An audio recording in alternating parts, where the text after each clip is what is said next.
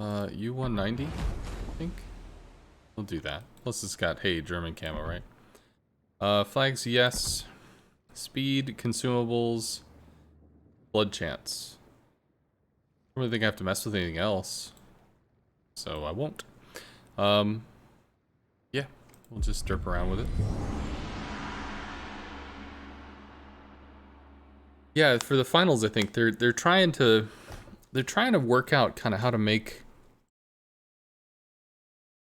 They're trying to work out how to make it the COTS or whatever. Maybe not more professional per se, but you know, a little slicker, a little niftier. So they were looking to see if they could kind of upgrade. And I used to watch the LCS, the League Championship Series for League of Legends, if anybody plays that. I used to watch that a lot. I haven't in recent years because I got into World of Warships and that just, you know, ate all my time, but definitely liked it. So I might have a CV. CVs can be scary for subs. But I saw a post on the forum where somebody said that a sub had just gone completely incognito. You know, nobody knew where the hell he was. And 6 minutes into the game, he popped up behind a flank and just started throwing torps.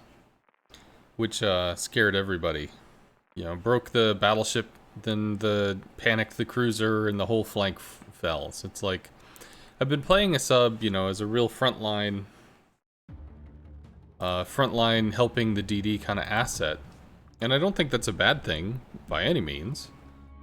But, you know, what would happen if I did get, you know, if I, like, came all the way down here and just YOLO'd down into this area and started backlining? Wouldn't that be insane?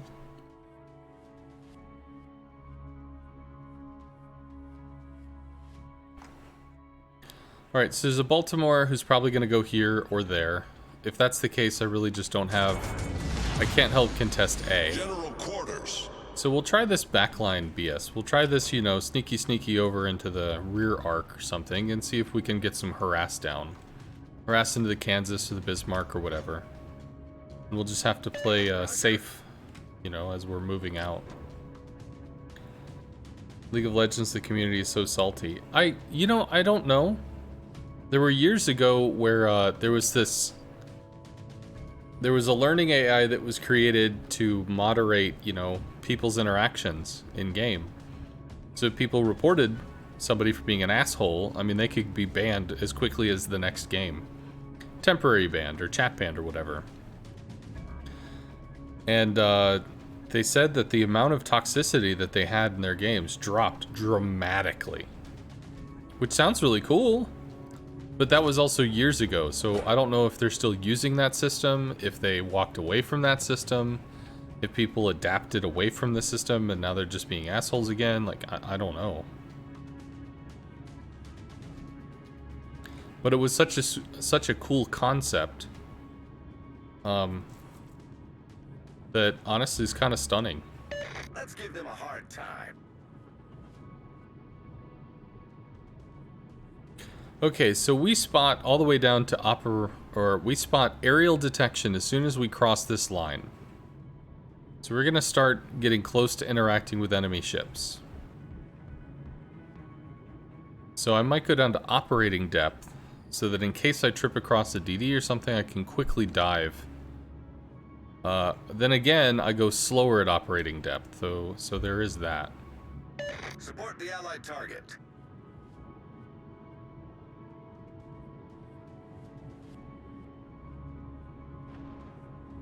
I think once I kind of clear this island, I might go ahead and pop down to Periscope and then kick off my first hydrophone to give me some information as I try to cross through this pass. Enemy force detected.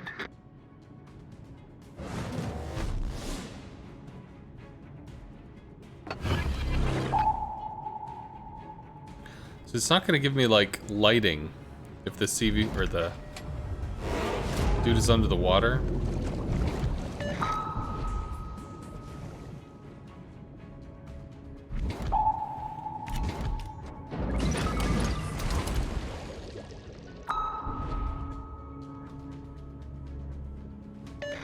forces, capture that area. Enemy destroyer sighted. By thunder.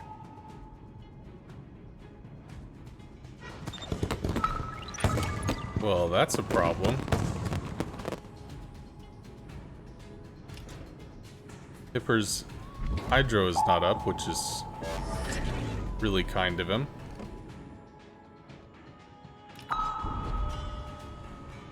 Now it is.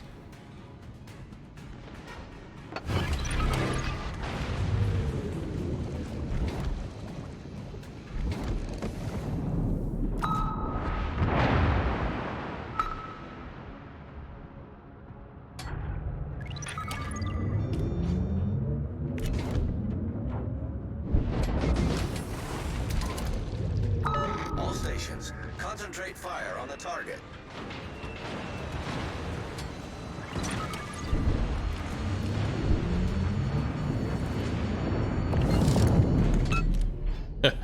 Hull breach. We're taking on water quickly. Played too close to the sun. Is he actually going to take shots at us? He may not. It's actually be kind of nice. However, we are still getting dunked. This is one of the reasons why I don't play this way. At least we're rank 10, so we can't get murder faced. Or can't lose ranks, I guess. So how could I have done that? I probably needed to go to periscope depth sooner, so that the enemy sub did not see me. As soon as I saw the hipper, I needed to go to maximum depth and just be completely done with it and get behind everything. So we'll try to do that with this.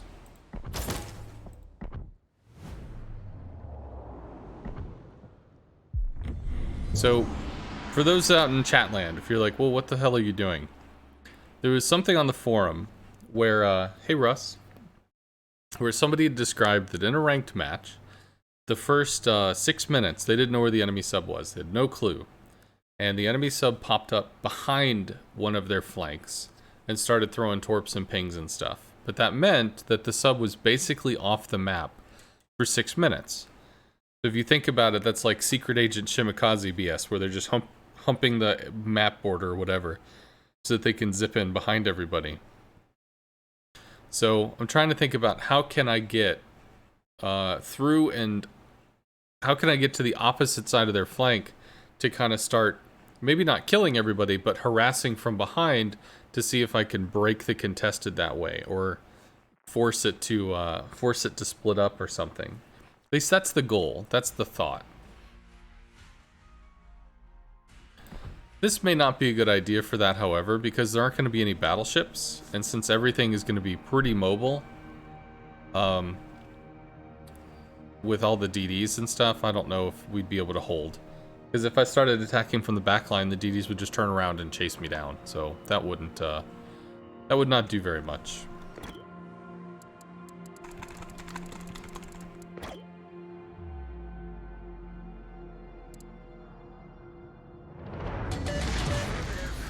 General quarters. Roger. Capture that area. All stations, proceed to capture that area. Or push the enemy ships into the teeth of your team's surface ships. Well, I mean, realistically, a single sub by itself is not nearly the threat of, you know... So, let's pretend we're on that other map, right? We have the contested cap. There's a DD, there's a battleship, there's a cruiser, there's 3 things on the opposite side of the contested cap. Well, if we as a sub, you know, popped up all the way behind them, it's more that if we're striking from behind, we either force them to have to fall back to deal with us, or they have to figure a way out of the situation, because now they're taking shells from in front, but they're also taking torps from behind. Our DPM is not great. For the most part, they could probably ignore us, but it still puts them in a situation where they have to figure a way out. But in order to have that situation, we're going to end up taking 5 minutes, 6 minutes, 7 minutes to get where we would be able to do that. At least that's the concept. But on this map, I don't really think I can. And plus the fact that there are so many destroyers means that if I, you know, tried to do some rear craziness or whatever, then DDs that are very fast could just turn around and run me down. quite interesting when part of the criticism is against subs would also apply to DDs, which is ignored. Well, it's different. People don't understand. People don't like different very much. So people are learning it. People are figuring it out. But this is like, for instance, in that situation, you know, where there's a cruiser, there's a DD, there's a battleship. If I was in a CV, I could strike the battleship. I could do that. Get back!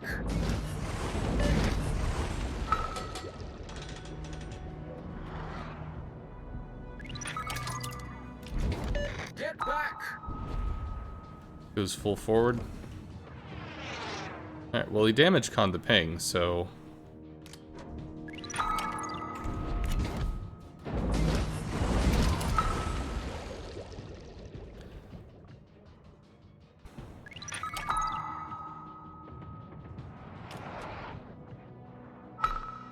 All stations, reporting the position of a strategic target.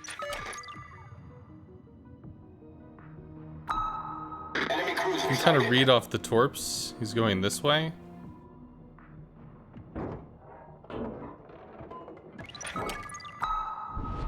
I don't think we let enough there. Also, we have to start moving. And unfortunately, I think our torps just miss here. Because we only have a single ping. We don't have a double ping. Which is fairly significant. And he may have actually damage conned again. So yeah, if we had a double ping, it might have been different. But without the ability to really latch on and get a lot of spotting in, get a lot of hits in, then yeah, we just don't have that.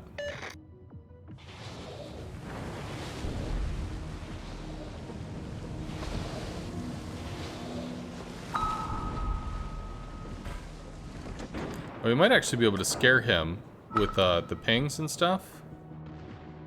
Oh, well, there he goes. There's his damage con.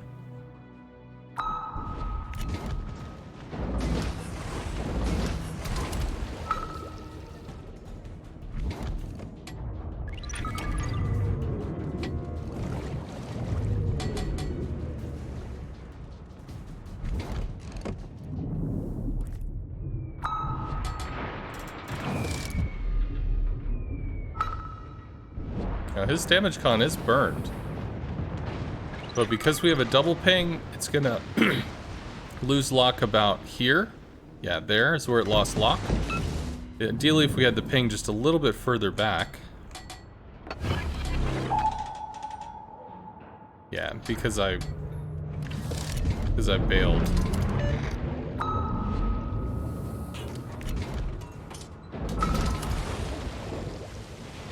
Enemy destroyer sighted. Enemy submarine in sight. There's the sub.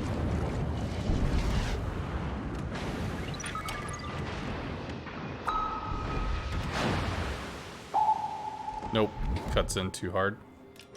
We don't get anything here.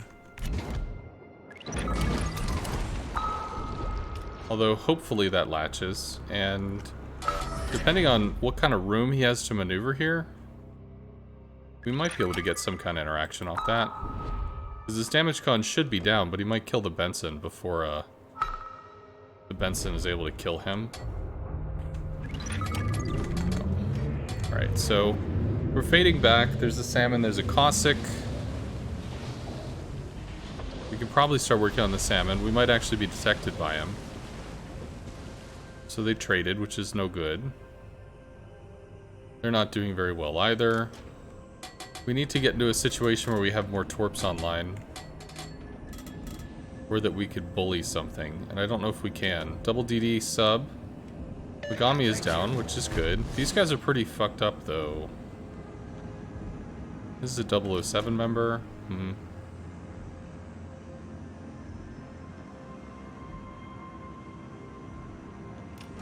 This is kind of awkward, because we're just not holding.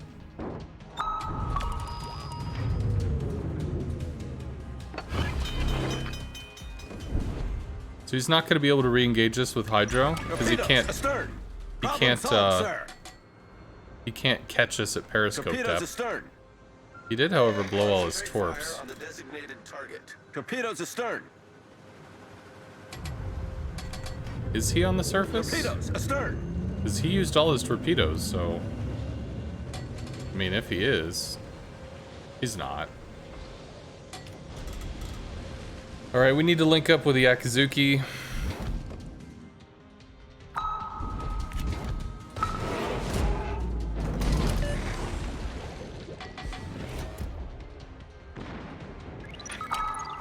He doesn't have any more torpedoes. There's his damage con. He's going under the water.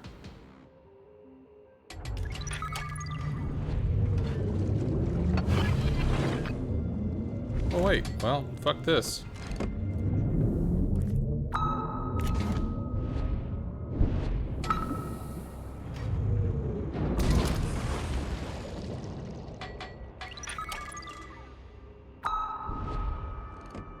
Did we get a double ping? We did not.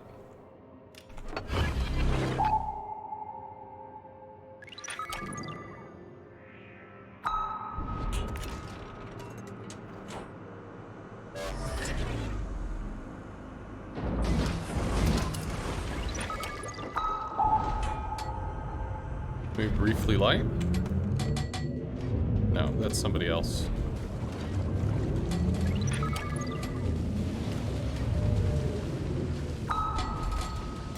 That's unfortunate. I owe you one.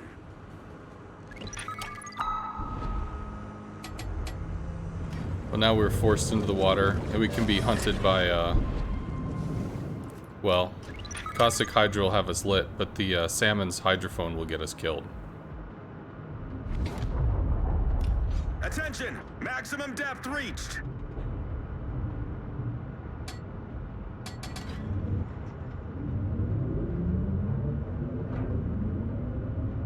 So yeah, we need some kind of assistance here. We just don't have it.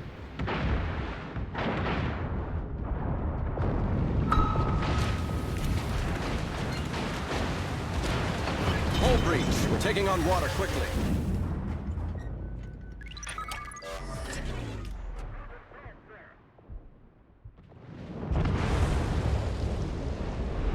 I don't think it'll matter, but with the combination of the two of them, we couldn't hide above or below the water, so I probably could have played a little safer. I figured the Caustic might have left smoke, and I thought I might have been able to spot him outside of 4 kilometers, but it was 3.9, so that gave our position away.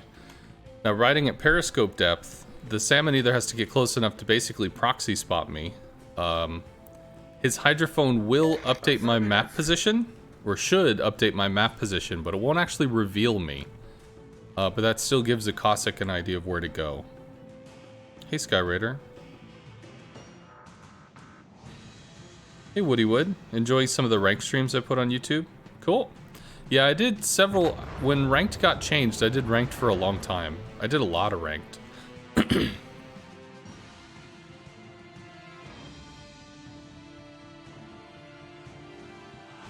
So,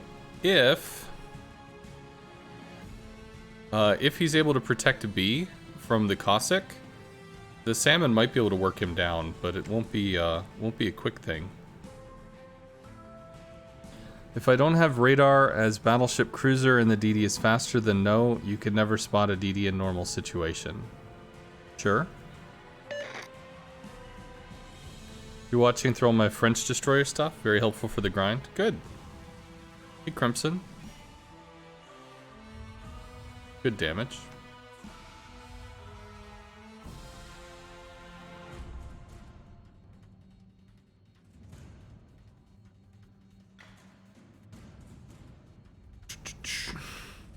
Okay. Well. I wish them the best of luck, but this is not a good situation, so... I'm gonna go back to the other sub. I'd still like to try a behind enemy lines thing, but you can see how unforgiving it is if you've got a destroyer and a sub working together to get you killed, because you don't have a way out. once you go under the water, you are slower. The DD will get on top of you. Once you are, and if you have an enemy sub that can hydrophone you at operating and max depth, then you have to respect the DD's depth charges because he's just going to sit on top of you. So, ideally, if I'm going to play this where the sub is going all the way to the backline and doing some backline harass, I'm going to have to do a lot of kiting. But I'll probably just end up dead. At least, that's the working theory. I'm trying to test this out.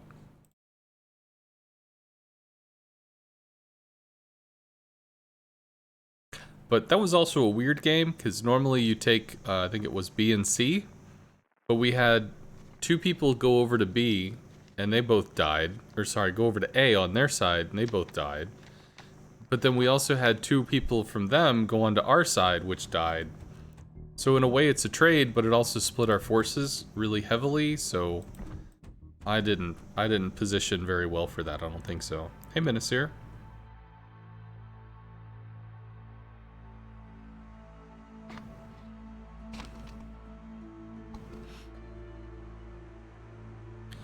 So double sub here.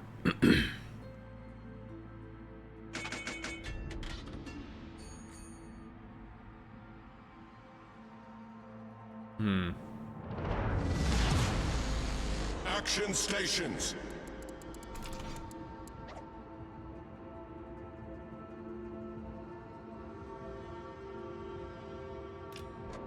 Okay.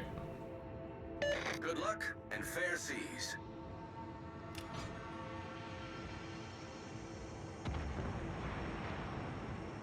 Salmon not here? No, he's moving.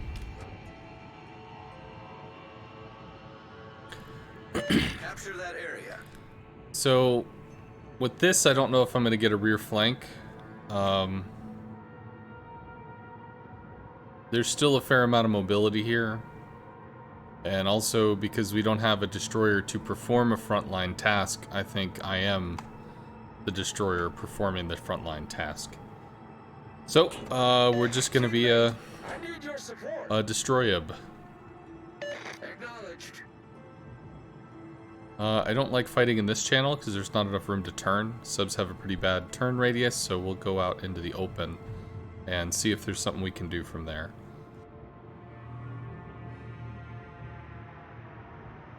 Also, worth being aware of the Chappie radar.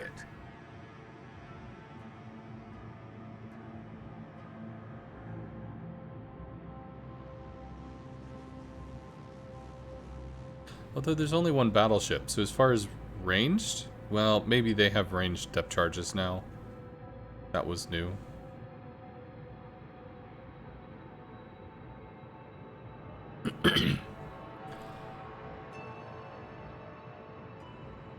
Alright, so Salmon's playing mid. Well done, Commander.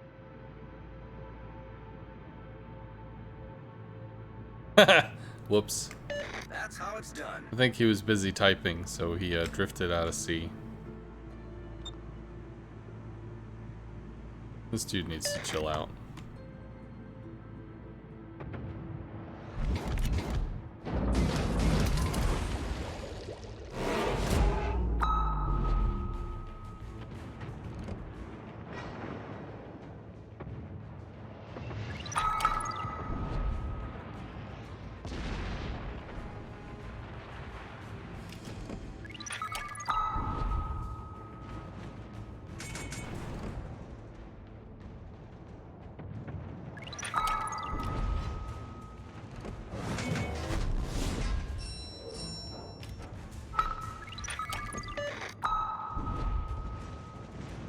He might end up damage conning, probably does.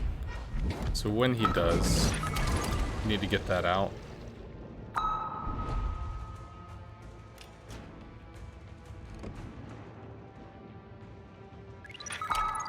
Maybe that goes to the Chappie, the other torps. Torpedoes to port. I guess so.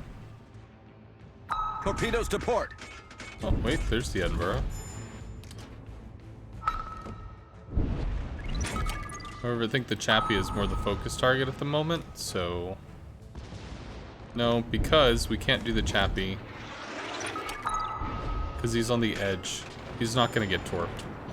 We have to work on the Edinburgh Torpedoes again. to port. Who I think may have damage conned? May have not damage conned? I don't know. So we're just operating as the front line here. Massachusetts pushes. We do have a double ping on this dude.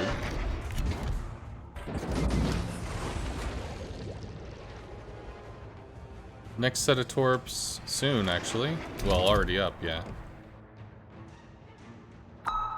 Probably want to get this off the rear of the ship. But at this point, I think we just have to extend it. Of course, we could just miss. Missing's good, too. We aren't going to be able to re-enable that. Which means we have to start working on the Massachusetts. Maybe we can burn a damage con there. There's a U-boat in All stations. the A-cap. Fire on the target.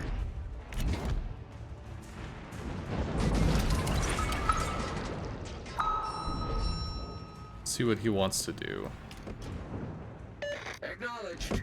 These torps are pretty on target. Just kind of a problem. Although he is reversing, which is nice, I guess.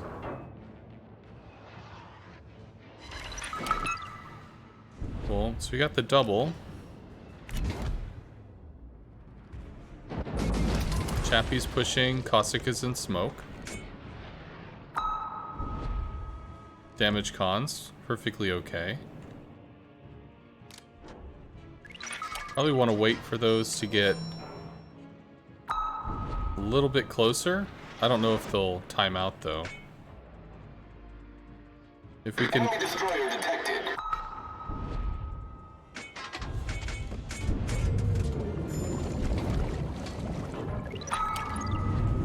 In this case, I think we go for the Cossack. For We these spotted torps. an enemy submarine. Will it make him panic? Might make him panic.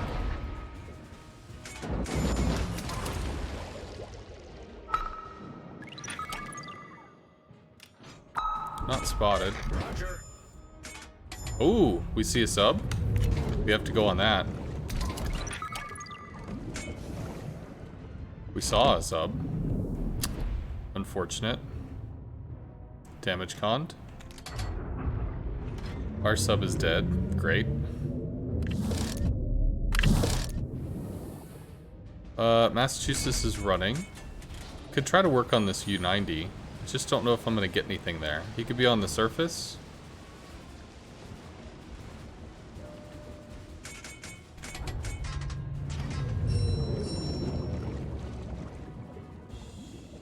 Now, does the enemy sub want to fight us? The ship is on fire. He does not. Radar goes down soon. We're going to spot the sub.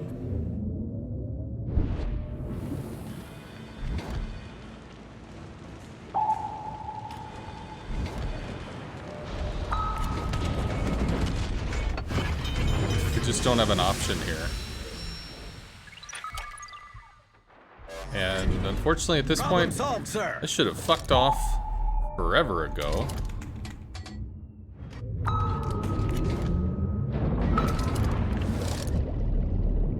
Already damage conned. And we are dark. Torpedoes dead ahead. We might actually be Torpedoes, dead. direct front. I think we might be dead, because I'm just sitting here flat-footed. I'd probably get clapped. Torpedoes dead ahead. It's okay. I should have read the room, the fact that all of our ships were The enemy dead. team has taken the lead. Because I was kind of waiting for, like, maybe the Baltimore to radar or something, and then I might have had an interaction, but maybe that's what was happened. Maybe that happened before, or maybe that's when the sub died.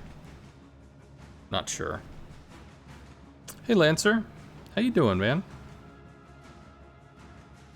Well, we're not doing very well so far.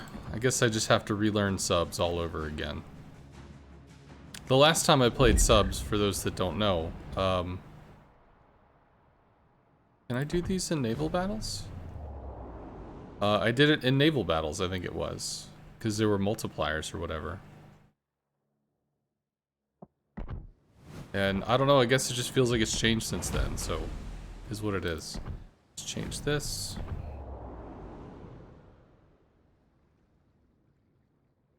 Do we not have any more Murica camos? Am I just not seeing them?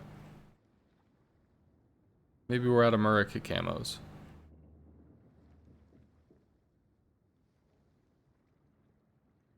We could be British, that's the same thing, right?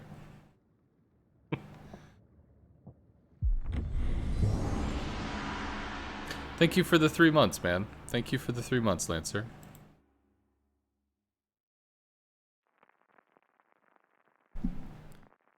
Ooh, what is all this?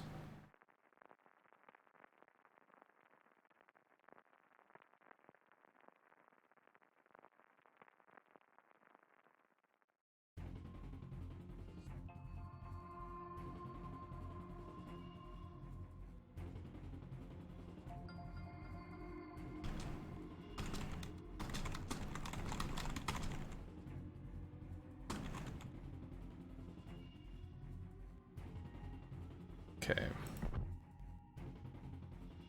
It just feels like everything's different. Right. Balti, Benson, double battleship. I'd still like to do the behind the scenes operation stuff. I'm just not seeing how you would do it. Action stations. There's too much stuff to deal with in the front line here. But I do need to pay more attention to the map. I need to pay more attention to the environment in general and just try to play appropriately. Looks like the U-190's heading over to Charlie.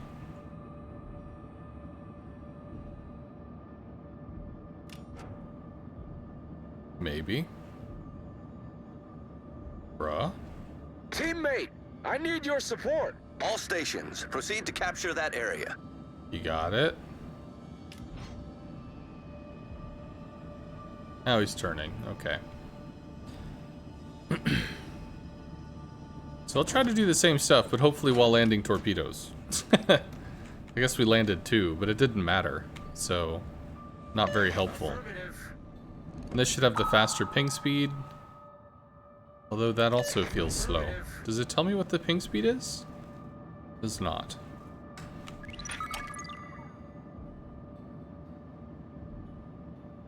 But whatever, Alabama's getting it. He's being a bro.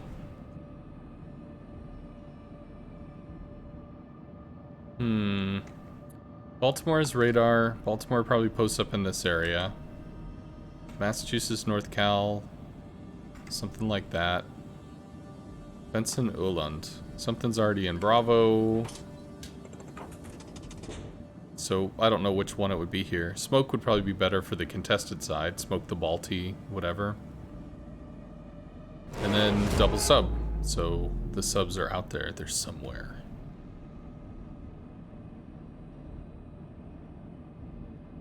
That's pretty brazen. YOLOing all the way into A. I mean, I guess he's fast, but... it's detected and reset? No? Maybe there's just nobody down there?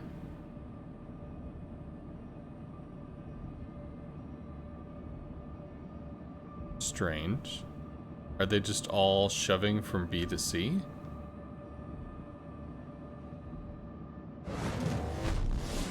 That might be the case. This might end up seeing something if he's surfaced. Which it looks like he is. What the hell, man? Oh, okay, there we go. There's a bad guy.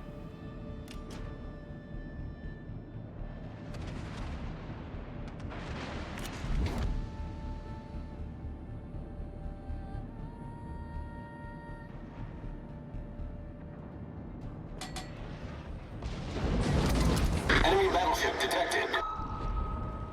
Might not be fast enough. It was not. But the engine is broken. I think honestly, this dude's just dead. Yep, just dead. So, Ulan doesn't have smoke. Massachusetts is starting to pull into whatever range. Hopefully, if he keeps moving forward, his interaction point will be over there. The torps will swing in.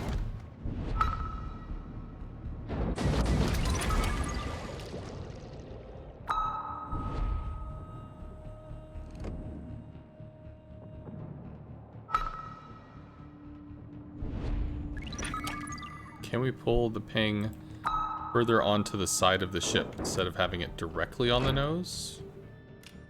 Nope.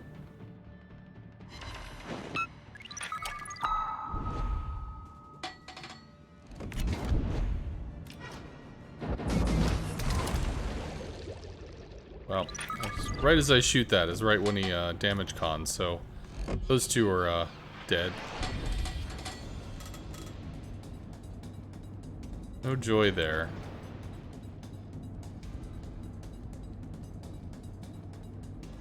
Although maybe we could have an interaction with him when he swings around.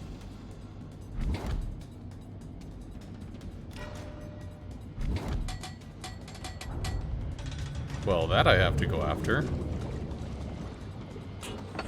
Enemy destroyer sighted.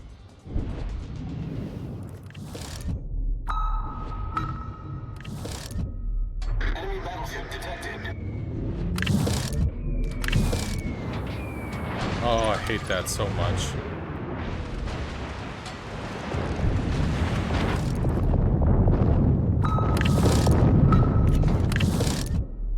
Torpedoes, direct front. Not pinged yet. So if he doesn't ping us, they're not going to track. Played that terribly. Maybe I should not play subs.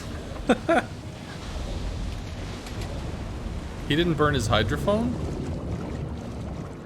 And we don't have support.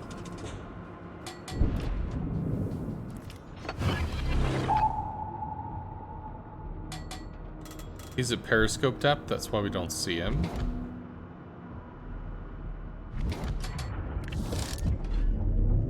Right, well, if we can't see him, we can't do anything. He's at periscope depth, so...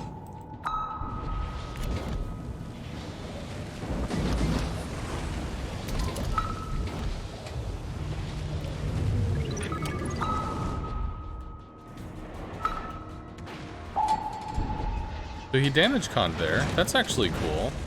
Does he stay... No, he didn't damage con. What the fuck? It felt like he did.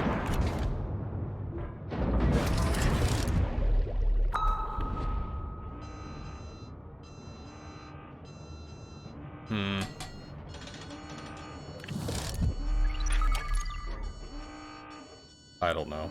I just don't know. Well, good. We got a hit. Woo! Alright, our hydrophone is down. We need to get out of the fight. We could go to periscope depth here. Because that way he's either going to have to proxy spot us, although we have an Akazuki in our back pocket. Or... no. No. I'm just trying to figure out how to play this, and I'm completely doing it wrong. Alright, so we have an Akazuki. I have a hydrophone in 20-something seconds. Akazuki would be spotting, if he could. Let's get into the open, so at least we have some torpedo angles. We just need to make sure our bow is pointed roughly toward the enemy. Case in point. And now that he is spotted... Torpedoes, direct front. Torpedoes to port.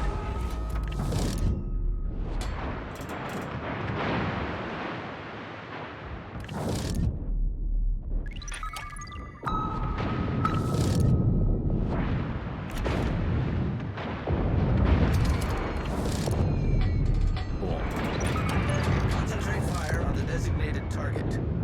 Balti is pushing us hard.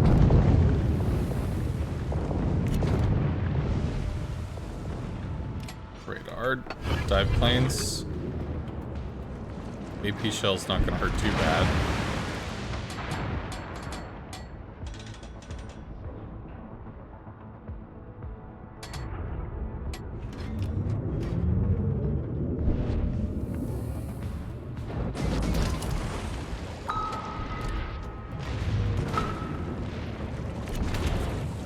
Damage conned? No.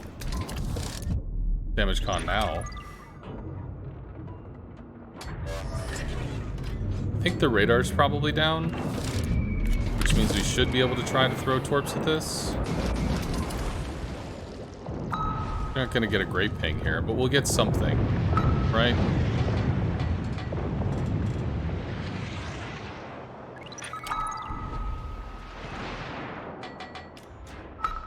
Cool, so if he keeps pushing, his interaction point's going to be pushed out here, which means those should swing in for his citadel.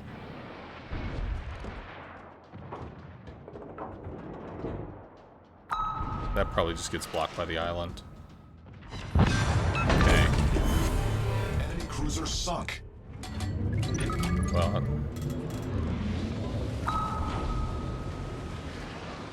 Okay, so we need to try to leave here. We have 22 seconds of depth time, so we don't have any time at all, really.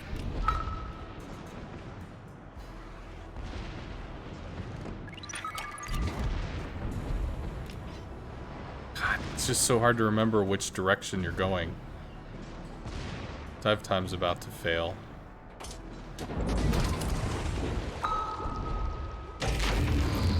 Low battery.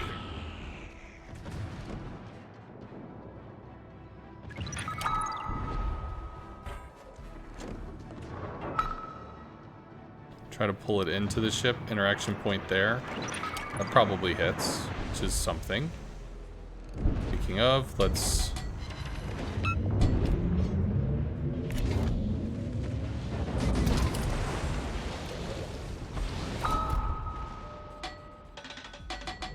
I mean, there's just nothing I can do.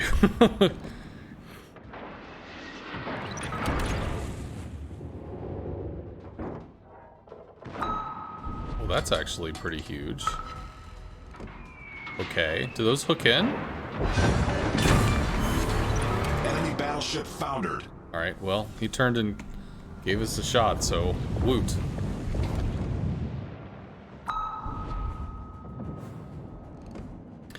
If we hit him, I mean, realistically, he's all the way at the edge of the range, so it's probably not going to matter at all. But it would certainly scare him. You could try to throw torps at the U-boat, but I think capturing B is just, it's the thing, it's the secure play.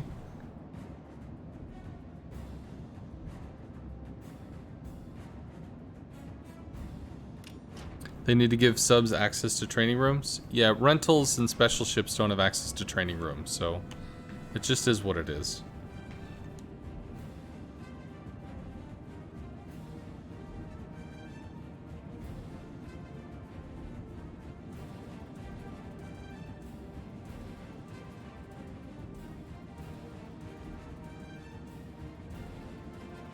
Alright, so he's flipping C. Akazuki can chase the U-boat that has no, well, very little depth time remaining. And might just go down to shell pressure.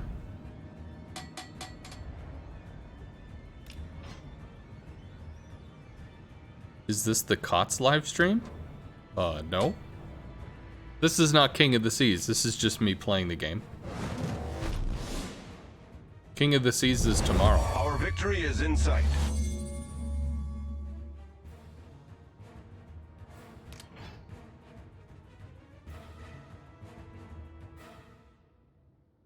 Yeah, I'll be casting with Lord Zath and NTG Golfman tomorrow. And I don't know when it kicks off. I think it's probably 3 p.m. Eastern if it's the same as it was last weekend.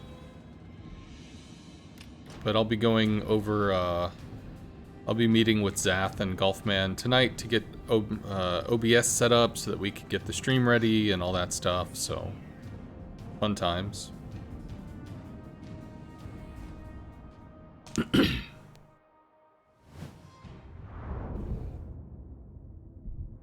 We actually won one. Woo!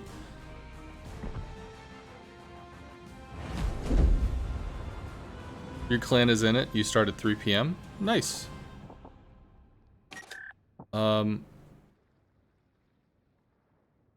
don't want to stay with the U-boat. But whatever. We'll just stay with the salmon.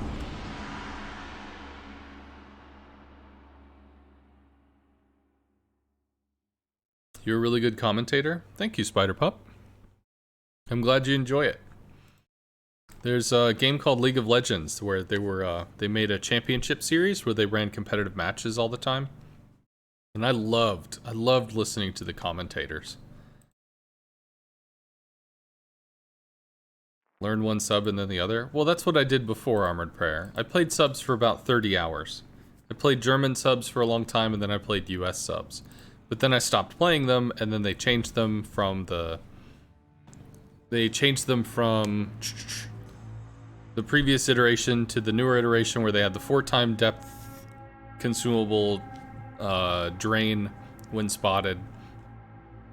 And now they're at the current iteration where it was altered, where they kind of swapped the ranges for the German and the US for some reason, but not the consumables, which was a little weird.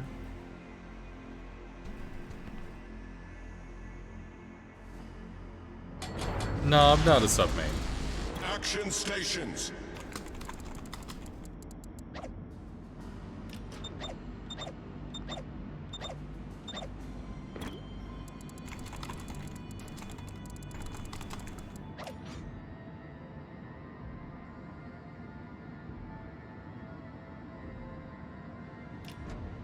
Yes, they changed a bunch of stuff, so this is the current version.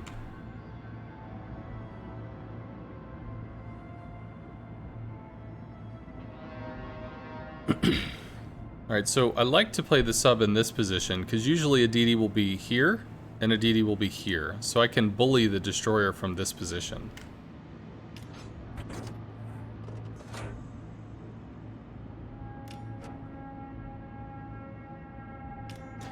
When you're doing the casting for COTS, are you and Lord in control of the cameras?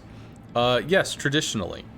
So when streamers have streamed, they just join the match and they, you know, when you lose your ship, you fly around in the match and look at stuff. Well, that's literally what it is. They just fly around at the match and look at stuff. Now, I think St. Petersburg or like the Russian COTS stream or something, they brought in a bunch of cameramen and had like, they tried to do kind of a professional camera gig setup thing, but that also means that the casters aren't looking at what they're casting on, they're looking at what the cameramen are giving them. Which could be cool, because it could be an evolution in how the camera play works, but they're still figuring all that stuff out. So if it's gonna turn into...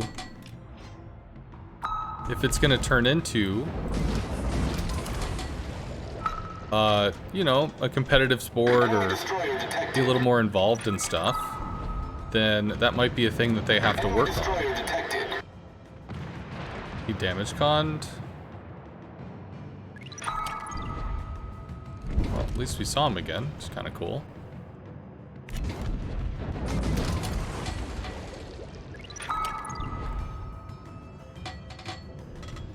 The hell? Concentrate fire on the designated target. See where he moves to. He's moving that way.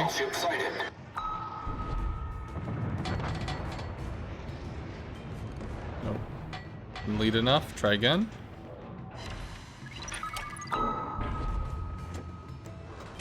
Okay, cool. Good show. Good show. So DD is down. Well, that's actually pretty huge. They've already lost 2 destroyers. That's no joke. They did some test matches and pulled and surveyed chat, and chat was like 90+% of you too. 90+% they wanted the streamer to have control. Well, yeah, but there's a lot of different stuff they could do, right? So if they had like, say 10 different cameras going, right? If they had 10 different cameras going, kind of watching different areas and sections of the battle. Like, you're assigned to this flank, you're assigned to this side, you're assigned to whatever. The cameraman who's assigned to a position is going to be able to see what's going on and get highlights and get plays and get whatevers. And there's nothing to say they couldn't have the cameramen stream a live feed of all 10 camera angles. And then just like you do in a TV booth, you have Our victory is in sight. just like in a TV feed, like in a studio, you're gonna have somebody in the control room figuring out, okay, swap to camera 3, okay, swap to camera 2, okay, swap to camera 3 and 5, 4, 3, like that shit. That's just this. That's what it is. That's broadcasting, and there's no reason why they couldn't do that in League of Legends, or sorry, in World of Warships, But that's also something that you have to figure out. Like, you need your cameramen to know what they're looking at, when they're looking at it, why they're looking at it, etc.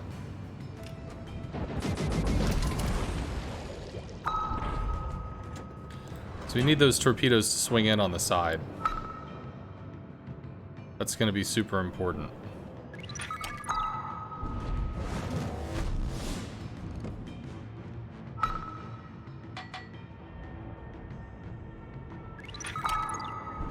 So he's accelerating to full, so that puts the interaction point about mid-ship. Unfortunately, we don't have any citadels off this. Enemy submarine spotted. We got some damage in, which is good. Much obliged. Now that might scare him, but we don't have any torps inbound. So there's that. His damage con probably comes off cooldown pretty soon, but I mean, I think he's not going to be long for this world. So once we can, we're going to start curling those torps Our in. victory is in sight. Onto the Massachusetts. And we could probably move forward and swing out. To strike in on the side here. Or to get our rear torps in. So if we curl, then we'll have those rear torps. So he might be able to damage con. But we're going to try to orient to get the other torps in. So unfortunately those torps didn't count, but these are currently kind of doing the thing. And there's the damage con. So 40 seconds, 20 seconds, sorry. So 35.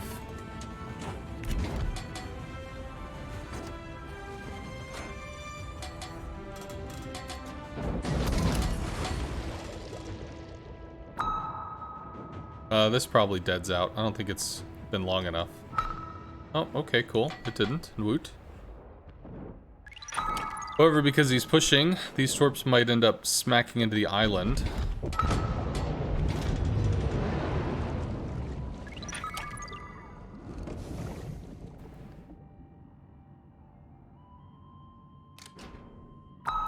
See if we can move the ping a little closer to the rear of the ship here.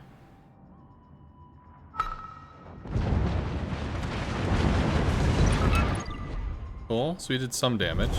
Our victory is in sight.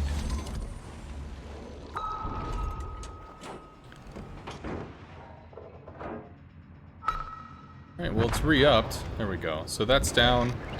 Now we need to get forward-facing so that we can try to fight the U-boat while we've got 4 torps. Because we're going to need to throw some torps, burn a damage con, throw some torps. Although...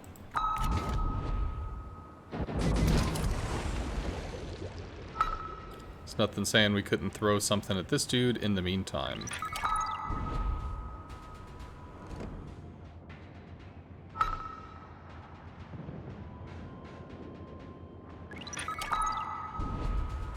Cool, so we see the U-boat. Let's hop down to operating depth. He does burn a damage con, so that's fine.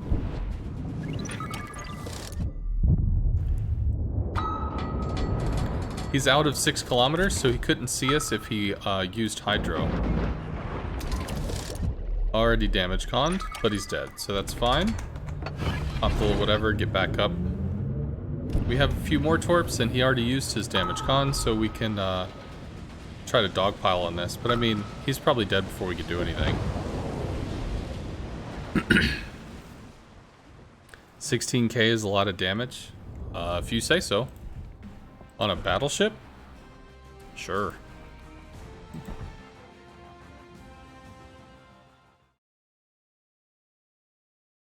Yeah, they aren't doing so good at that yet. Watch some of the yesterday official WoW's COTS exhibition games. Too many panning wide shots. All the shots were panning. Nobody stuck to the action. Well, see, when I do casting, I often look at wide shots because I want people to have an understanding of what's going on. I want people to be able to see the match, as opposed to just like zooming in next to a ship and watching some shells come in and hit it. But ideally, they're looking for a mix. Like, they want people that want to see the action, want to see the fighting, but they want to help people to know what's going on. You know, all sort of whatever.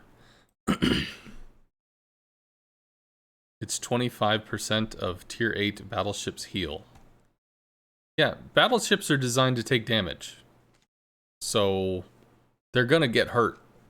I'm gonna fling shells at a battleship. You know, you get a single citadel that's almost 16k with a battleship shell. It's like 11 or 12k. It's just, it is what it is, man. Enemy ships get hurt.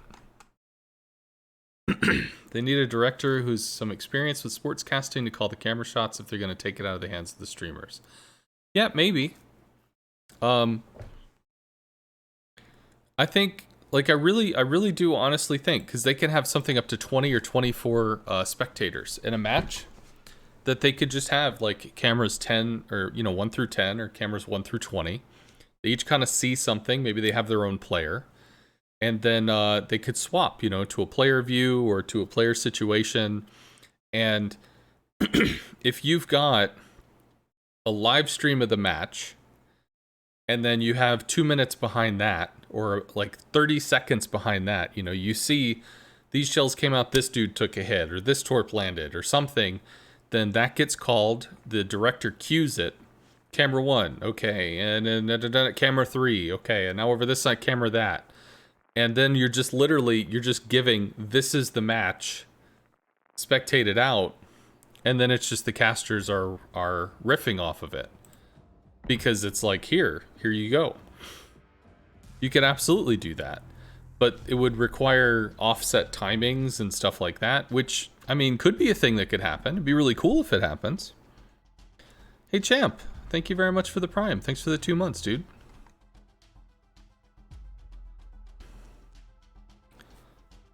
Yes, but your wides are stationary for the most part, so you can follow the bird's eye view of the battle. They kept changing the viewing angle and made things hard to follow. Oh, well, I didn't actually watch that, so that's probably something that I should have looked at. General quarters. Right, so 2 battleships and a lot of DDs. So I think I have to play back and try to help with DD kills. Because if I start getting tangled up in the action, I'm just gonna have fucking destroyers all over me. If it goes poorly for us and we lose a DD or 2, then suddenly I'm just like hung out to dry on the chopping block. So I don't think I can play that way. That would be bad.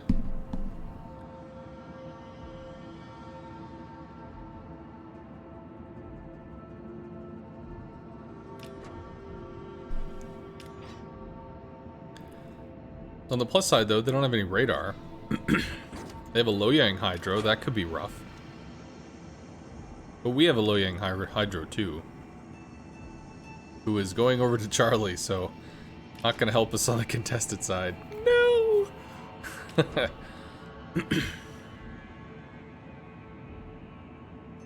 Poor battleships. For the most part, they'll probably just be shooting each other. But when DDs spot other DDs, they'll take some pot shots at them.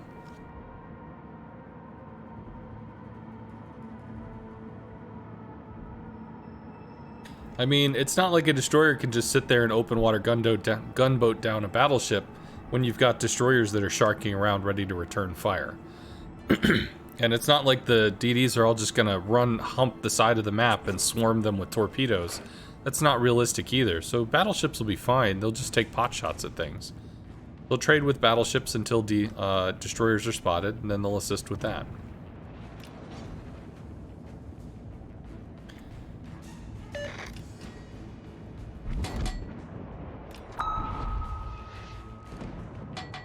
Interesting.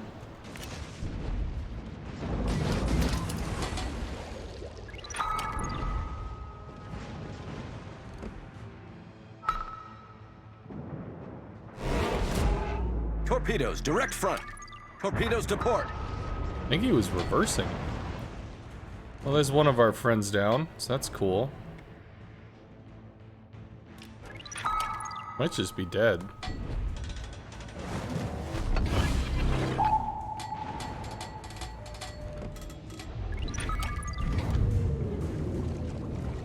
Enemy destroyer detected. Well, can't do anything about that.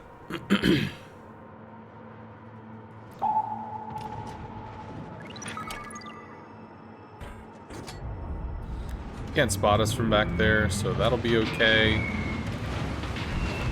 Ooh, but that guy can.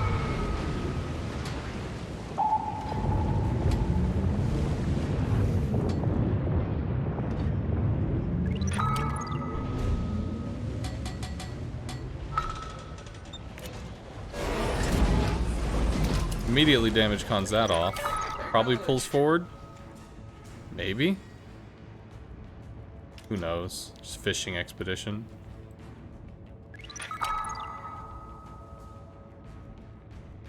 Okay, so we probably went on that flank. We just have to hold on this one. Torpedoes to port.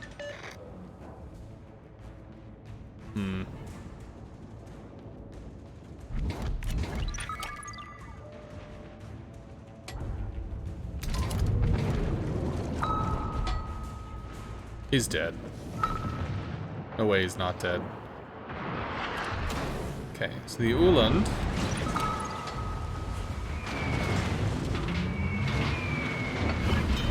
The ship is on fire. Torpedoes astern.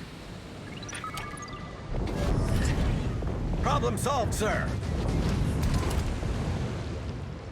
That was a great battle.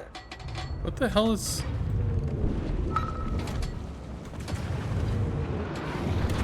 Good game, everyone. All stations reporting the position of a strategic target. Torpedoes astern. Enemy battleship detected.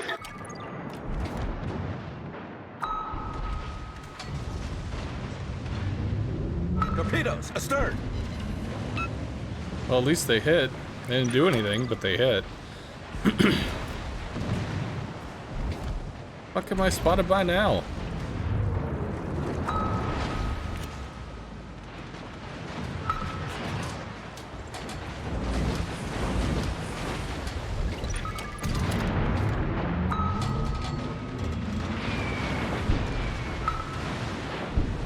I think our lightning is dead.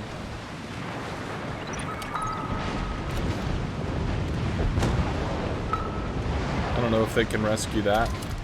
But if they can... nah, that's not gonna turn. Might scare them though, which would be useful, possibly, or something. We're taking Bravo, which is good. Uland is probably fading back. Nope, can't make the turn.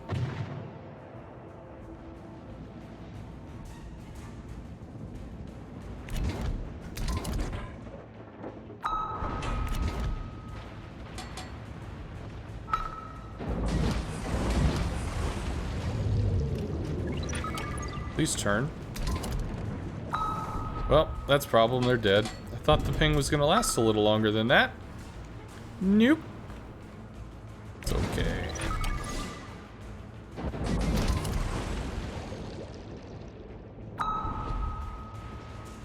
They almost going to make it? You can make it! Oh, damage conned.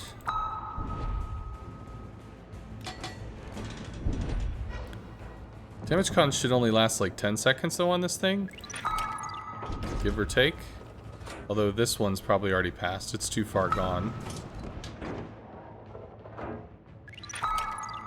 So yeah, that can't do anything, but this should be able to home in a little. Salmon versus Loyang Vlad. This will try to cut in. Can I? Damn it, I just can't get... I can't get a ping further ahead. All I have is the rear of the ship. Shit! You got a citadel. Got 2 citadels. That's cool, right? Why do we see this dude?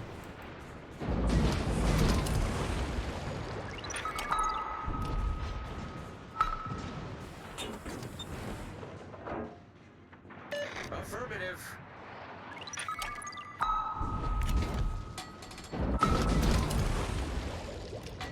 See if this does anything. He beached there? Ooh, okay. Alright, so those should lock in. Double ping on a DD is pretty nasty. Hopefully. Hopefully? God damn it, this Lo Yang, dude. Nope. Fuck all.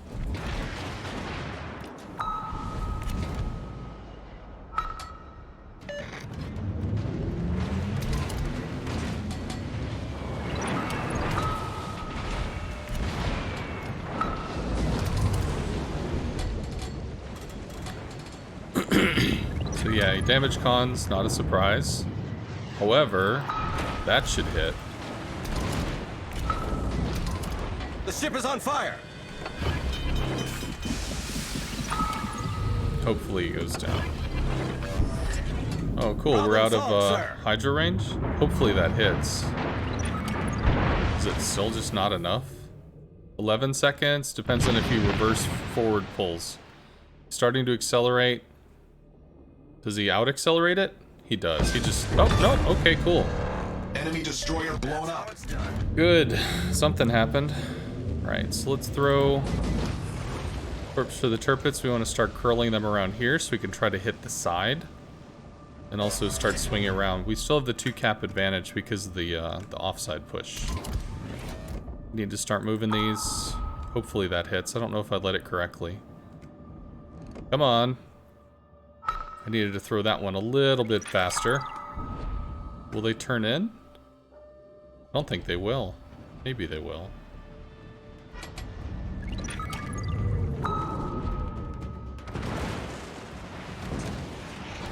Well, there's a Kagero that might help. Possibly.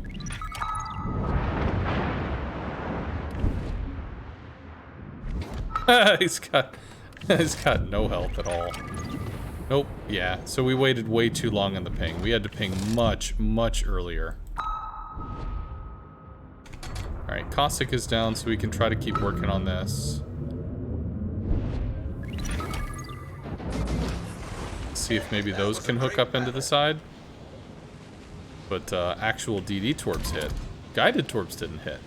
Dumbfire torps did. Alright, so 10 seconds on this. Something like that. Oh, I guess those are gone as well because he because we shot those looking to hook them in, and this is too far to hook now. But at least we know his damage count is down, so we can start operating on that.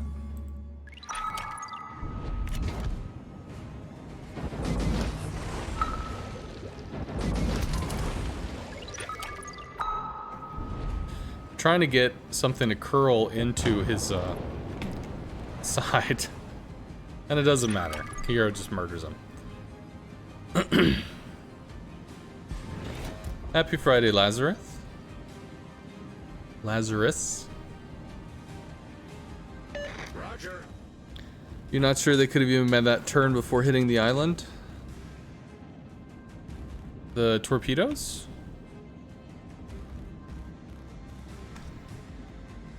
Let's see.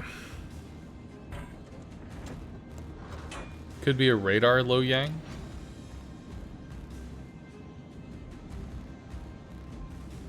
Lo Yang has radar? Thank you very much for the 12 months, Popdiv. Yeehaw, man. Thanks for the year. Cheers to you too, dude.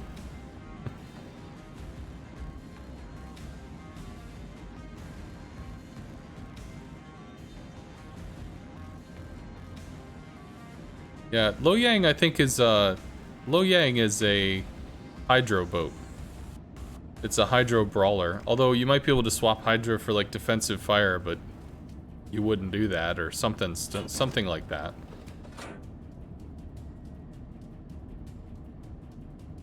Wrong ship, Sen Yang you were thinking of? Yeah, Pan-Asian one? Sure. Oh, so the Oland is over there. Eland is over there.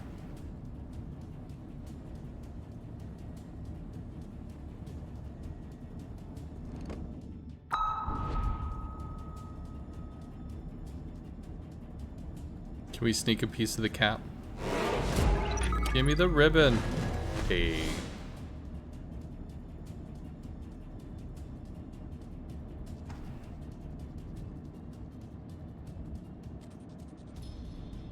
Where's Torp? Nyom.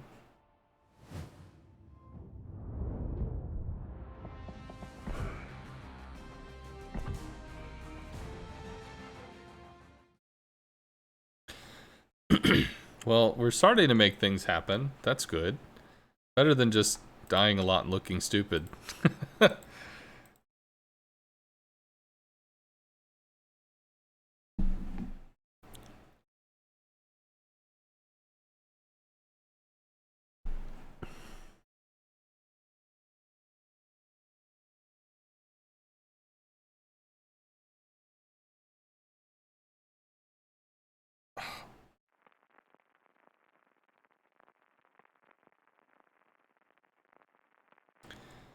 Trying the USN stuff now? Well, I'm just picking a ship that I'm actually getting wins with, so I can just kind of zone in on the play. Rather than jumping back and forth. I've won on the Salmon. I didn't win on the U-190. The U-190 was the first sub that I really played and zoned in on. But then they changed the ranges, and so I don't know. Just kind of starting fresh, basically, and this is where I'm starting. Seems like a plan.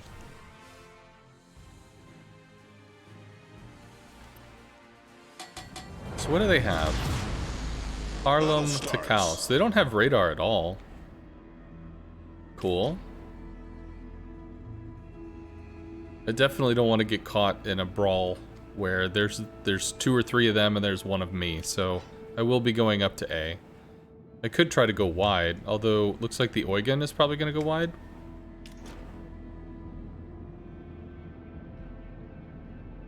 How do you say that name? Is it Eugen?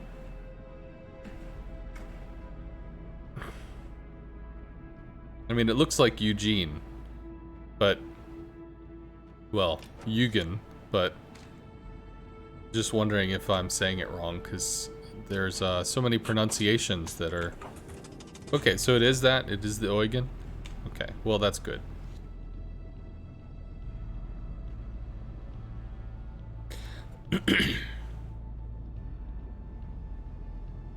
So Lightning is not a fast ship, meaning... I don't know, somebody probably gets to A before he does, so we do need to be in position to try to be able to support.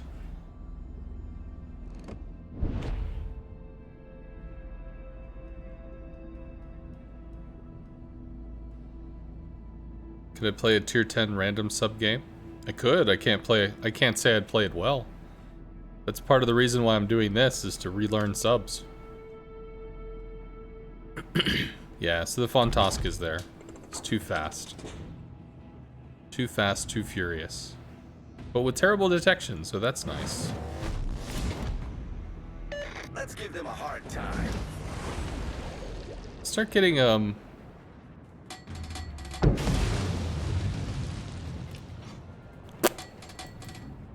Derp. All stations, reporting the position of a strategic target. Well, we're starting those reloading, but we don't have a shot. I expected him to kind of bail, not charge.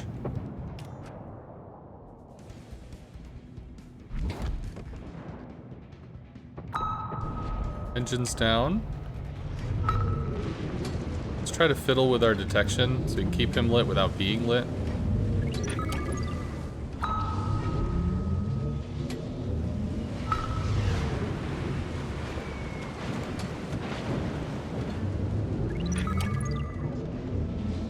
Might just go down to shell fire. Probably does.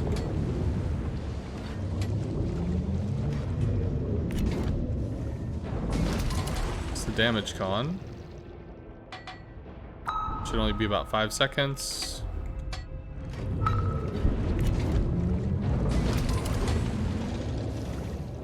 Really surprised he's not just dead to shells. Thank you. It's a little confused, like, we sure about this?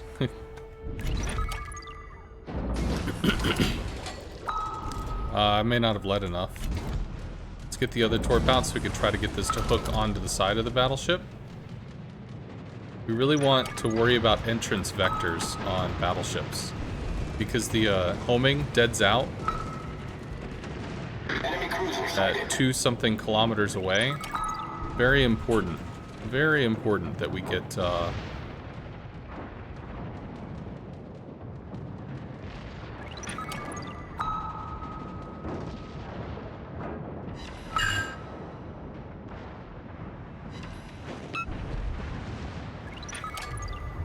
wasting depth time there.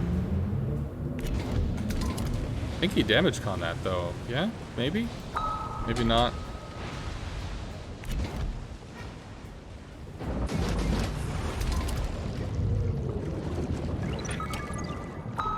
We get his friend?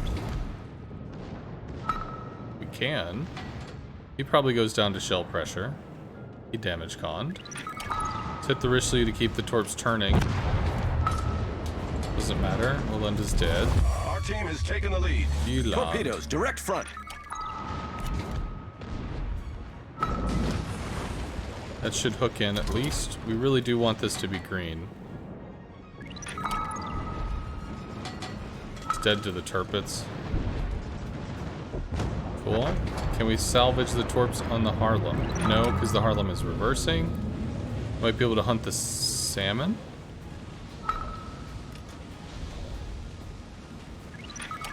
And we are getting hard overrun there, but we still have a pretty huge ship Torpedoes, direct advantage. front. So we should be able to rescue it by taking caps. Torpedoes, direct front.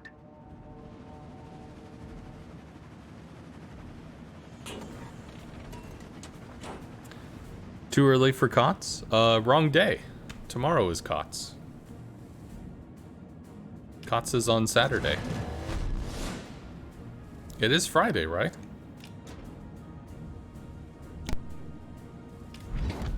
Whew.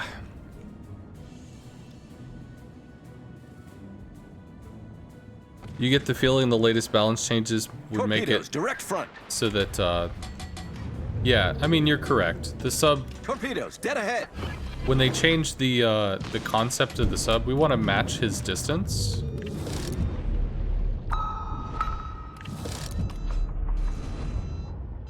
Attention, maximum depth reached.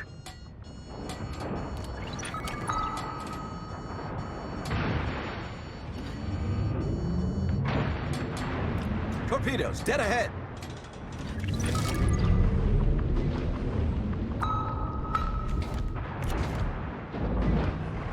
I don't think that's going to be able to arm at 1.4 kilometers.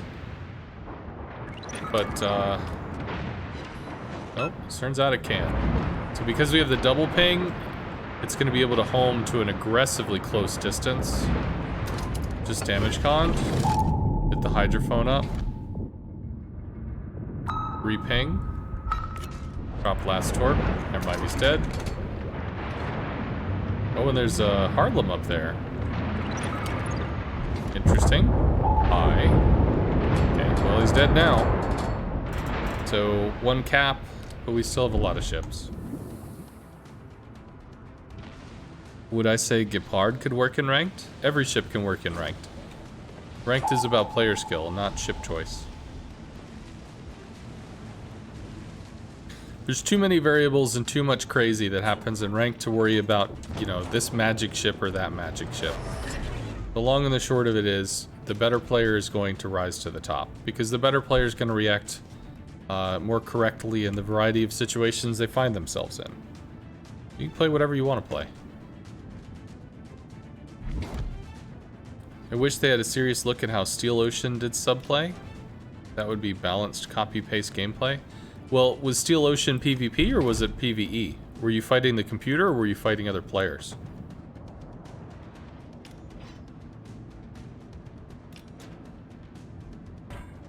Because I've heard people talk about Steel Ocean. Humpy Bane, you had a nice party. Well, how many days did it take you to recover from all the absolutely's that were stated on the last stream? Absolutely, Because it felt like there were a few.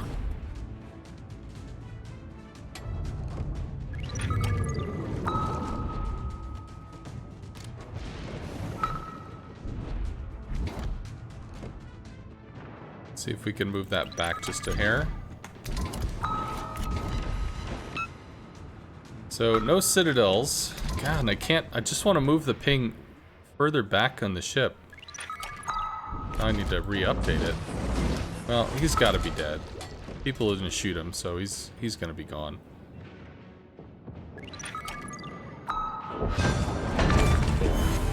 Enemy cruiser sunk.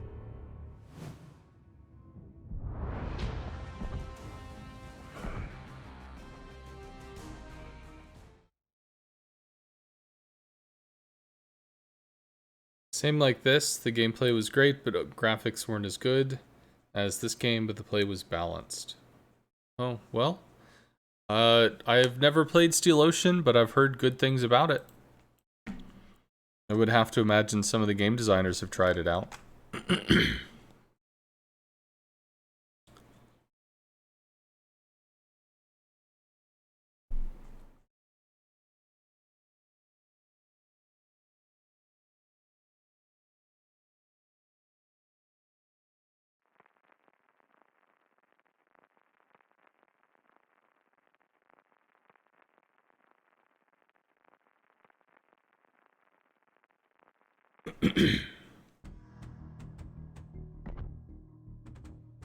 Okay, we have a sub.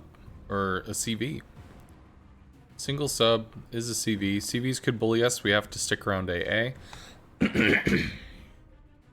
That's going to be very important because he could just sit on top of us. And we don't have the depth time consumable like a German CV or a German sub does. Cleveland. Where the hell would the Cleveland go? Probably contested side. So I think I work the off flank. Battle starts.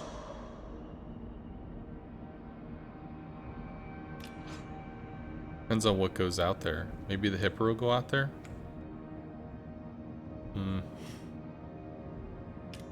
Worst case, if I'm on the edges or something and the CV's just kind of harassing me, then at least we're pulling his attention off everybody else. So there's that.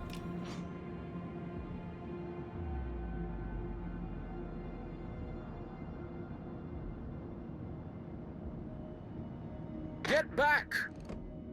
Where you going, dude?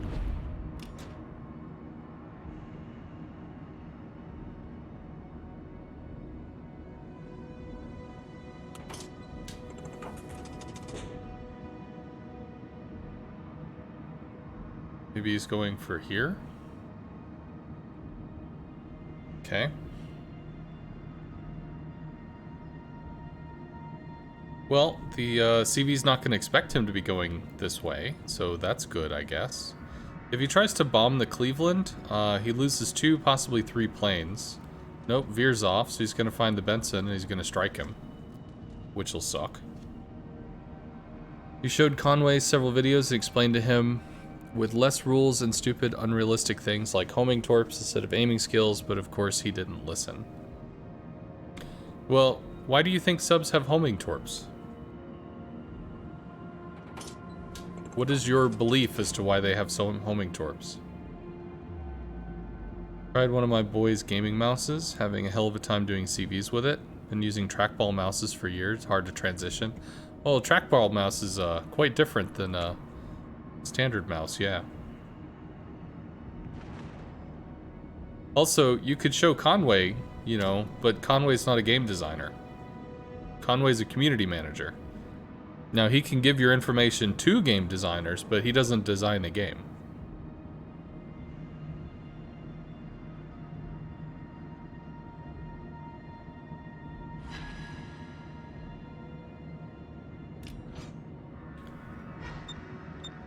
Well, I didn't expect the Cleveland to be over here, but that's good to know.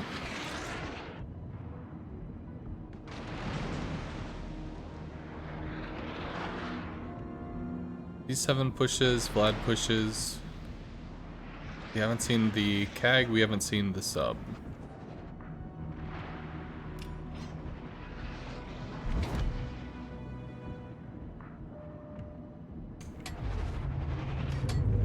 Affirmative. There's the CAG.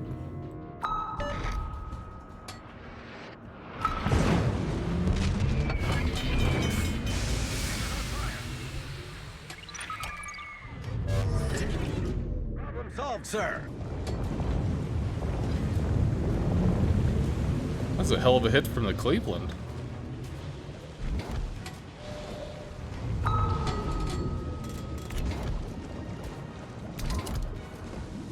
I needed to hit that ping really bad. Jesus Christ. Why am I moving up? These guys aren't. This is stupid.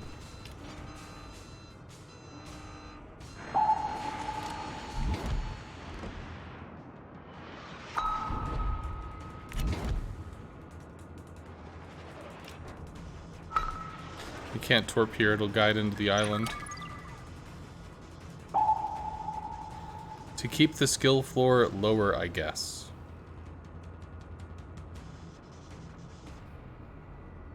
With aiming and not homing. What's preventing you from dumbfiring the torpedoes now? Why do you have to use the homing mechanic? Why don't you just go around killing everybody?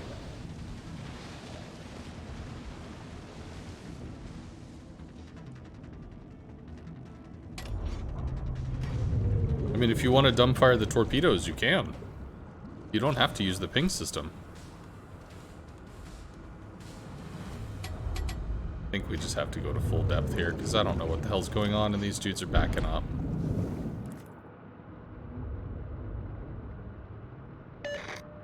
So realistically, the reason for the subs having homing maximum depth reached. Is it's to give them something unique. It's to make them feel different than just a destroyer throwing torpedoes at shit.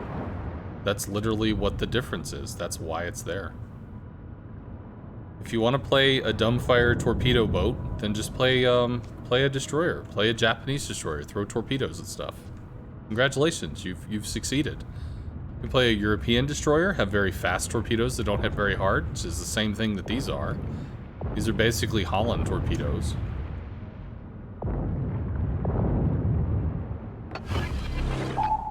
Let's see if we can get some updated information. No, I can't do this because there's a Bismarck there too. I don't think I can do anything here. He's gonna bail to the north. I don't know what the hell's up with the Bismarck. I'm pulling away from cover because I wanted to juke the depth charges. Tirpitz is charging forward, probably gets killed. Bismarck is running, so that's nice to know. You have one more ping? One more ping? No, we don't have one more ping. It's every 15 seconds. We don't get to see a glimpse. Is the Bismarck Hydro going? Is not. But now we don't know where the hell the DD is. There's the Bismarck Hydro, which means we're gonna have the Kagero on top of us again. Probably eat shit from that.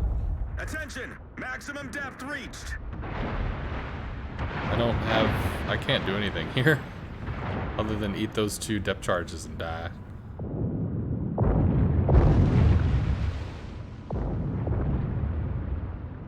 That's true, but looking from it from the other side, watching your torps bending 90 toward your ship, it's just totally far from realism. Yeah, but this game can't be constrained by realism.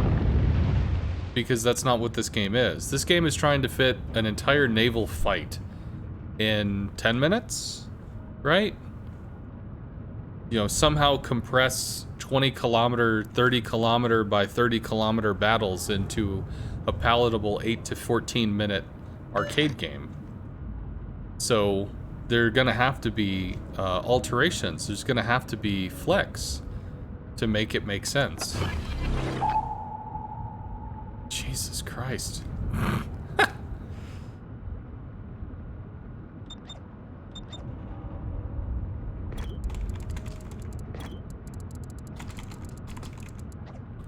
Hipper dude, please help with the CAG.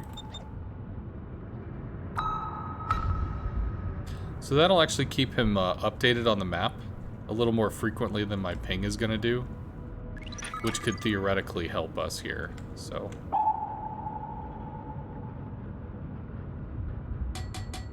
Let's try, maybe we can pop up and make this dude's day. I think he's probably far enough away that we don't get auto-spotted and straight up murdered. Enemy battleship sighted. Cool, so the Cleveland left, which is nice.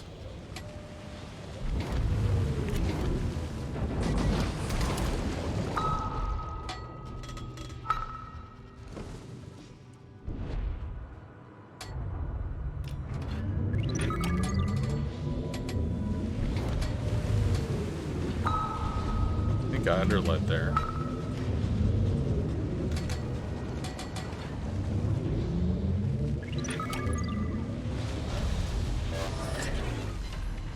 Cool. So we actually got hits. I think he damage conned.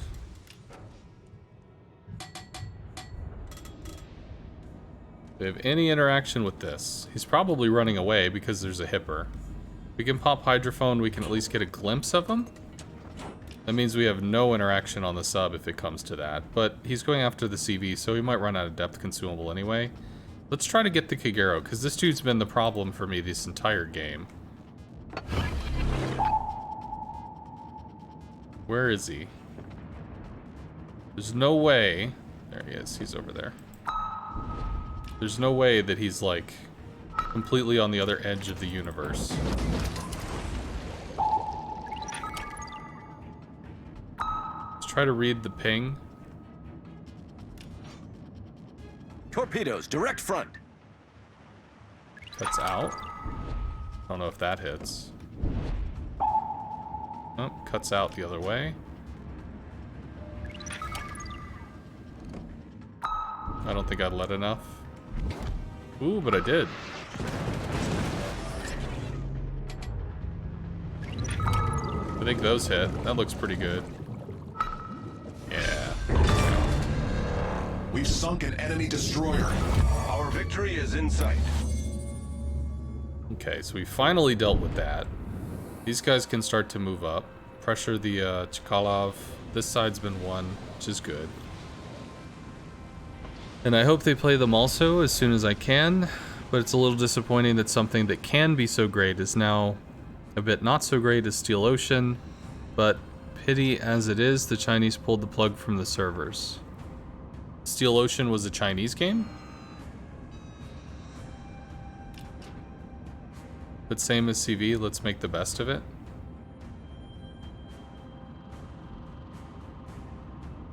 I mean, here's my personal... Our team has taken the lead. I tried to think about it, and there's, I tried to think about why is it that subs have a homing mechanic, and one, it's to make it unique. I think Sub Octavian actually posted something on the North American forum saying that it was to give it a unique gameplay feel.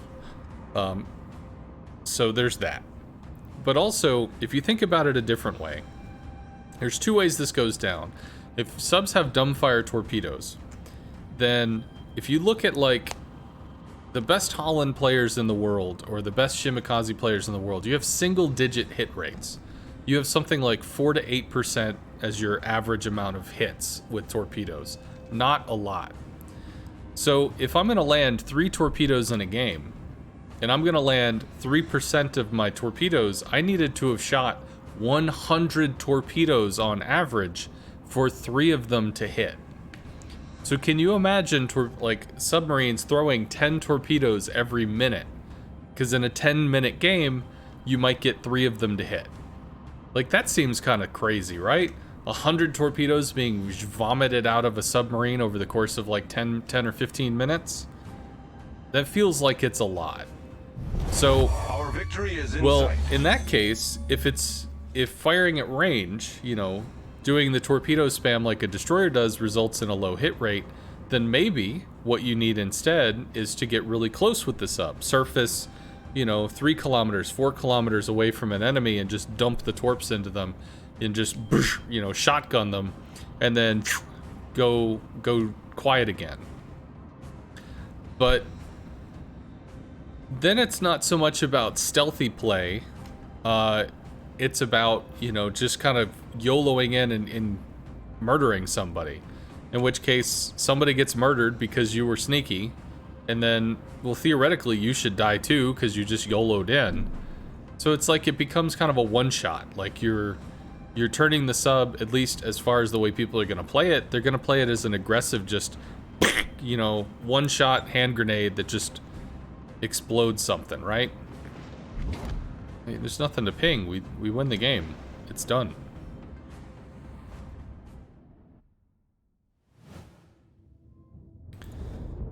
Yeah, Rukiri, if we look at a Shimikaze, the best Shimikaze in North America that doesn't have his stats hidden, he has a 9% hit rate with torpedoes. In general, some of the best destroyer players have like a 6% hit rate. So out of 100 torps that they throw, 6 of them actually hit. So when you see cool highlight games where people are just landing torps left, right, up, down, and center, they're highlight games for a reason. That doesn't normally happen. So if you translate the dumbfire torps into a sub, if you're going to make the torps more accurate, you're going to have to give them like 150 knot torps. Because otherwise, the amount of lead is just going to generate misses. It just is. That's how torps work. It's a slow delivery shot. So to combat that, you know, you have this kind of guided thing, the guided ping. Whenever your hull gets pinged, you have an idea of where the sub is. You can communicate that to your team. Sub is in this square. They can start to triangulate and go after it. I mean, there's a play pattern there. And yeah, the homing torpedoes can feel like, holy shit, they're on top of me. But when you learn what the mechanics are, you can learn what you can do to avoid it. But the destroyers do actually, when the pings land on the destroyers and subs, there's very little distance before the homing stops when going in on a submarine, especially if it's double pinged. Same thing with the DD. Both of them are extremely low. It's like 160 meters or something, which is just about nothing in terms of this game because it's at a 3-to-1 compression ratio. So 160 meters is something like 52 meters away from the ship. It's very close. That's like half a football field away before it loses lock and goes dumbfire. But realistically, 50 meters is something like that. So extremely close. However, for subs, it kind of needs it because subs can maneuver in 3-dimensional space. But maybe for destroyers, it's a little too tight. Maybe for cruisers, it's a little too tight. Those are things that they're going to be able to tweak and screw with so that it can feel more comfortable that the guided torpedoes are a threat to cruisers, but they're not an auto win against cruisers. They're a threat to DDs, but they're not an auto win against DDs. But that's part of the balancing process. That stuff game designers figure out.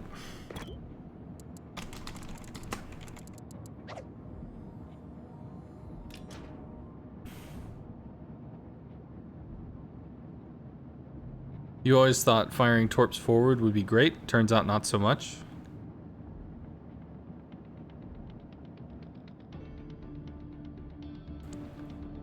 Homing could be changed to lower detection and slower reload. Lower detection what? Lower detection on the torpedoes?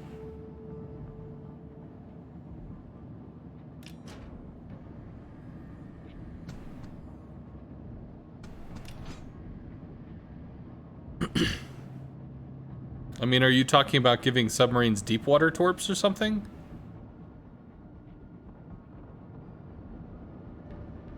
And again, with the slower reload, like, you have to remember that if you're trying to, like, ask yourself a different question. As a tier 8 ship, what would you expect a submarine to contribute in terms of, like, damage in a battle? Is it 20,000 damage? Is it 40,000 damage? Is it 60,000 damage? Because people will ask me, you know, in a tier 8 CV, what should I be doing? And I'd say probably like 50 to 90k is tier 8 CV. So the submarine's going to have some kind of damage range associated with it as well. It could be 20,000, it could be 60,000, it could be whatever the hell it is. But once you've figured out this is my target damage range, well, then you also have to come up with how do you get the player to find that damage range consistently. Sure, they might have low damage games, they might have high damage games, but how do you put them in a place where they're going to consistently start to hit in that range or that bullseye? So if you wanted to do slower, lower detection torps, slower reload, lower detection torps, then how much more damage do they need to do?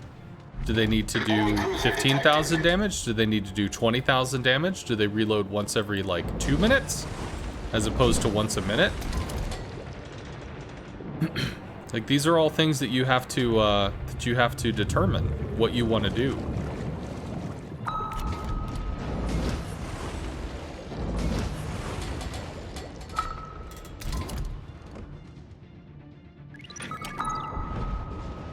You could radar here.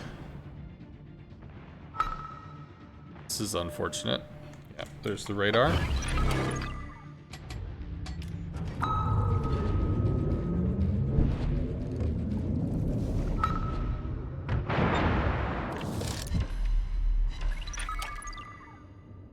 So we got some hits on him. Radar's probably up for another 20 seconds. We do have a cruiser down here.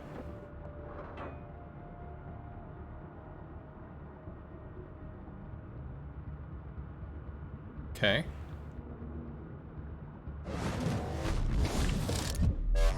All stations, reporting the position of a strategic target. Cool. So you don't have to worry about that now. Start to save depth time. Can we hook in here? We've got 4 up north. There's a Saipan somewhere. So that's 5. We're missing a sub. We don't know where the sub is. Lower detection of the sub to get closer. Give it oxygen tanks that refill when surfaced. Well, that's effectively what dive capacity is. They started out with oxygen as their initial mechanic. Were we gonna get to see him again? Damn, we're not.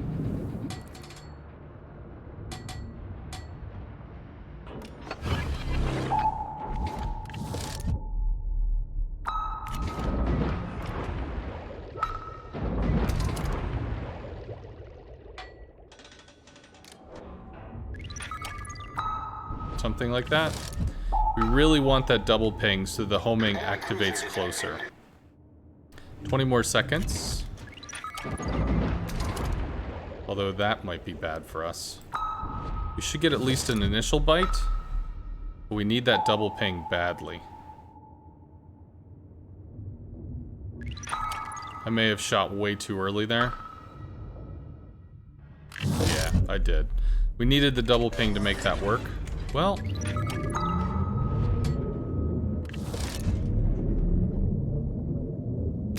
we've spotted an enemy submarine.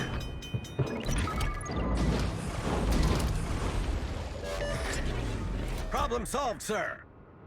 so he's got his hydrophone going. Torpedoes dead ahead. Torpedoes direct front.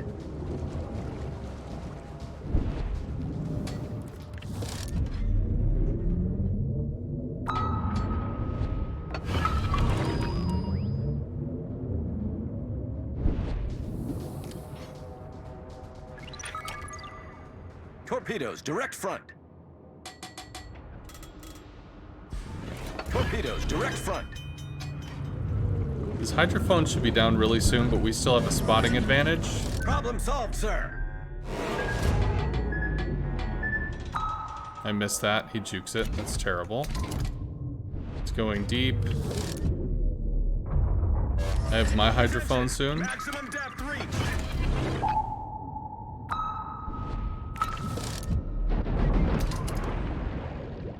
I need to get the double ping. I need to get the double ping. I need to get the double ping. Fuck. Did I lead it enough? I did. God damn it. Well, he's actually going to be forced to the surface, so that's kind of cool. However, he's going to spot us here, which will be a problem.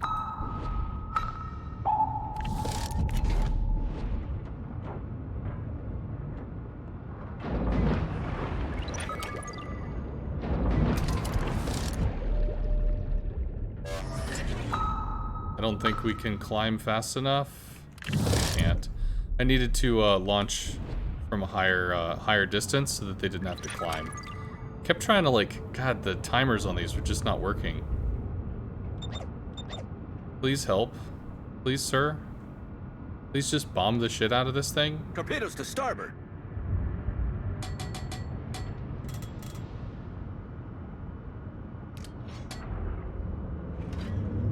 Well, we'd lose all our depth time here. Enemy destroyer detected.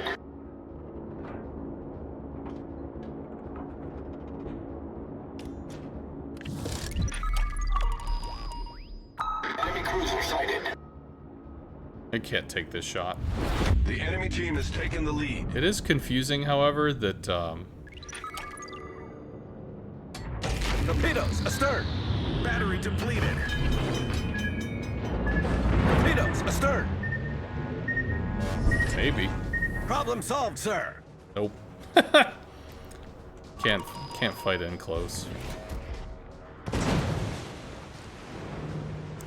So I needed to get double pings and assure my shots better than I did. Maybe we could just ram the guy. Is that something that we can do? Fire.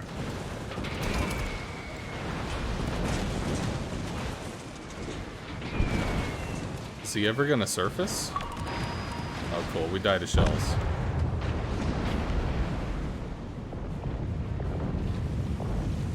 See ya, holy cow.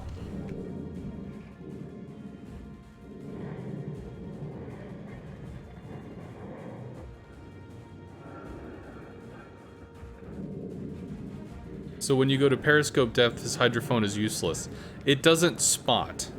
It will update on the map. It'll update your map position, but it does not actually visually detect you. No.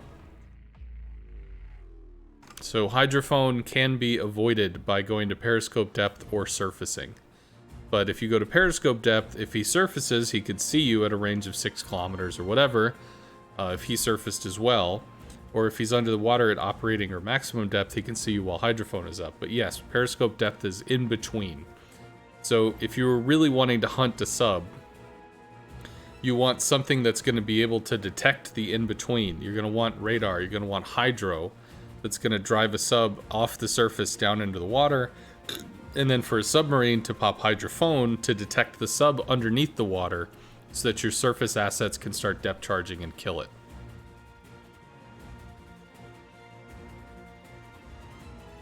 DD played well, or sub played well.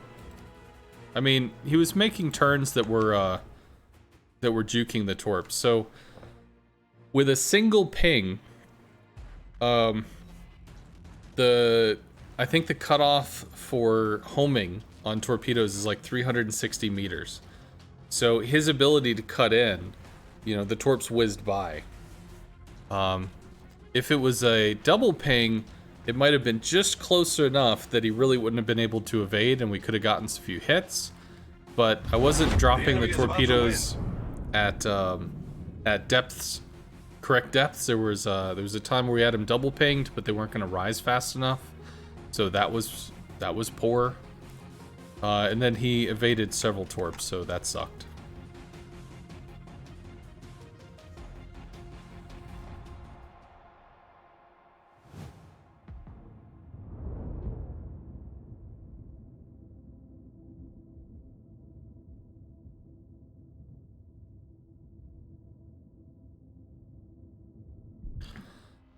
As far as making subs 20 knots, I think you could do that, but you might have to spawn subs closer to the center of the map.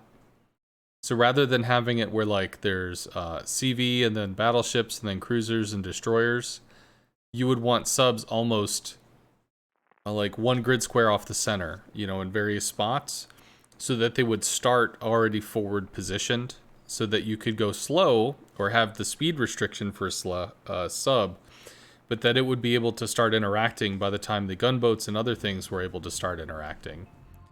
So that's something you could do. Hey Roz, how are the games? Not doing well. I think I've won as much as I've lost, maybe, but I'm not intuitively performing well in a sub.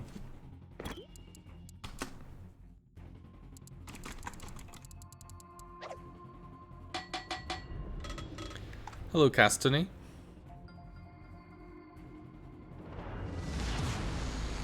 Action stations. But it's also nice when you play stuff like this, when you play the sub and you verse somebody like that, that's just juking torpedoes left, right, up, down, whatever. You get to see somebody that has a really good grasp of the mechanics, or maybe a better grasp of the mechanics than you do, using them to their fullest. Like, there were people that used to bitch at me, if you're a CV player and you don't play destroyers, how the fuck can you tell a destroyer how to dodge a CV? You know, what jumped up nobody or you to think you have this clue? Because I've shot at destroyers that know how to dodge me. I looked at what they did, I read the mechanics of why it worked. It was interesting, I learned. So I'm telling other people, I went across people and this is what they did, so I'm telling you, this is how you can frustrate the hell out of the CV player, because I was frustrated. I mean, it seems fairly basic, but there were some people that were just really not excited to hear that explanation. And the same thing, if you're in a sub and you start seeing what a cruiser's doing to just completely not take damage from you, or a battleship, or a sub, or a DD, these are things that you can learn from.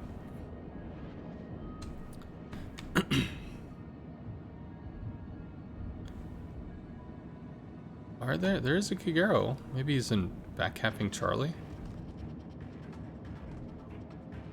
You're a WoW's savant? Just played a lot. I've played a lot and I like to think about mechanics. So, it's interesting. But I'm not the best player. There are other players better than me.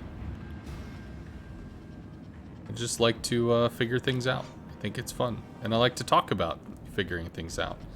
Salmon might be in Bravo?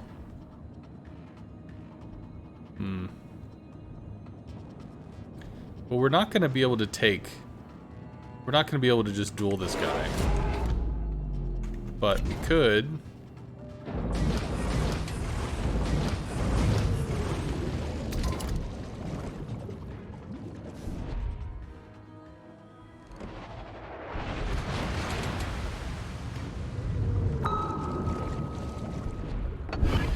the dive plane engaged before he gets over and spots us. If we go to max depth before he gets to 2.2, then... Attention! Maximum depth reached! I don't think he saw us.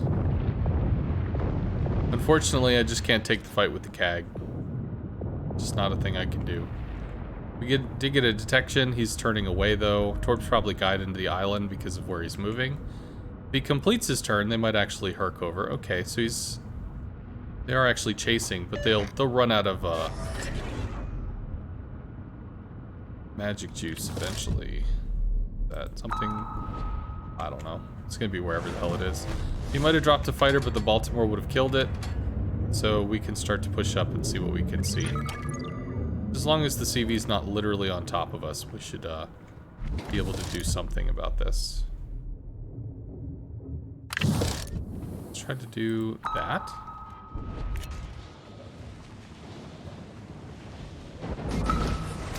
We did get a hit.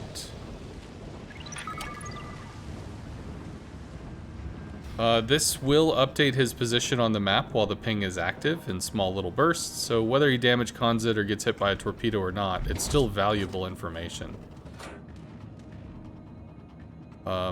You might want to bail, friend. Get back! Like, there's 3 of them, and there's 1 of you.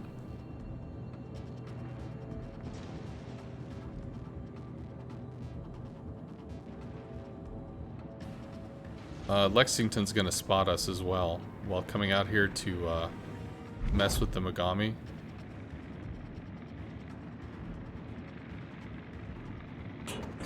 We might be able to block the torpedoes, though. Wouldn't that be funny? We can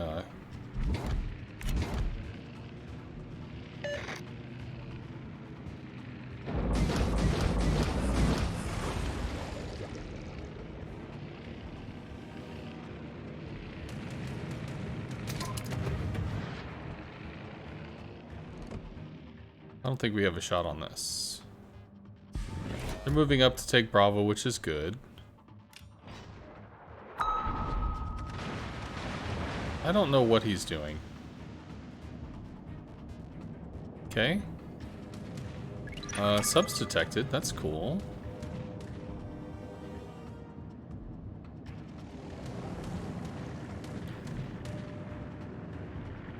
Now, if we were further ahead, we might be able to intercept the torpedoes. Like, he drops here, and then they clank against our hull before they arm. But that's not where he's positioned. But, I mean, he's going to be able to juke torps, which is good. Salmon's driven under the water. He's too close. CAG is still running.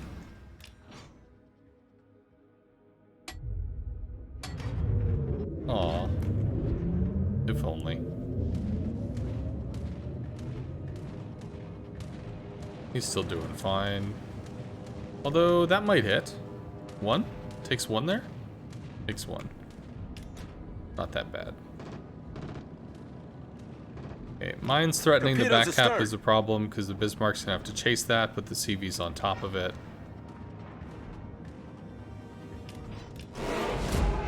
Yeah, I'm not going to get anything done hanging out with them, so...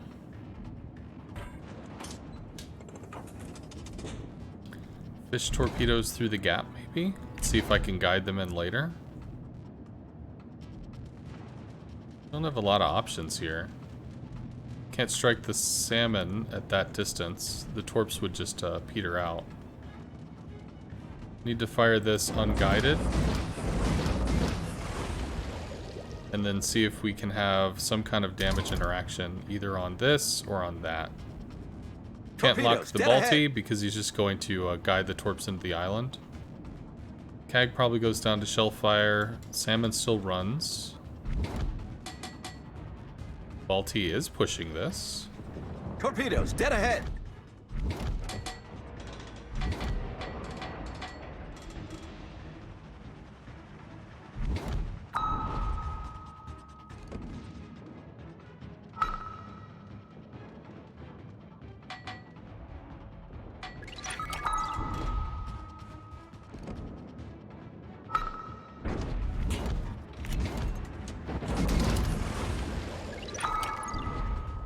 They keep beaches.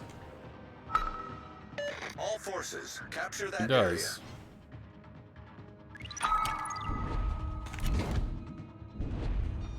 God,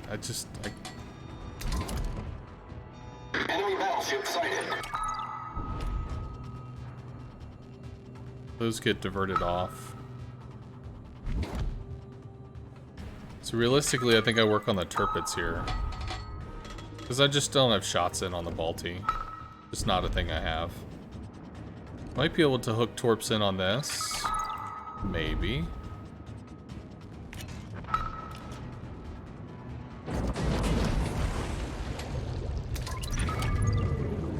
Lorraine knows what they're doing, so... Who knows, man?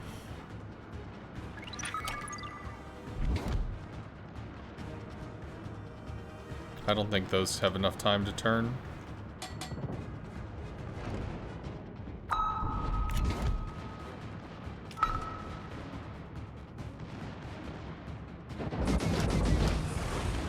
That'll force a damage con.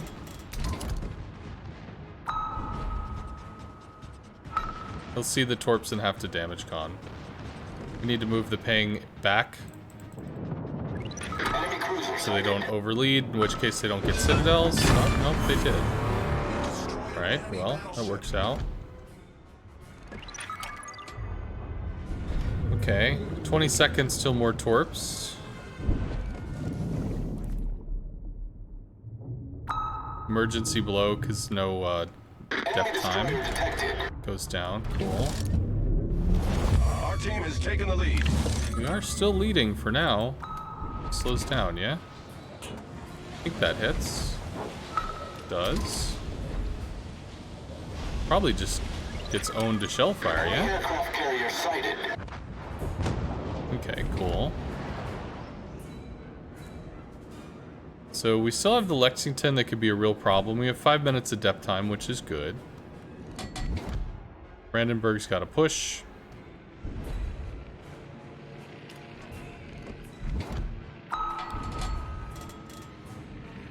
Moving up here is just going to take us closer to the CV, which will be even more obnoxious.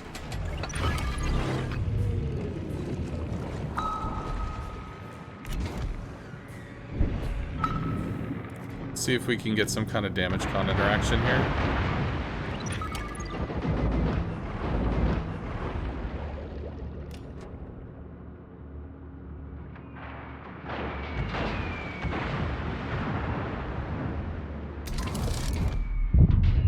Cool, I don't have to worry about him. We can go back up to periscope depth, I think.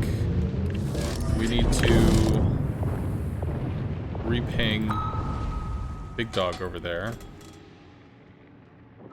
whose damage con is down now.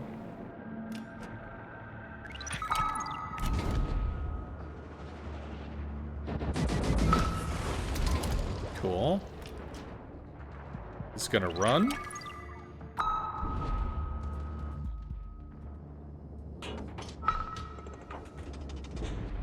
Alright, so that's a little far back on the ship. We ideally want to be hitting somewhere about there. Central is okay. We can deal with Central. These should probably be an well, no. Because 10 seconds... If we can renew the ping, that's good, but we didn't, so... But he's dead, which is fine. Also, I should have been on the surface earlier, so we saved more depth capacity.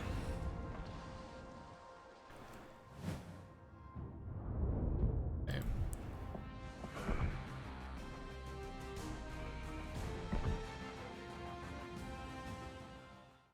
Circling back to something you reminded me of earlier, Deepwater Torps, how do they interact with subs? They do not.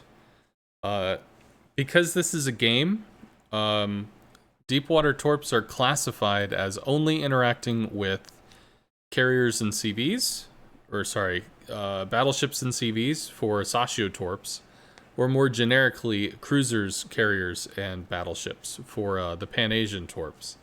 Because that's what they're classified as, you would see the Torp just phase right through the sub. Because the game does not allow it to interact based on physical collision, it's a game interaction.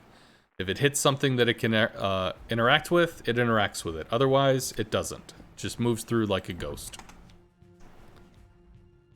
Well, maybe. I don't know if it would actually, like, collide and explode. Because, I mean, if it hits an island, it doesn't damage the island. If it hits a hull, it doesn't damage the hull. It would still break. So maybe it would just pop without doing any damage, which would be weird. But I would assume it would just phase through. So far, you have the best success in avoiding subtorps by being near and around islands to use them to scrape torps off. Sure. Yeah, you can start charging an island to make the torps lead you and slam into the island. Absolutely, you could do that.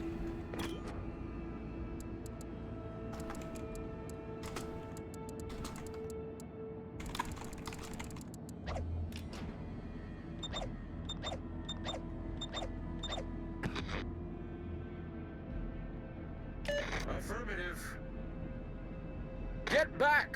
I mean, you can do whatever you want to do, but just recognize you're going to be alone if you do it. That's all you got to know.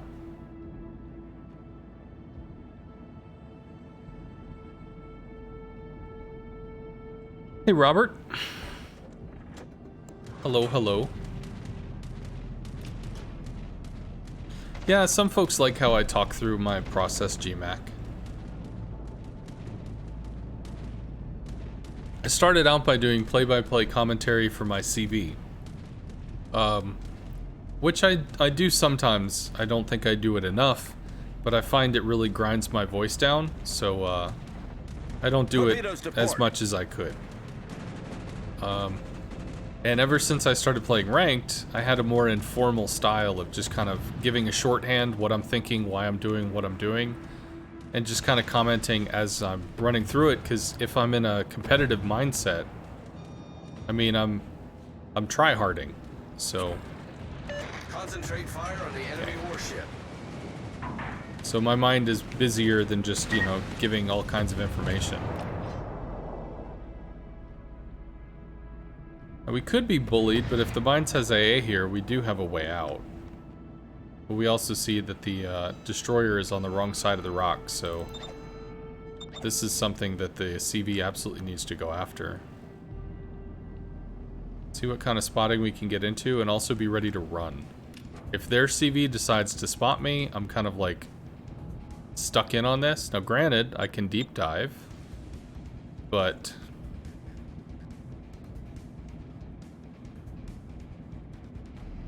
yeah.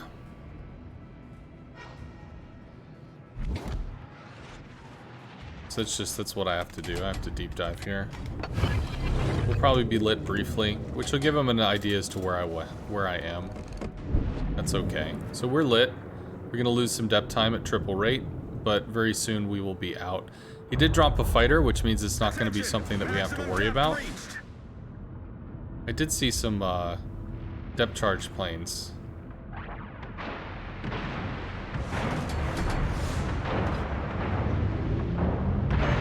But since he put the fighter down there, I know we're not lit. those are close. So Hull we can go breach. right back We're up taking to on the water surface quickly. while he's interacting with... I guess he's Problem hitting the solved, sir. carrier? Okay. Struck the mains, lost some planes whenever and struck the Calga after, I guess. Sure.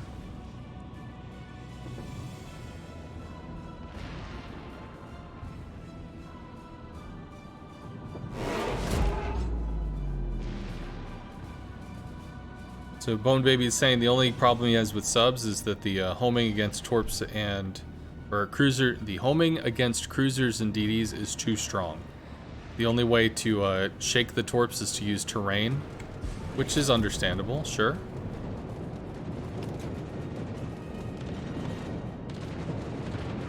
So Shikaku will be able to light us, All stations. but as long as we have Position of a strategic target. some assistance here, we should be okay. We are lit by the Shikaku.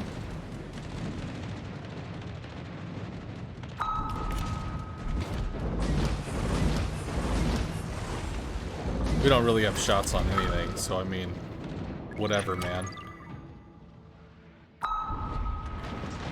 He's gonna do whatever the hell he's gonna do. Hopefully we can get the Z-23 down.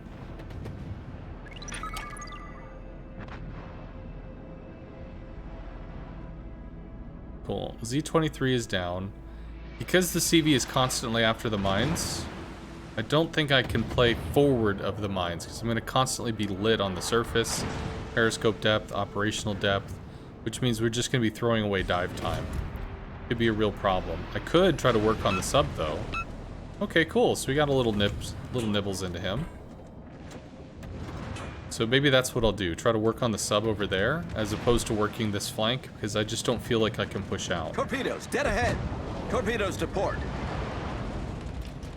You're a boomer, so you like Torpedoes, dead ahead. that you take things as they are instead of complaining. A rare treat. Torpedoes, dead Oh. ahead. I get upset just like anybody does, but I just find there's a lot to learn. You know, that keeps it interesting. I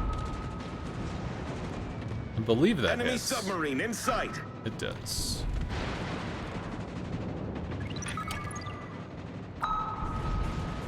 Now, if we could get a double ping.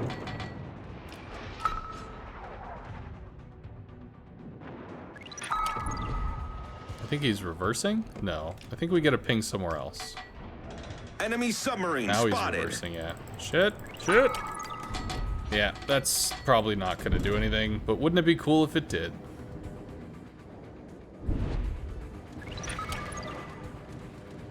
And spotted. Because the CV's just constantly striking on the front line, and we're constantly on this front line. Chappie could radar here.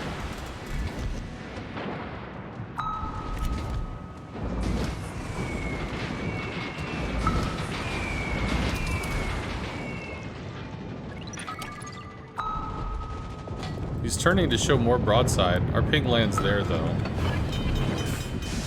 The ship is on fire. Cool. Now we don't have to worry about that. Try to save the pings, or save the torps. Turn them in on the Bismarck instead. If we have anything that we can save here.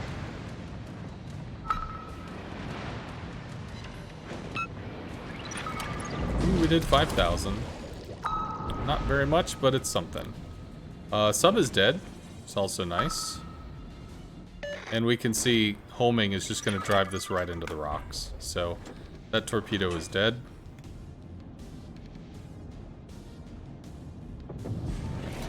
See Crimson? Yeah, definitely will be casting tomorrow, so hope to see y'all hanging out.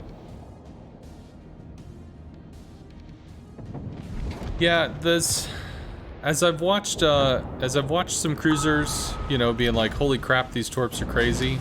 As I've watched some DDs going, holy crap, these torps are crazy.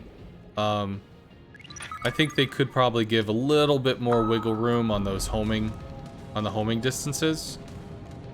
For the DDs and cruisers to make it so that it's absolutely a threat, but that it's a little less Our terrifying. victory is in sight. I mean, battleships have a lot of wiggle room to be able to juke. CVs have a big damage con, so it's unlikely. I do think that subs probably need... They need to have the homing as sharp as it is. I do actually think that works pretty well. But maybe cruisers and DDs are just a little bit too strong, especially when you get that double ping. Maybe the single ping is okay, because I've seen DDs juke torps. I've seen cruisers juke torps. Like, that's not a thing that can't be done. But maybe the double ping is a little too strong.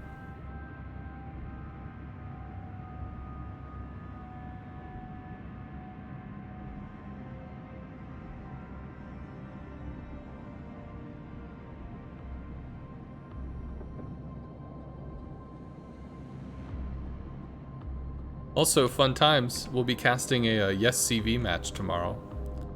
So, that'll be cool.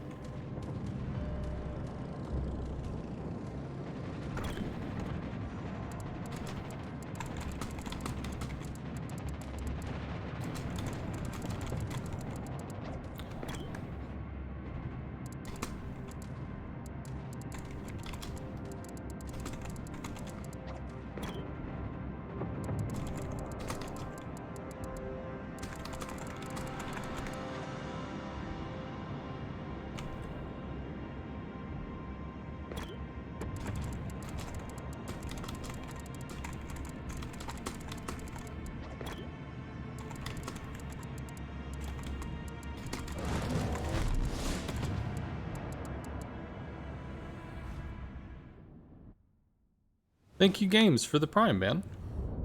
Thank you, Games 1969.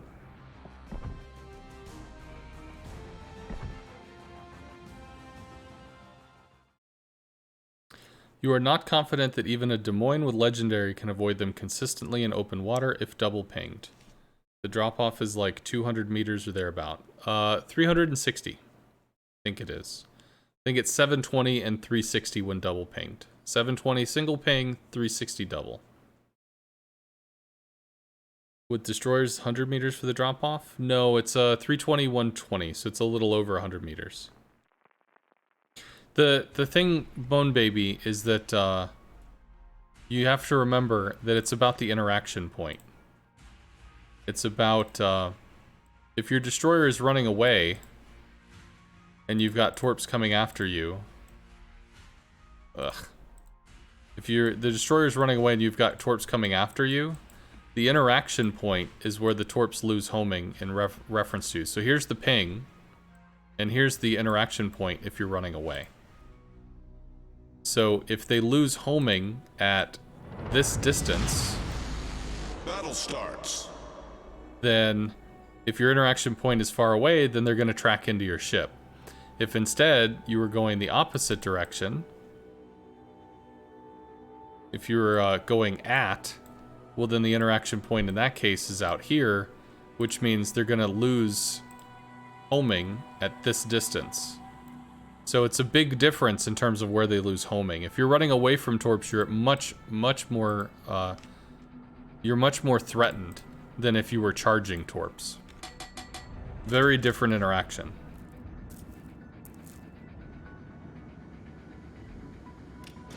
Your thoughts of the Citadel damage they do is a bit much. You'd like to see the torps be more like European DD torps, easy to hit but tiny bits of damage. Well, you may know Bone Baby, but there might be other people on the channel that don't. So, you know, I go through and just kind of... Sometimes it's worth re-explaining just for the sake of re-explaining. And, you know, Sirach says great explanation, thanks. So it was useful for him. Mine's is going to have Hydro. Kaga's going to be able to bully. Well, I mean, initially subs did more damage than they do now. So they did pull back on the damage. And there are going to be some people that are going to be incredible at getting double pings, but I mean, you've watched me try and get them, and I'm not consistently hitting the double ping. That being said, I think there's an upgrade I could take, which would increase ping speed by 10%, so maybe it'd make it a little more consistent if I did. That might be smart. I think maybe. Damn. Stop some reverses. Damage conned. Interesting. Keeps reversing. Enemy battleship detected. Not keep reversing.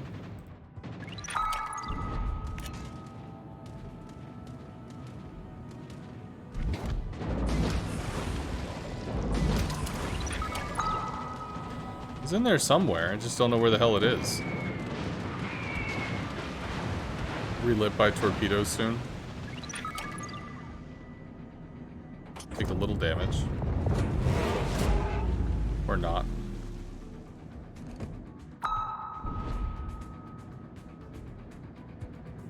Let's start trying to bully this.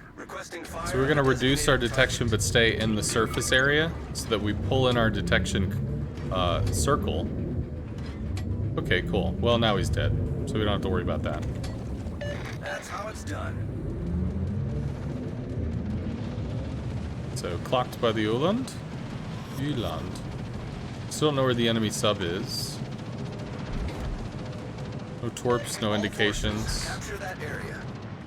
They're lit. Mines could be taking shots. Have to shoot directly. Because torpedoes, their maneuvering time does actually detract from their the distance traveled.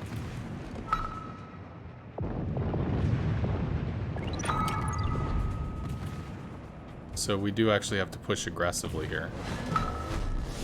Cool. So we got a lock. He'll probably damage con that. So we'll throw those out in preparation for the damage con.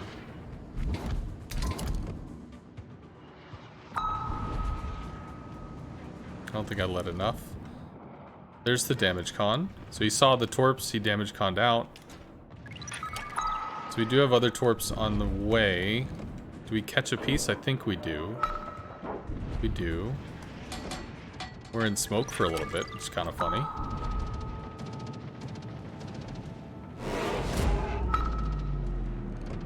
So aerial detection's pretty not bad. Now we have maneuvering room for the torps to try to home in on. Now remember, because he's running away from the torpedoes, the interaction point is out there. So the homing is going to last even longer. But now we can see that the torps ran out. Much sad. Potentially torp into the turpets. He's kind of stuck.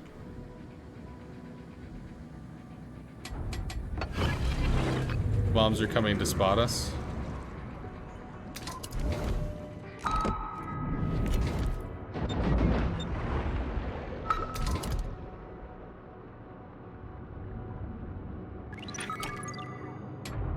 We need to continue going down, please. Attention! Maximum depth reached!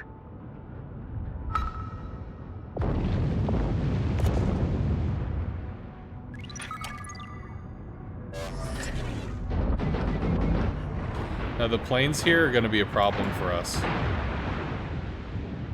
Because I can't surface with the consistent spotting. That's going to hurt.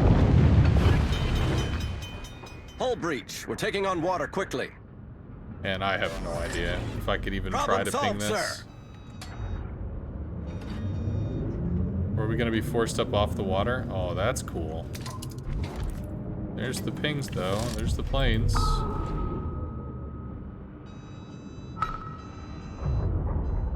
Attention! Maximum depth reached! Please don't beach. Please don't beach. Please don't beach. Okay. Why am I detected? Well, I'm at max depth, so... yeah. We're just gonna get power dunked here. We're hull below the waterline. Teammate, We're flooding I quickly. need your support.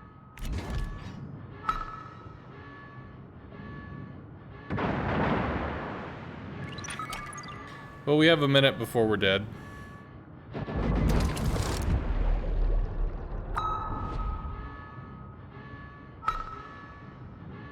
I need to place it further back on the ship. Need to place it further back on the ship. Place it further back on the ship. Try to pull him in just a little more. We get some damage there. Yeah.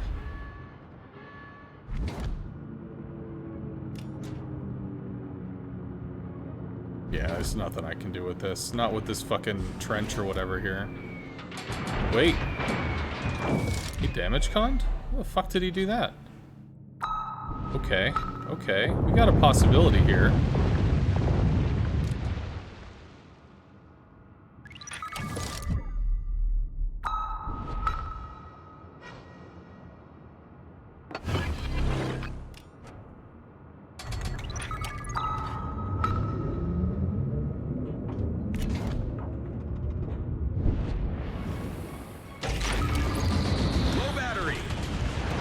I mean, that's all we can do. He can't damage con the double ping. We'll just stuff a bunch of fucking damage into him. Enemy battleship. Because it's all we can do, right? Okay. Our team has taken the lead. Whoa. Why did he damage con there? Our victory is in sight. Can we briefly submerge to show where the sub is? Can we briefly submerge to show where the sub is? Problem solved, sir. We don't know where he is. Okay, well, I tried. Oh, he's behind an island. Kaga bombs could kill us. Rockets could kill us. Torpedoes to port. Torpedoes to port. Let's try to get that taken care of for now. The sub I can't do anything Torpedoes to. to port. He'll throw torps at me, but we have a little time. Secondaries might kill me. I think we're, what, 30 seconds in on this? No, 20 seconds in on the damage con. Enemy submarine in sight. Still see that it's damage conning. We did try to overlead our torpedoes because they're gonna go slow. We got one of them. But yeah. Really surprised I lived as long as I did there. That was, when the Bismarck damage conned early, it's like, what? Okay, well you better charge me, dude, because if you're gonna show me some side, I'm gonna hurt you.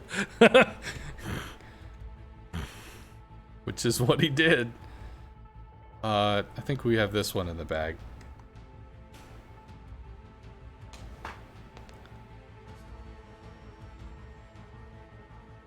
Much obliged. It's kind of like avoiding AA missiles in a fighter. Always turn into them and hope you can get them to fly by in case of getting inside their turning radius.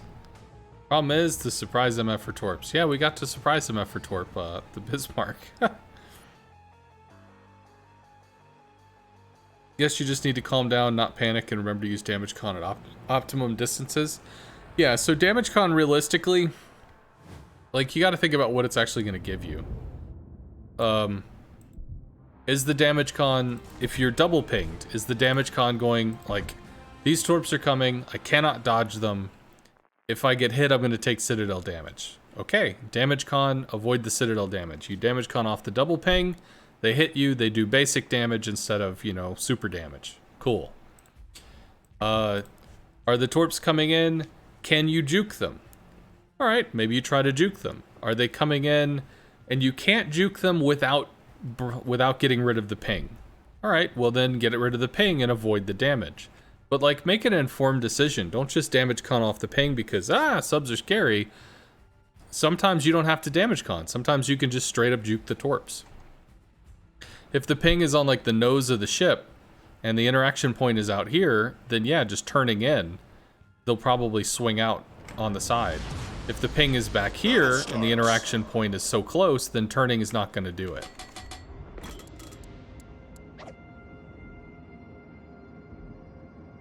In which case you might be like, I don't know if I can make this happen. So maybe, you know, you have to damage con or just break the detection on it.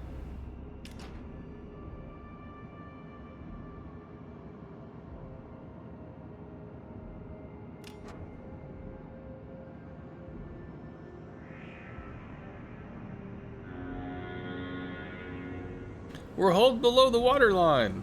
Oh, yeah. I think they have recorded some submarine dialogue. But, yeah, maybe they missed that one. Yeah, there's the psychological effect from the pings. That is correct.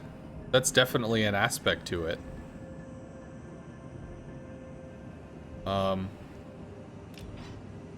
It's like when you're flooding. Do you damage con the flood? Well, it depends on the situation you're in. Are you getting pummeled by HE shells? Maybe you wait till you get set on a fire or two and then you damage con it all. Are you set on a single fire? Do you just sit there and let yourself take damage? If you're behind an island and you're not going to get shot, sure. If you're in the middle of a fight, maybe no.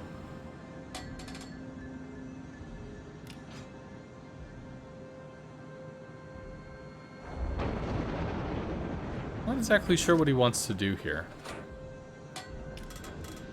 But I don't want to be forced into this pass.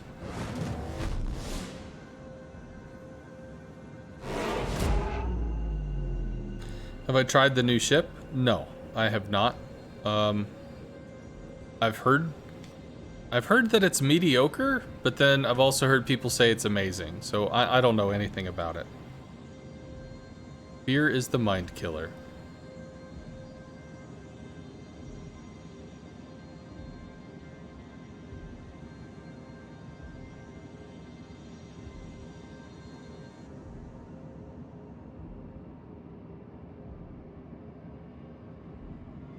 Surprised nothing's happening in A right now.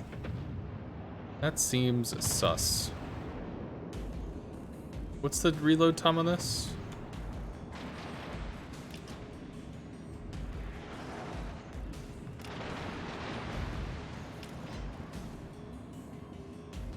All stations requesting fire on the designated target. There's a kid somewhere. There's the kid.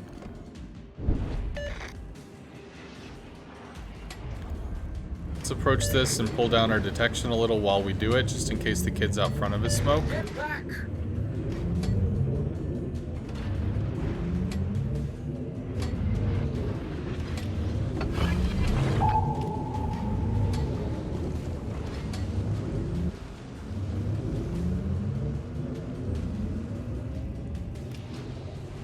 Get one more ping on this.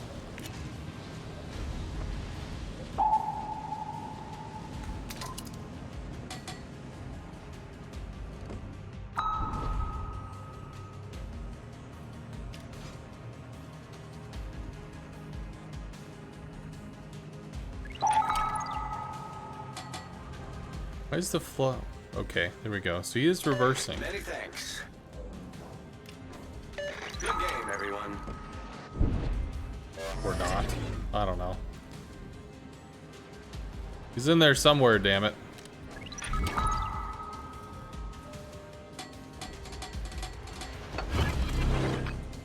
The hell am I hydroed by? Oh, a Cleveland. There's a Cleveland in there. Good to know.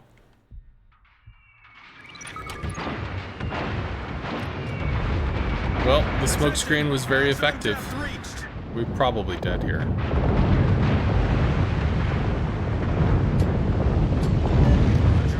Holy Jesus.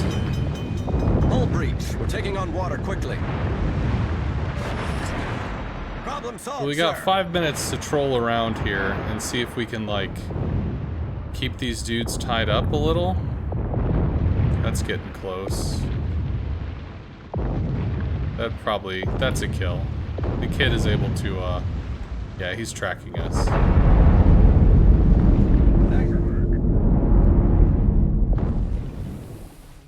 I was really confused. Why the fuck am I hydroed? Because the, Cleveland moved up in smoke. Need French destroyers with a ping reload booster? Mm-hmm.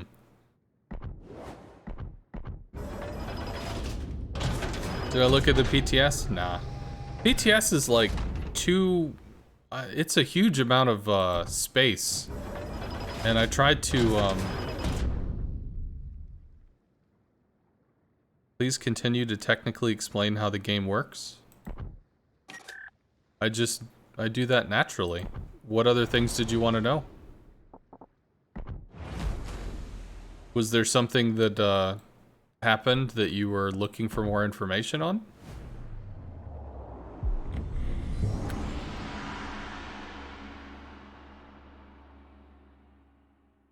Also, games. I can show you this real quick. This is the compendium. So if we go here, this is a post on the North American forums. This has about 150, 160 lessons on it. What is a lesson? So on my YouTube channel, I have playlists listed. Testing, anti-sub tactics, coaching sessions, sconce reacts. Lessons, I have 172. Not all of them have been put into the compendium yet. But if you go over here, there's mostly I've taught CV. So intro to CV, basics, coaching sessions related to CV. If you go down, so you open this up, this will tell you what's there. You find the thing, open that up, and there's a video and a link in case the video doesn't load.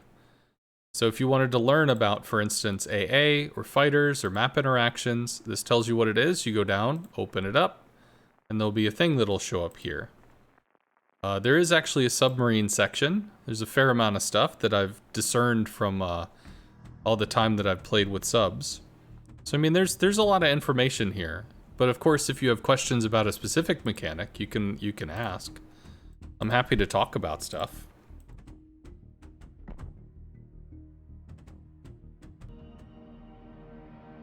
He's happy you do the thing, as most of us are. Well, woot. Yes, thank you. Must review. Sure. Yeah, I have a lot of information. I have first-time grind streams where I did DD grinds, figuring out how to do them. Ranked seasons where we played carriers and possibly other things. Mostly carriers. Regrind streams where we went through entire carrier lines. Looks like the Fontask wants to play wide. So we'll cut over here. I would prefer to help with A. I'd prefer not to be the DD in the front that gets surprised by Cleveland and run down and killed. But, yeah, so.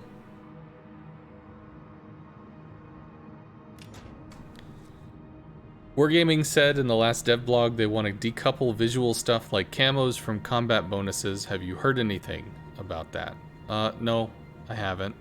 I heard somebody say something about that being talked about, but I have no idea what the intention is. Maybe they just want to have it so that you can enjoy whatever camo you want to have. But, What? Well, while we move into position, I'm going to run to the restroom real quick. Autopilot mode enabled. Autopilot mode disabled. So I'll also go below these guys. I'll be right back. Acknowledged.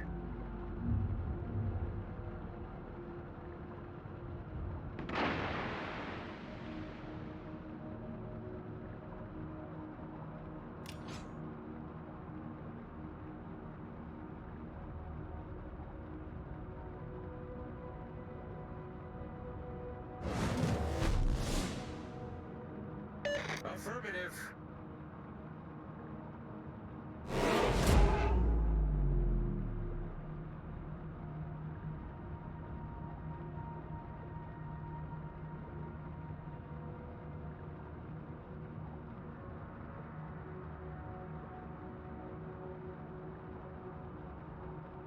Okay.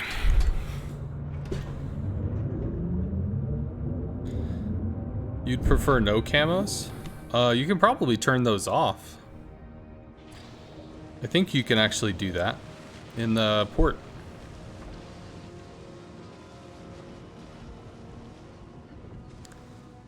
They need to make camos cost less if they do that. No, I don't think you're understanding, Roz. The concept is different. Something like you're buying the I don't know. I'd have to look at the dev blog, but my understanding is that if they were going to do that, or at least this is my conjecture because I haven't read the dev blog, my conjecture is that it's so that you could play whatever camo you want to play as opposed to picking camos for specific bonuses. But I mean, they literally sell camos based on bonuses, so there has to be more to it. Can you find that dev blog, Skyraider? Because it would be helpful, you know, if I was able to actually talk about it. Or know what you're suggesting. Or describing, whatever. And also, I am pretty sure you can just remove camos from the game if you wanted to. I don't think you have to see it if you're not interested. So, smoke line means we don't have any information. 1, 2, 3, 4, 5. There's a single sub and what are we missing? We're missing a cruiser. Do we just get run down by a hipper here? Is that what happens?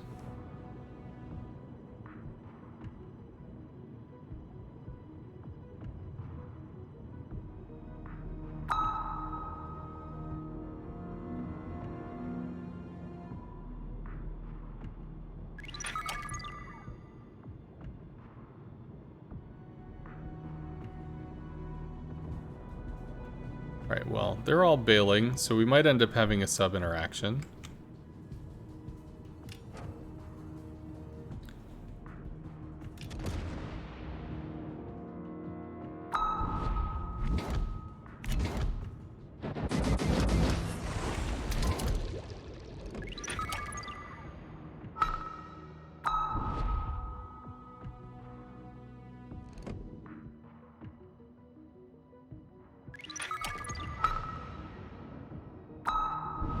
I think he's slowing down. Oh dear God. Cool. Well, that's hilarious. So, I needed to throw the torps and ping later, I guess. But we reload all of our torpedoes at once, so there is that. Did he damage con? He did not damage con. I think that ends up hitting the island. It does. Okay.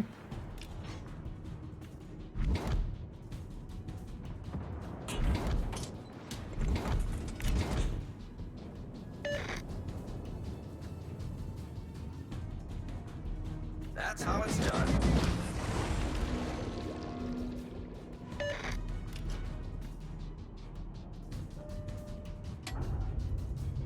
Spotted by what?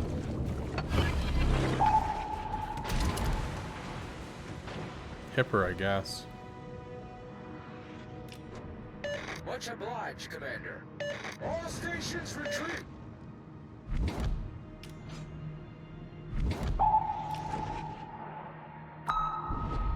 Can we damage con him?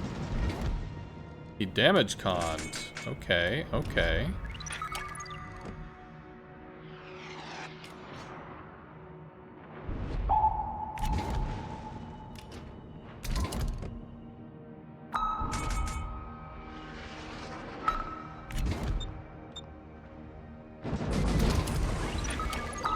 We need that double ping, please.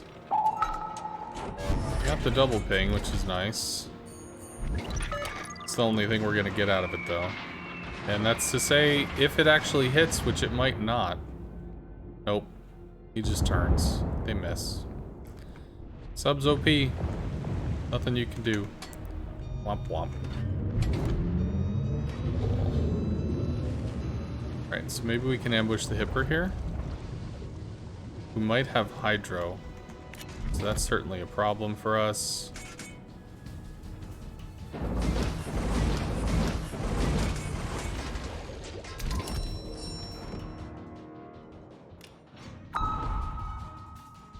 Try to hit this while we still have the ability to have the torps kind of hook in and stuff. Shit! Shit! Did I fuck that up? I did. By shooting so far forward, we only got a single hit, which is terrible.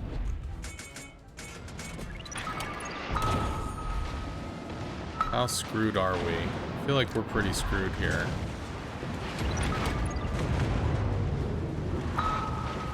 Shoot him! Shoot him!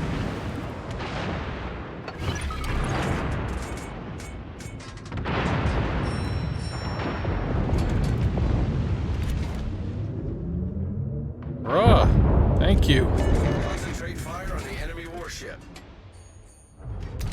Affirmative. Alright, well, if they're spotted, Our victory is in sight. should be able to detect him when he goes under. Do very briefly. Damn it. How about that? I needed to place the ping further back so that the torps didn't slide by the nose. I needed them to guide into the midships. So when I placed a ping kind of midships, I thought, ah, shit, I need to be further back. I didn't realize he was slamming completely on the brakes so that the next ping actually hit forward on the ship, which generated an intercept that was off the boat. And we missed 3 out of 4 torpedoes, so son of a bitch.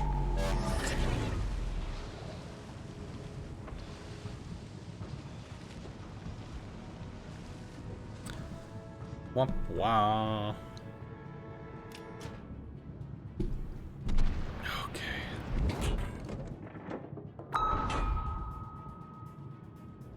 We have a point lead, so I mean, all is not lost.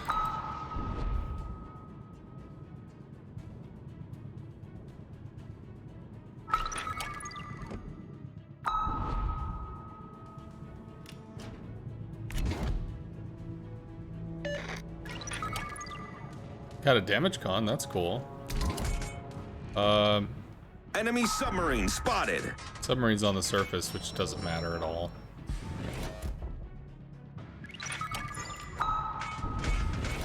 Come on, come on, come on. Let's go on the outside of the rock so we don't have any interaction with that.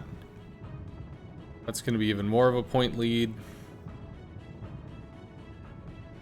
Salmon looks to back cap. As long as we're 2 caps Torpedoes to to 1. port. Torpedoes astern. As long as we have a single cap, we'll be okay. But I think I do have to push for Bravo here. I don't think I can avoid that. And thankfully, he did peel out. However, that means he might end up killing the Megami, killing the Fontask. But with the Kagero, that's nice. Do not let the enemy take the area. Sub's gonna swing around, dude, please.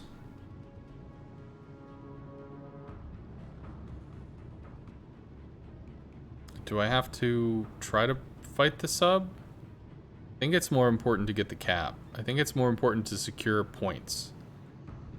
But if we lose these two to the Massachusetts, that's gonna be a huge point swing.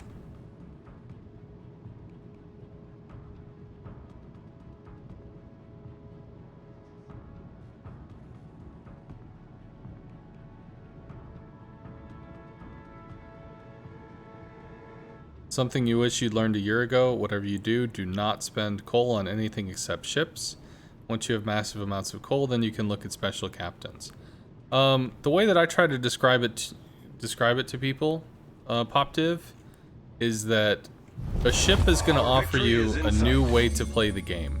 Because the ship is going to be a different experience. It's going to play different, it's going to do different things. It's a new way to play the game. A commander is going to give you a refined experience in a ship that you really like. So if there's a ship you are crazy about, man, I love this ship. I play this ship just hundreds of battles. It's the bestest ship ever. And there's a cool super commander that you can buy for 150, 200,000 coal. Well, it's just going to make the ship experience just that little bit better. And that's cool. But don't buy a commander just to have a commander. Buy a commander for a reason. I was super excited about, like, Andrew Cunningham, for instance. Because he actually had CV talents. Our victory Increased, is in sight. increased the resilience to... I don't know how well that one's gonna go. Oh, okay. Well, that seals it. That's done.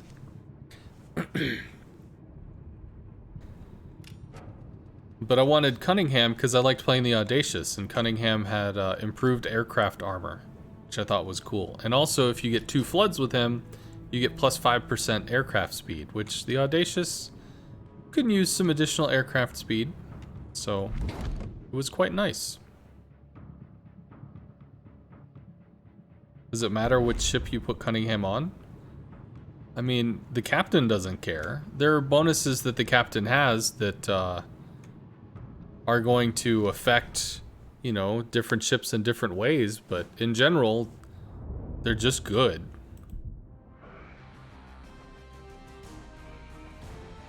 Does it matter which nation you put Cunningham on? Cunningham is only a UK commander. He only works on British ships. You don't get to pick what nation you want to use him on. It's only British ships. Each of the commanders are, you know, they're built for a specific nation and that's it. So like, Lutyens is, German.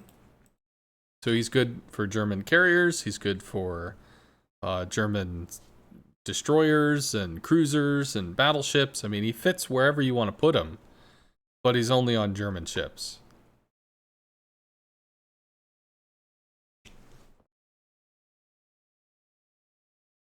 But I've had a few people ask me that, and that's what I told them. Oh, that's right. Okay.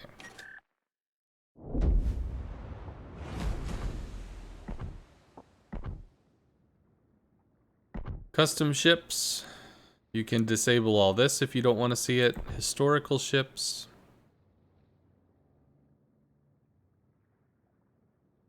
Hide unique camouflages in battle and in the port. Special ships.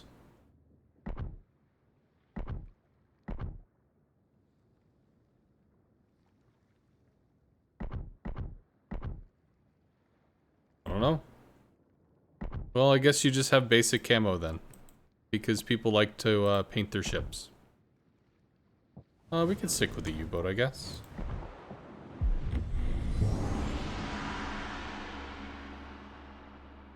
Well, don't know what to tell you, Sky Raider. So, I thought you could, but I guess you can't. I don't think that would be a highly requested feature anyway. People just... They might not like the cartoonish kind of stuff, but, they're, in general, I think people are pretty okay with the paint jobs, because paint jobs are fairly historical or whatever. No, I didn't see the blog. You didn't... You need to whisper it to me.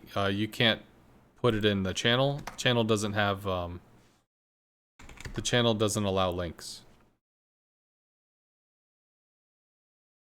So here, I think he's gonna whisper me something.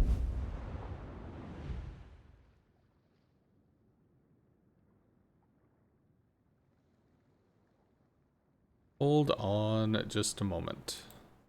Oh, you sent it to me in Discord. Okay.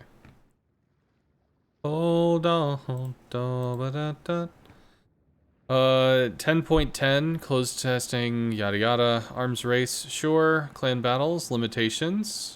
No CVs. Don't have, no more than 2 battleships, can't repeat ships for the next clan battle season. Oh, this. Yeah, that doesn't matter. There's nothing important there. Okay, we work on the separation of exterior elements, camouflage signals from the economic bonuses. The aforementioned changes of availability and characteristics of camouflage and signals are part of that big change. We'll give more details later. Oh, so yeah, this doesn't say anything. All this is, the type 1s and type 2s, that is... this. So there's type 1 and there's type 2, and one of them gives you the dispersion, one of them gives you the detection, but they don't give you both. So nobody uses them. So why waste your time on something that nobody uses? So they're just going to convert these, I guess, to type 5s. That's all. As far as what they reference, they're going to decouple economic bonuses from camos. That I have no idea.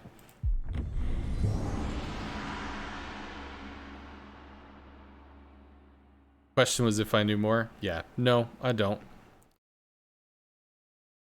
I vaguely remembered what you were talking about, but I didn't know what you were talking about, so I needed to be reminded.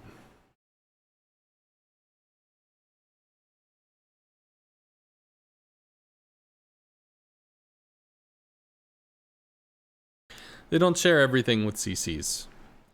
They share stuff usually like a day or two before it comes out.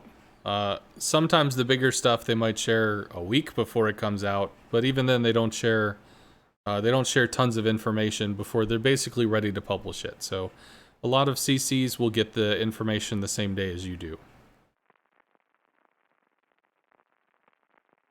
Community contributors are not wargaming shills.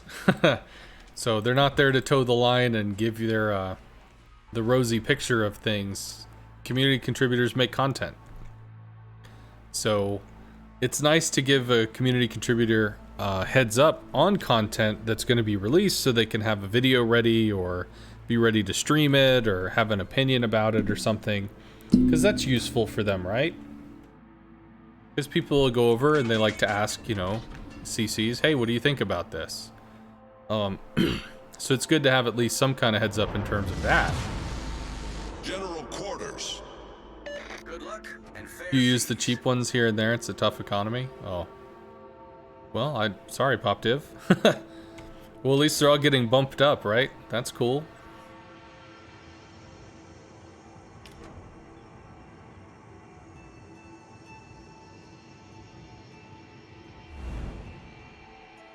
All stations, proceed to capture that area. I don't care which one of you does it, but somebody has to go here.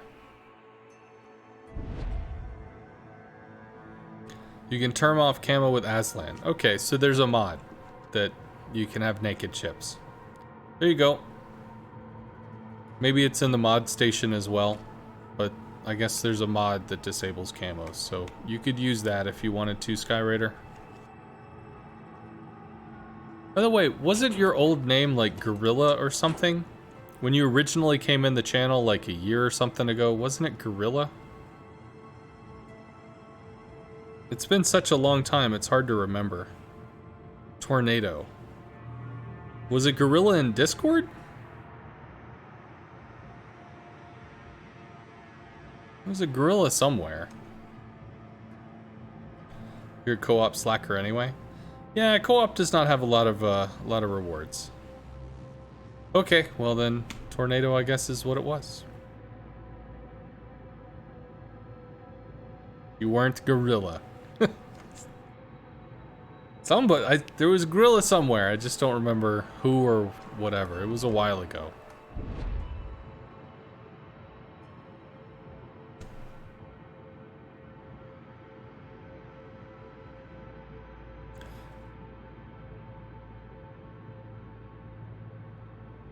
We don't have DDs, and the Harlem's gonna cut us off.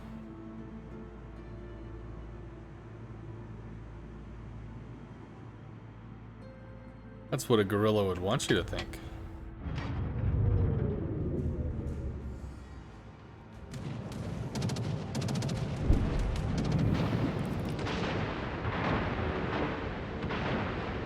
Interesting.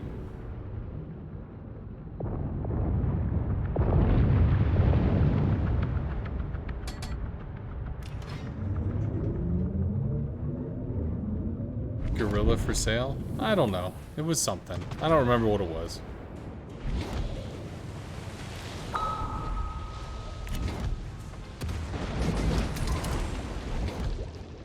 We're in the U-boat, so I guess we could just chuck all the torps. Torpedoes, direct front. Torpedoes to starboard. He has us in radar range. So we actually have to, not be murdered in radar range. Torpedoes to port. Torpedoes astern.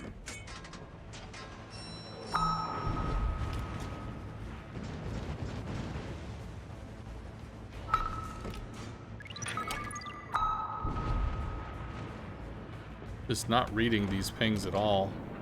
At least we're getting hits. Hits are Destroyed good. an enemy cruiser. Off to a great start. Sub mid, something in A. What are we? U-90 and a salmon? Let's start trying to reduce our detection a little here.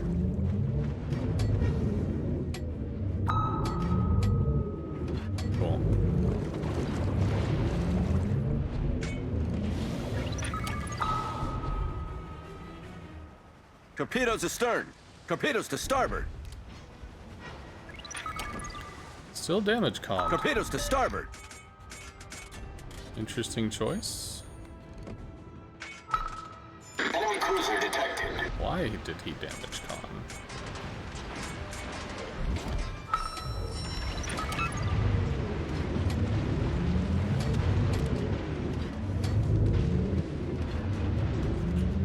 I think he goes under. He does.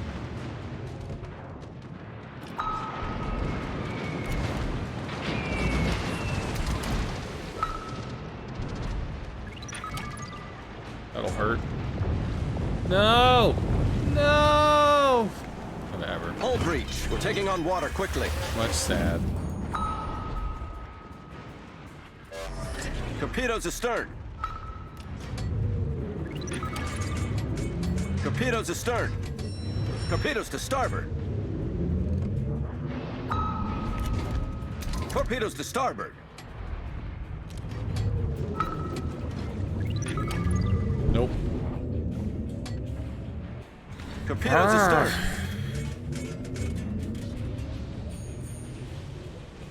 Could try to work on the salmon here. There's an Edinburgh.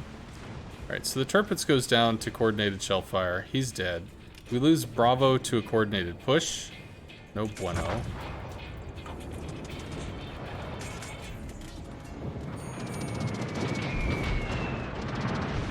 Why do we see this? Does the Harlem have Hydro? Interesting. Torpedoes to port.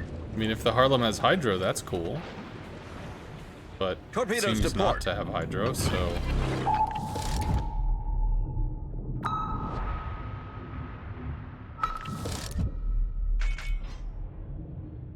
Gonna go for the double ping here.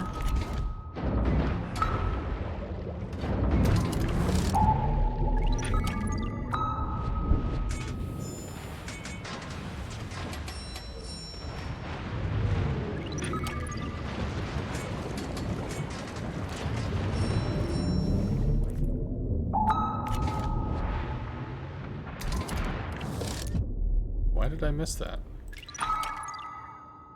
Didn't miss that one though.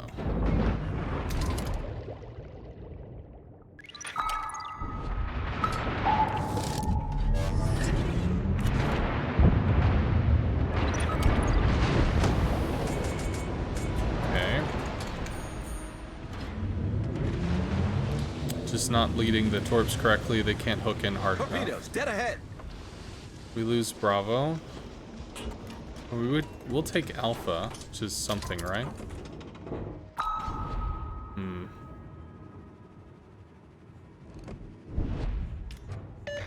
Okay, Edinburgh is cutting back in front of the Bagration. So that might be good.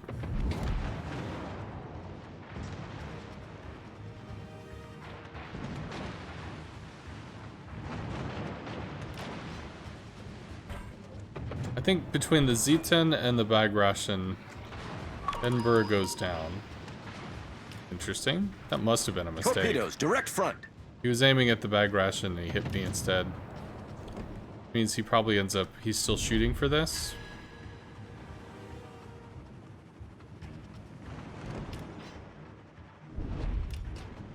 Yeah, he just transferred his ping back onto the Bagration.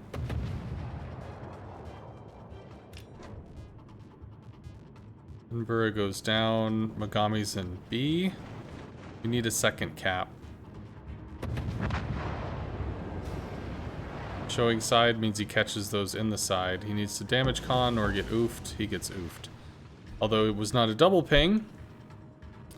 Because he damage conned early, I guess? Maybe he damage con as the torps came in. I need intelligence data. Can you radar, please? T-Bag has radar, right? Hello, Echogen. Echogene. So, if he's on periscope depth, which he probably is, then without radar, we don't have the ability to really find him, which is a problem. All stations, concentrate fire on the target. I can pop a hydrophone, but he's still probably on the surface. It's just the issue of we're gonna get into a 2-kilometer gunfight or a torp fight with a U-boat. That's gonna suck.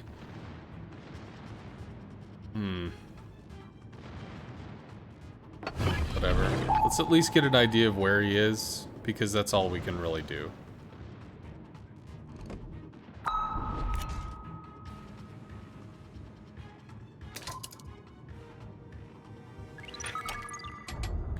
Maybe we can spot him?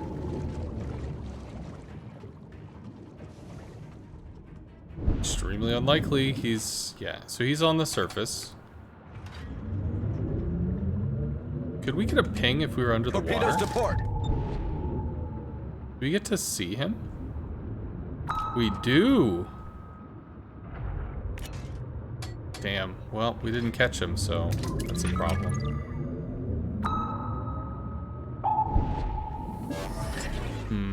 Well, that's at least something to know.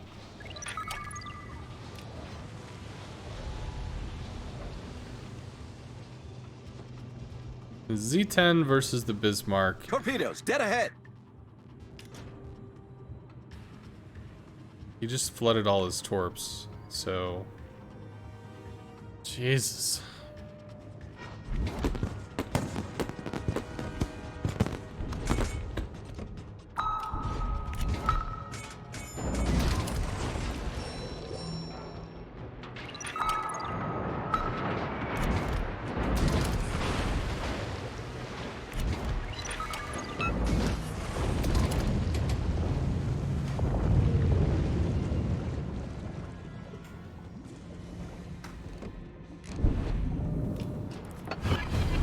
We've spotted an enemy submarine.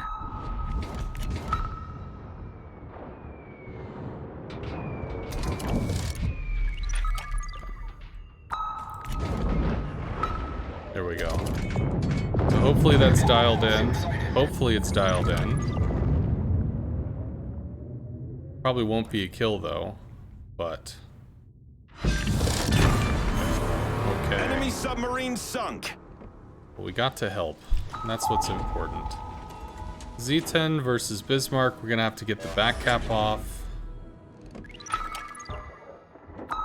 Let's try to be a real nuisance to this dude. That's all we can really do.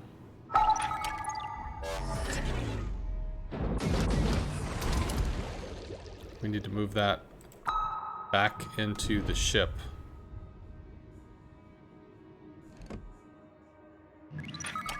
Or that works too, I guess.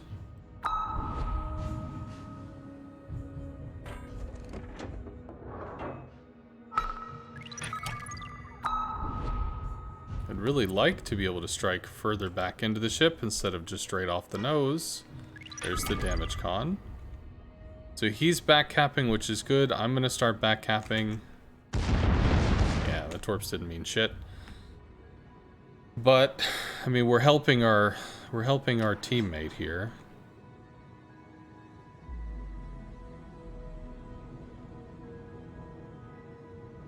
Foaming Jetty just won an Immelman in a container. He's worried I'm waiting for him in a CV. What? Okay. Seems a strange thing to worry about. Oh no! A sconce is out there. I'm fucked. Okay.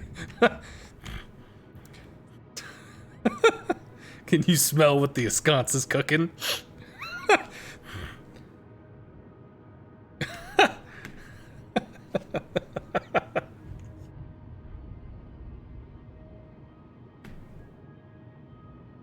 That's it exactly.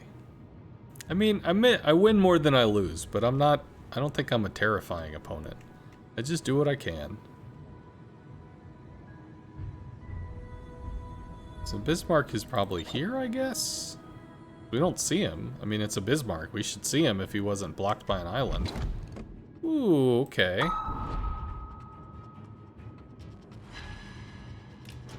Damn, if we could have gotten a ping there. Our victory is in sight. So Z10 versus Bismarck. If the Bismarck takes him and takes this cap, is the point swing enough? It's a 100-point swing, which would put them 120 points up. Although not very soon. It'd be about 100 points. Then he takes this, in which case it'd be... I still think we win it off 2 caps. So even if the Z10 goes down, we're probably fine.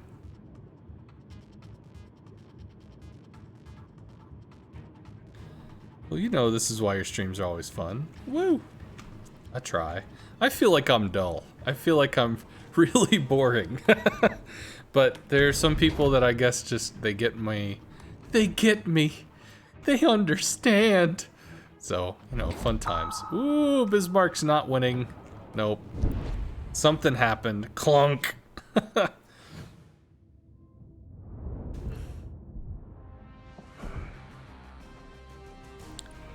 Cool.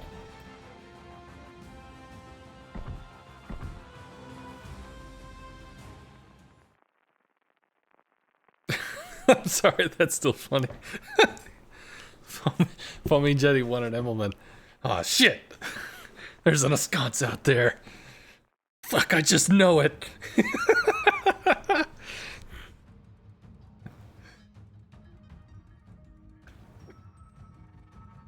Ugh. Water went down the wrong hole, son of a bitch. You are literally the only watchable WoW streamer to me. Well, thank you very much, Buthra. I knew going in that my philosophy, I've said this several times, that as a streamer, there's 2 things that are going to draw people. Personality and gameplay. Oh man, no DDs again. Okay. That's pretty rough. But they don't have radar, but they do have a Tone. Personality and gameplay. So, personality are people like, oh my god, hype in the fucking chat, it's a raid, yeah! Whatever, they got that going. You know, props to the people that can roll that kind of personality and just make you love being there. Like BFK's got like, the, yeah, you know, he gets people all revved up. Good luck and Good skill, we're gonna get the creature. You know, whatever, he gets people in the moment. I try to do that with my shoutcasting for WoWs, actually. I try to get people juiced up, you know, when stuff's going crazy. But as far as a streamer, nah. And then gameplay, and I try to have good gameplay. Sometimes I'm not performing, we lose a lot, you know, whatever. But I feel that, you know, gameplay or discussion of the game or talk about gaming and mechanics and stuff, I think is natively interesting, and I do believe that it draws an audience. And I appreciate that because I don't have to bullshit anybody. I don't have to show up and be like, you know, a fake version of me to try to draw people in. I just show up, I'm gonna do me. Some days I'm a little more peppy than other days. And the folks that hang out, to me, I think it's pretty cool. It's like a social hangout zone, so it's nice. Everybody's got a chicken-headed duck, a sconce thing waiting for them in a bush. Terrifying. I've seen a sconce chase down a ship in a dark alley, broken bottle in hand. Proceed to beat the living crap out of him. Oh, it's rare, but it's happened. There you go. Exclamation point rar.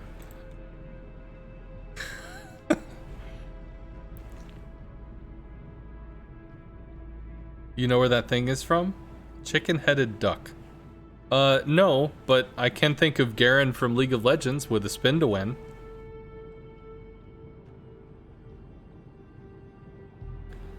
These are the streams that I watch. That's the things, you're not fake. That ruins so many, and in this game, the hate and egos ruin so many others.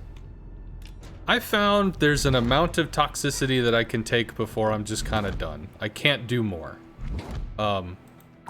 You know, I have a lot of admiration for folks like Flamu, which is probably like the pinnacle of, you know, doing his shtick. So I have a lot of admiration for what he does, because he's absolutely able to entertain the hell out of people, but at the same time, There's only so much negative I can handle. I do tend to buck back against people that are just going to tell you how awful everything is all day, every day. It's just not fun. And I may have said this story before. I think they get drug into the island. Yeah, they do, if he keeps reversing. I used to play Destiny a lot. I used to play Destiny a ton, and my roommate had read or something on Reddit that Destiny, they withheld content, that they designed the game, they intended to release, you know, all this stuff, and then because they decided to be greedy, they withheld content so that they could release it as an expansion pack or something. And I mean, he was relentless. He was absolutely in on this. He would not stop telling me about how terrible, you know, the company was, that it was doing this and it was screwing people over, and it took a while. It took a few weeks. It took a month or whatever. But eventually it burrowed its way through, and it's just, my love of Destiny just turned off. And there were several times where he apologized for it. You know, he said, hey man, I really didn't mean to do that. It's like, I understand, I get it. But you did it. And I don't get to play a game that I played for like 1,100 hours, or at least I don't have the same love for a game that I played for X amount of hours. So just be careful, you know, when you're just gonna throw like endless bouts of awful. Because it's just not worth it, man.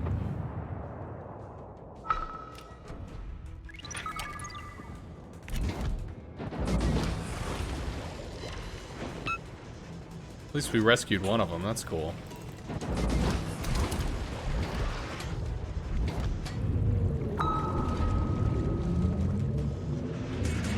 At least that was my thoughts on it. I think he cuts forward. Nice, that's actually really good. Try to put the ping back here. That's too far back. So that means that he could reverse and be able to juke pings.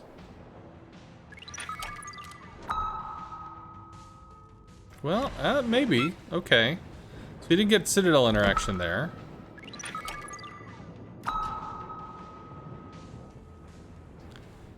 Fishtail's out. Cool. So we don't get Citadels, but we get damage, which is good. Ooh, okay. Hello, friend. Good to see you. How you doing? How's your mom and them?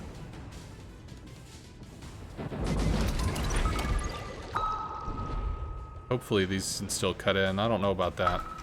Seems kind of sus to me. Try to hit there? Nope, didn't happen.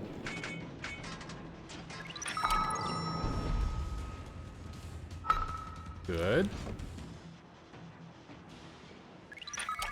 Nope, can't do it.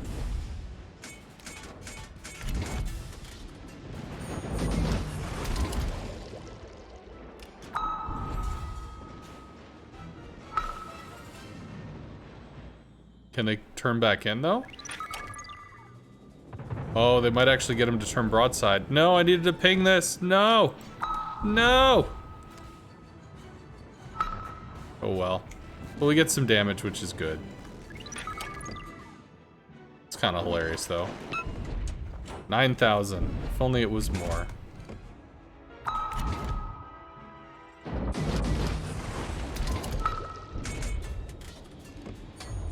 Nope, still can't. Moggy's too close. Am I leading this correctly? Good, okay. Is he turning... He's flattening out.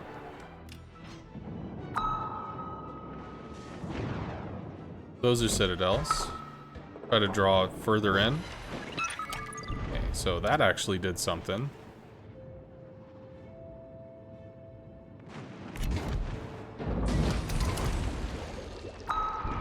I don't know if I can rescue that ping, but it'd be nice if I can. Cool. That should be enough to take him out. So once he dies to shells or to torps, then we can swing over for this Amagi hit. He's down. We don't have to worry about that. Yeah, he's down. So we need to try to hook torpedoes in.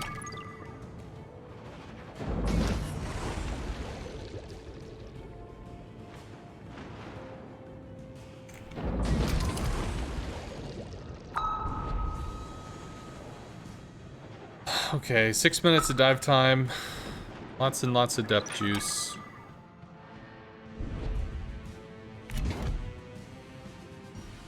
Torp comes back up. He sees the torp soon, he might damage con. Which means when he does, we might actually be sending these torpedoes off to their death. Which would be sadness. I don't think we get anything cool out of that, but maybe we get one of those two to hit? Or did they just... yeah, they just... whiff! Damage con should last, what, 10 seconds? Or did it just time out? Might have just timed out. Our victory is in No, sight. it's got the little flashy light, so it's still damage con. Holding down there, still trying to work on the Amagi for what we can. And these torps are in fact gone. But he probably goes down to shell pressure. Thank you very much for the 13 months, Thalamus. Unlucky month, my ass. It's a good month.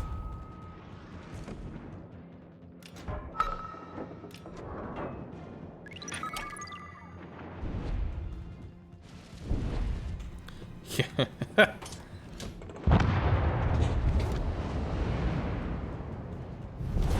Our victory is in sight. See if we can spook him.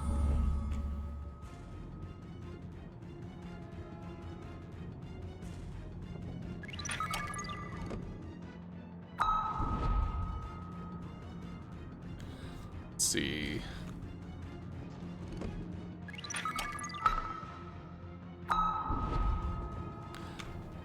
And just in case it didn't come across correctly, when I was saying, you know, talking about Flamu or BFK's yeah, it's not to insult that. It's more to say that they have personality and I don't. So I tend more to be about commentary and discussion of mechanics and gameplay presentation. I think that's more my gig than getting people hyped up and riled up and super excited, and I don't think I'm entertaining in that way. He fishtail into that? He does.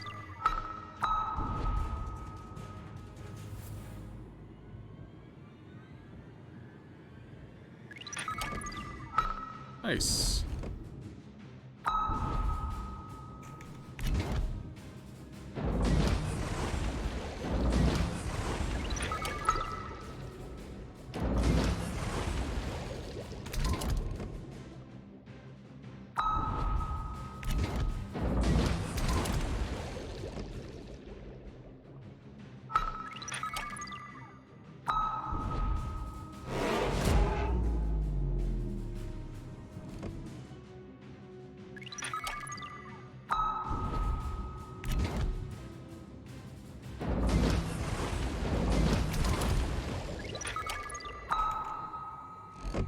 Ugh, wish you could pick what torps you're looking at. Needed to keep that ping active. Maybe? We nipped him. If we nipped him a little harder, he'd be down by now. There we go. Still have the single cap. Not doing too hot, but we are up in points, which is nice. Start trying to maybe take a cap, because I think that's what we have to do. This is, if the sub or the somebody back caps, I mean, that's the difference between win or loss. Our victory is in sight.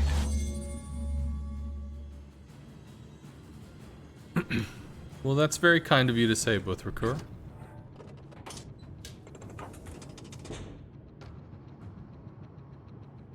And I do mean that. That is very kind of you. Okay.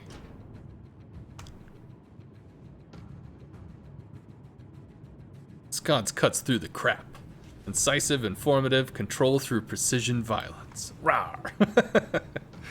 Hit it head on! Alright, Tone strikes the Talon. Talon is enough that he'll survive.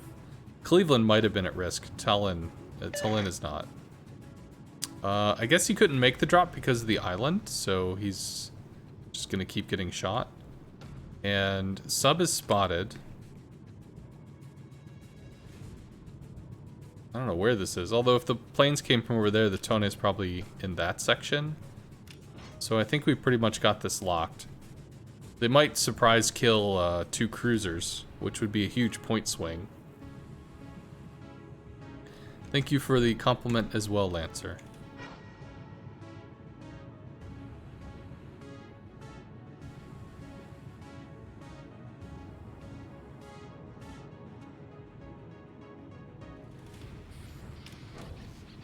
Alright, so I think we got this one. Started out rough night. I think we had like 4 losses in a row. But I think we're up to like rank 4. Oh, it doesn't say. Yeah, okay, cool. We're getting there.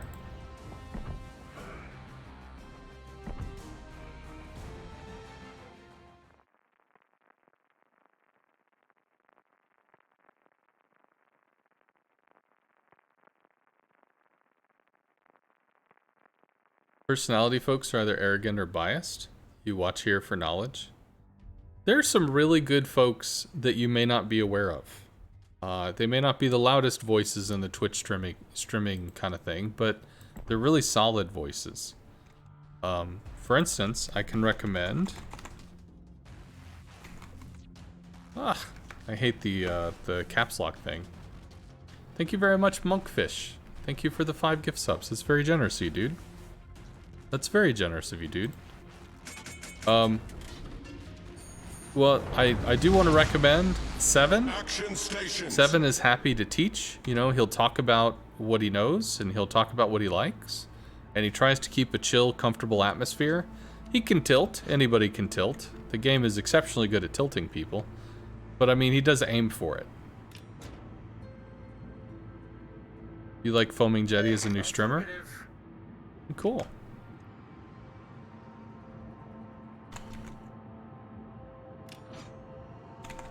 Well, in case y'all want to check out Foaming Jetty, there's a link you can click. So, I haven't seen him, but Bogey-Wan Kenobi's been around for a while, so yeehaw.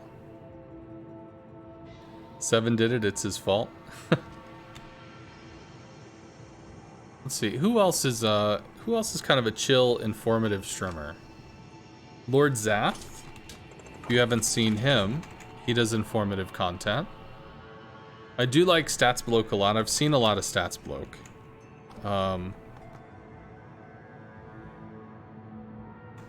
And he's often streaming around these times. Rimu? Rimu is solid. Rimu is a little bit on the self-hating CV. A little bit. Where he likes CVs, plays CVs, but you know, but CVs are broken and they're terrible and they're bad. So he can be a little memey. But he does try to help. He tries to be informative, he tries to be helpful, and show people, you know, what's going on and how to do it. So he's a good dude. Can recommend. We've rated him a lot of times. That's Remo Bakarai. Trying to think of anybody else that's like kind of chill, mechanically talks about stuff. Lego Party actually streams, although I don't know how often he streams. I've seen him stream like twice. You gotta stream more, dude. Do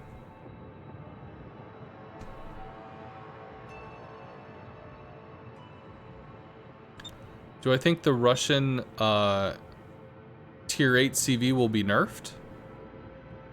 No. The premium one. So the Russian CVs are interesting because they were designed with limitations. All the shots are broadside, they're slow, etc. Yeah, they've got big throw weight, but their shots are broadside and they're slow. I haven't seen Carbine Kalido, so I can't necessarily recommend them because I just don't know. Tiger's Den has been enjoyable. Okay. Well, check out Carbine Kalido and check out Tiger's Den. Shocked you think Zath is chill, but don't want to throw shade? Well, Zath is very informative. And he is... How do I put this? Zath is extremely helpful. He is interested in being a resource and interested in being able to assist. Granted, I think he drinks some dirty water when he goes over replays, because he's probably been over thousands of replays by this point, so maybe he needs a little bit of dirty water that's alcohol to you youngins to get through it. But, ooh, that's bad. Terrible's dead? Terrible's dead. He gets slaughtered by the Cleveland and all this other stuff. That sucks. I don't think he's going to be able to murder face anybody. Ooh, got a torp in. Okay. Is he flooding out? Oh, wow, is he flooding out? Okay, Benson's super hurt too. What is this? Wow, okay. And the Terrible's not even dead. That was a huge play over there. But Zath is super helpful.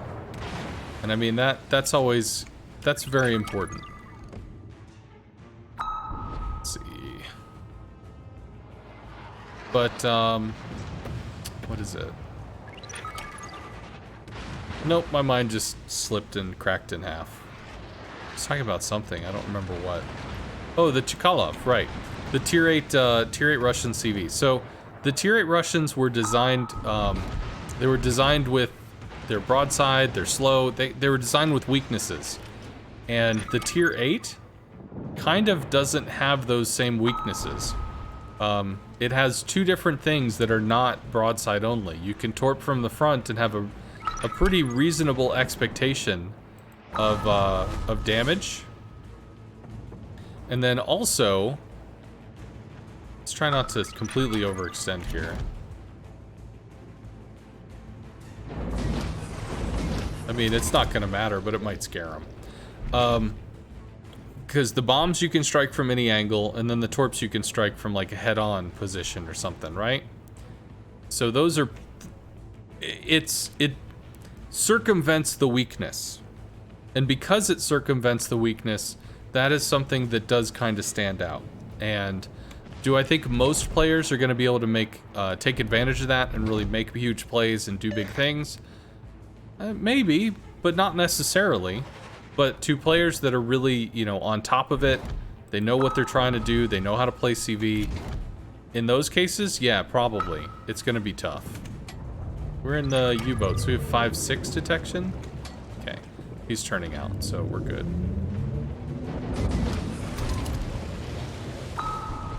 Did he damage con?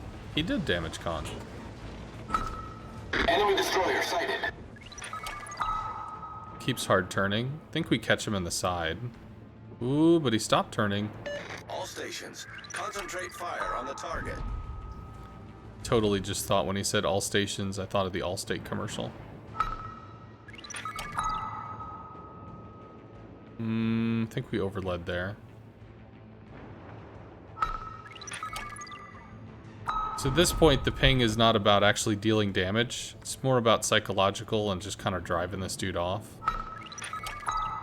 Ooh, but we got a double ping. That's cool.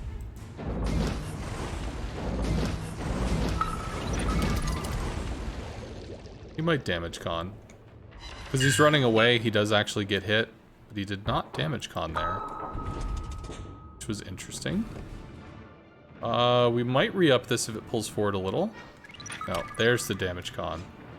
It'll only be about 5 seconds. Takes 9 seconds for the ping to reach him, it's fine. Or, no. Our team has taken the lead. 6 seconds for the ping to reach him. Can we salvage these torpedoes? Can we reverse them into the Bismarck or something? I don't know if they'll have range though. Cool.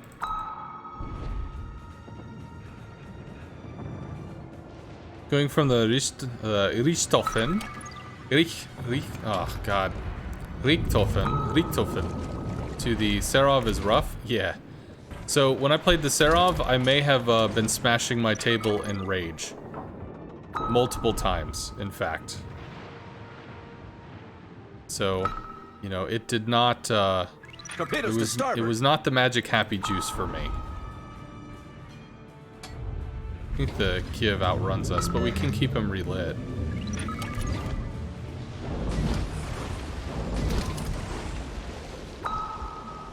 Kiev's super fast. Do we overlead there? No.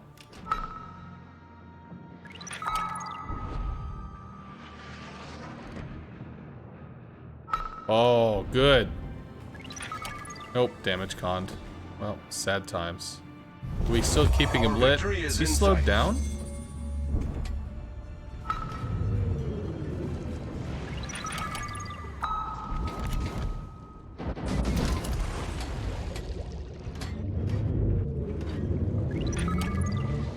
Those miss off to the right.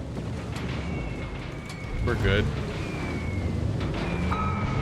Time travel. It's either all a joke or none of it is. We're good. Alright. I'm not really sure what happens there. He is still lit. Kiev has bad detection, but it's very fast. Ideally wants to engage stuff at like 12 to 14 kilometers, which he is not currently doing. Doesn't want a beach. What? Oh, wow, he's so far away from the island. He's not gonna beach. Whatever. Yeah, they're like, Rimu loves the USSR CVs. Crazy about him, plays them all the time. Which is great because I'm not, so I can send raids over to him so that he can teach Russian CV, and I don't have to.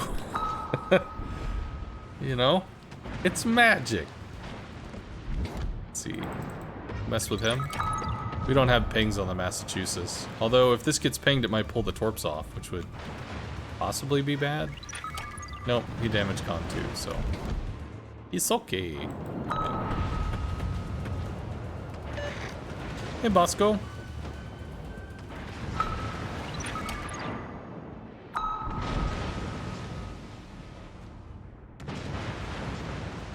Double ping? No! Yeah, I don't even know if we're gonna catch him with torps. You got an Immelman in a crate? Don't play CVs though? Well, actually, here's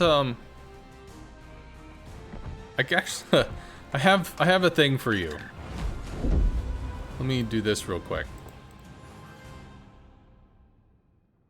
So YouTube, unfortunately Twitch is not able to export up to YouTube like it was, so my extremely stupid amount of videos up on YouTube is kind of in a holding pattern at the moment because I can't throw more up. I could download them off of Twitch, edit them, and then upload them to YouTube, but that would take a lot of time. So for all intents and purposes, YouTube's a little stalled. But if you go to the channel, there is a coaching session. This is Battletech all the way out to like the end of December.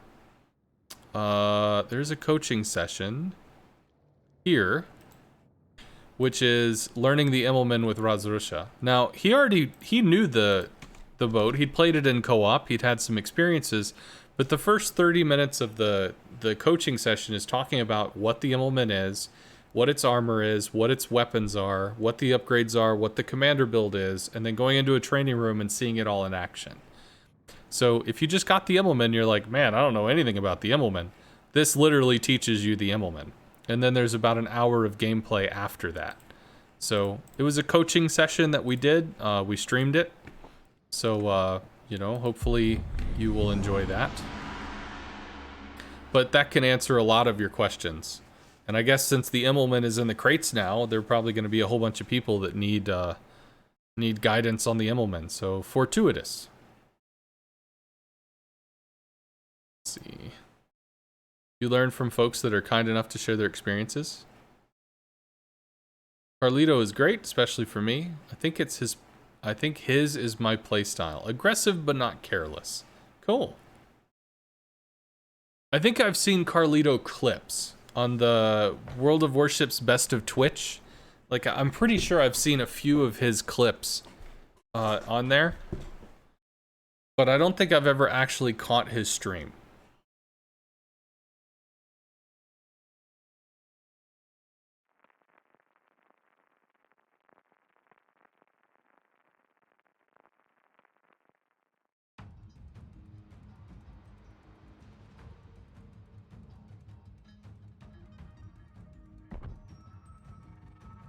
There's Ducky Shot.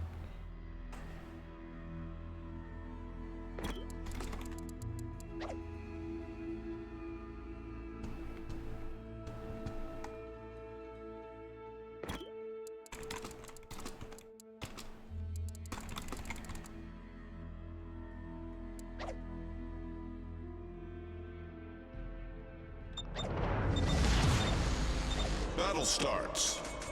Try to draw a line across the map so people have an idea. We do have a DD. Is he heading to Charlie?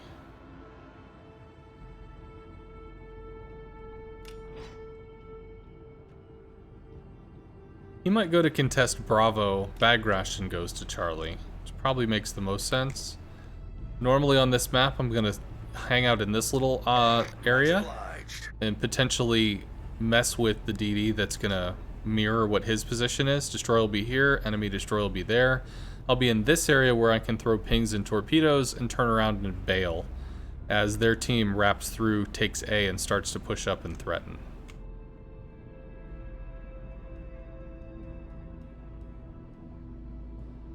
By the way, I don't think I say this very often because I don't think to say it, but thank you everybody that's here. Thanks for hanging out. I think it's cool that people like to hang out, which actually is the reason why the Discord was created, because there were people that showed up like every day, hung out for 2 or 3 hours, and ultimately I thought it'd be a cool idea to have a Discord so that people that saw each other every day could stay in touch. So it's funny how little the Discord has to do with me. It's mostly just people talking amongst themselves.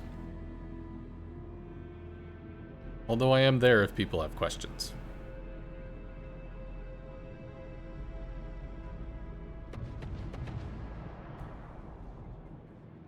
10-kilometer radar? Probably.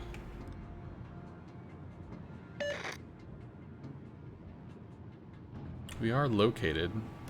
Which is probably the Benson. Bravo contested. It is not.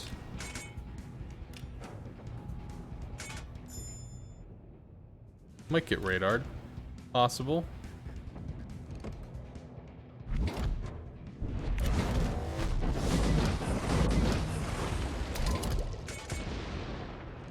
Well, we took B, so gonna start bailing on this position. I doubt the torps are gonna make it that far, just because of homing issues.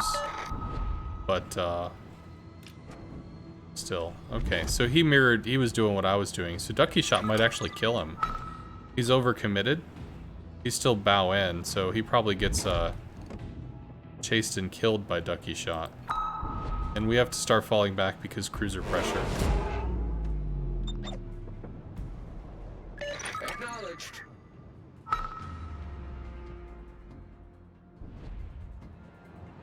Yeah, so the torps will run out. It's perfectly okay. I think we hit island there. I don't think we actually get that shot. Ooh.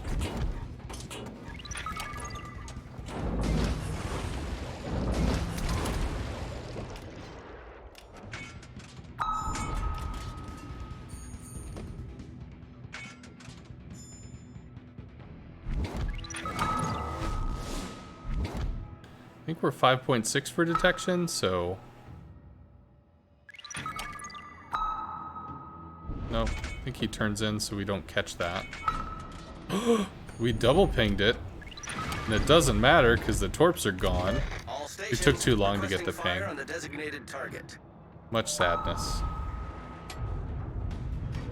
So they get to see where we are. Not sure if they're going to do anything about it, but the fact that we were able to get a ping off on them was pretty cool. Unfortunately, it didn't matter, which was less cool.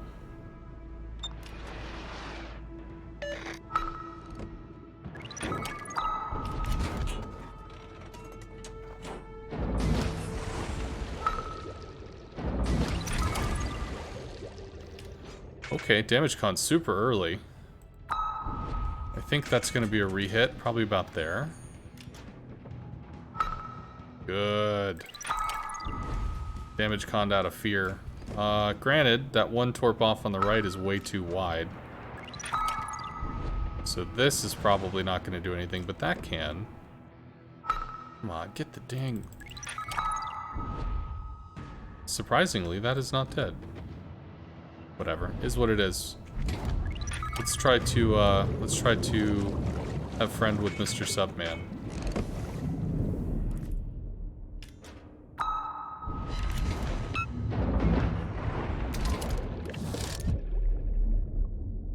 Enemy destroyer sighted.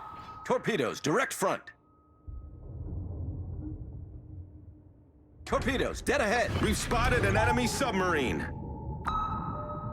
Torpedoes, dead ahead. Attention! Maximum depth reached. Nice.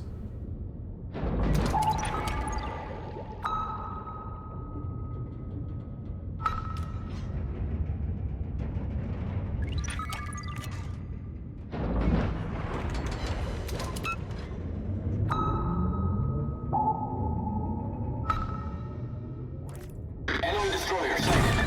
Got him. Enemy submarine destroyed. I think his damage con must have been down. Not sure why. Maybe he just didn't expect the sub to be there. Maybe he didn't expect me to be there. Okay, so Massachusetts pushes. Amalfi is pushing back. Plus has a Bismarck on his side, so I think we can work it. We can push up and try to get side shots here. I think we could do that. You have dodged so many submarine torps to your vids, man. Can't thank you enough. Fuck yeah, Basco. I'm glad to hear it, dude. That's one thing that I really hope, you know, people get that information out. Because part of, I think, the devs, I think, you know, they don't just come out and scream, this is how you dodge torps. Because part of playing a game is figuring stuff out. Some people really like to be the first ones to, you know, figure out a mechanic or whatever. Which is cool, but, you know, until you figure out the mechanic, it can be a little tough, you know? So...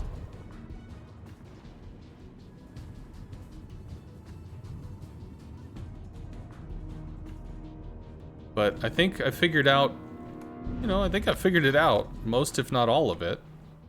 So, definitely, by all means, you know, pass the video along or pass the information along. Because, let's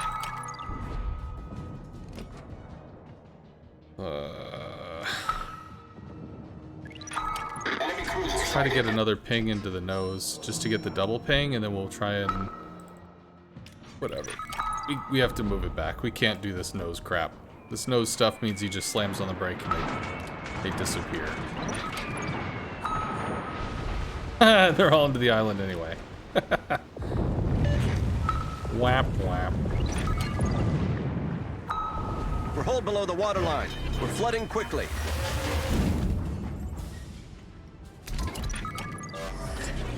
Problem solved, sir. Gotta ping along the line for the Megami.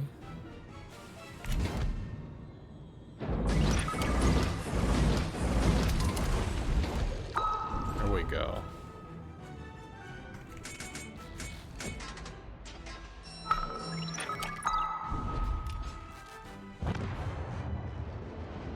Come on, please. May have overled. Nope.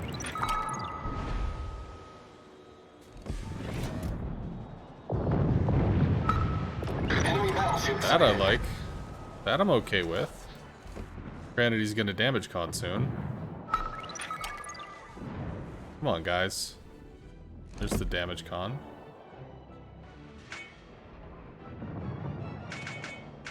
Torpedoes, dead ahead. Our victory is in sight.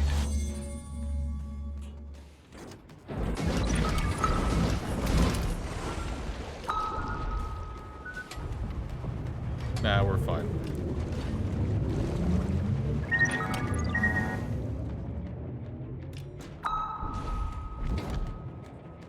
Well, we can still harass. We have the double cap advantage, so there's that. Plus we're spotting, which is also nice. I don't know about that. That was a sus ping. We could probably turn this onto the Gascon. I just don't think we're going to have that interaction with the Megami. First, we actually have to Torpedoes, dead ahead. hit. Torpedoes to Nope, port. probably can't have the interaction now. Can we scare him, though? Well, those torps are just gone.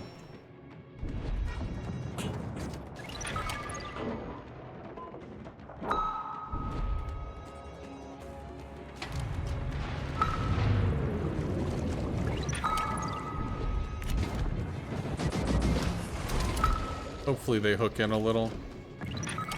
All I can really hope for. That's good. Good, okay. He's gonna turn. Our team has taken the lead. Watch these. So these are all interaction points about here. Homing just turned off. And they miss. But he's too close for me to be able to strike in on the side, so I don't get to do that. I can try to force him to stay bow into me, though. If I can keep up the pings, however, which means Caustic Torps might do the thing.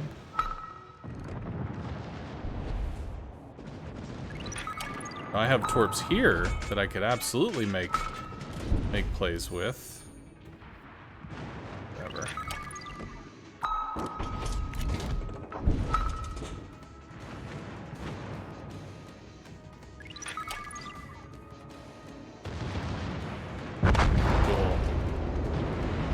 We're forcing him into, you know, a really uncomfortable position, but we're not getting damage.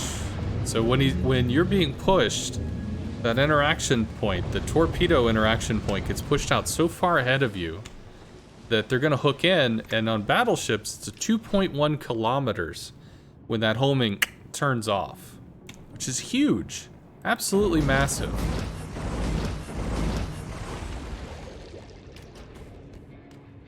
So you can just watch, whiff, you know? I mean, I could have just tried to get torps into his nose, right? Instead of trying to get citadels or, you know, stronger interactions. But that's what I did. Sith, thank you very much for the raid of 27. What's up, Sith?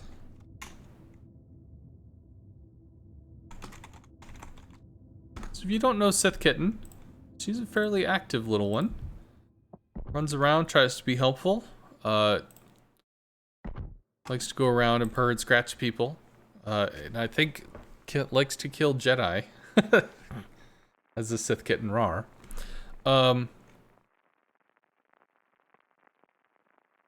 If you send them out in 2-second intervals along the path and then paying halfway to your target, your hit success is better. Yes, but in order to get the... it's more about trying to get a double ping interaction, which takes about 12 seconds to set up, give or take. How do you get a submarine? If you play tier 5 and up ships for a certain amount, you'll get a tier 6 sub. If you play tier 6 and higher ships after that for a certain amount, you'll get a tier 8 sub. And if you play tier 8 ships for a certain amount after that, you'll get a tier 10 sub. It's a combat mission in the game, so that you can train. Good night, Sky Raider.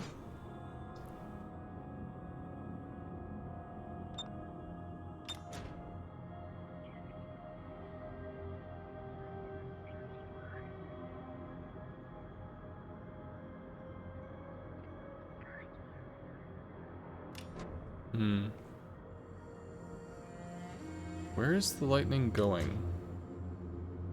I guess he's going to A, which means I think we're forced to go to C. Richelieu's going to sea, but we can try to work with the Richelieu. It's awkward. Having a sub is not nearly as impactful as having a DD as your front line, but maybe we can make it work. Is Sith Kitten here? How are you, Sith Kitten? Maybe she was done for the day.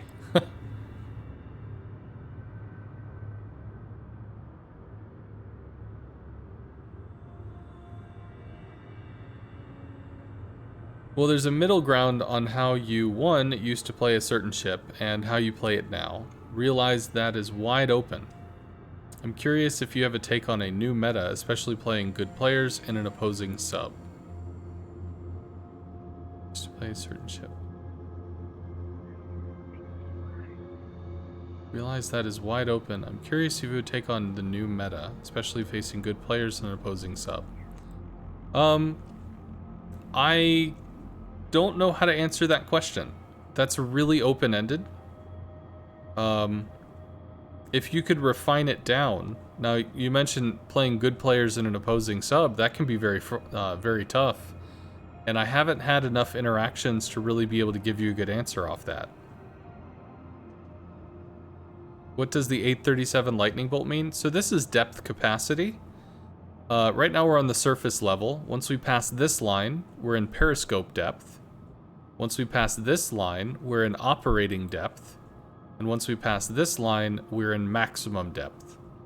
And as soon as we go deeper than this line down to periscope depth, we start using our depth capacity. It's just basically a timer for how long we can be under the water. And if we're detected while we're under the water, we lose this at 3 times rate. So subs are made to not be detected. So if we get detected, that's bad. Where are you going?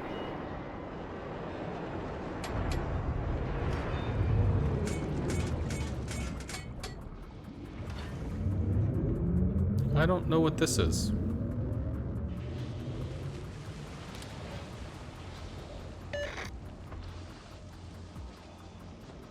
Heads up, you're holding enough paper planes, you got a CV request coming next time you're doing CVs. Sure.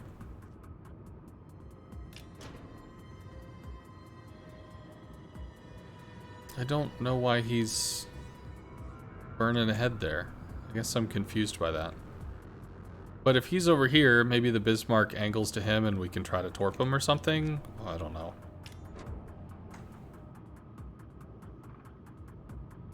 It's okay, LTZ. Although I think, yeah, I'm not doing subs or CVs at the moment, so... Great, we're dead.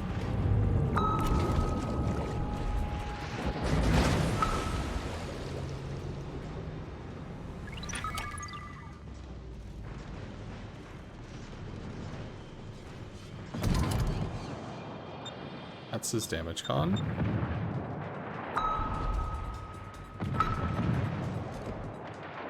We get a double ping here. That's extremely hard for a DD to deal with.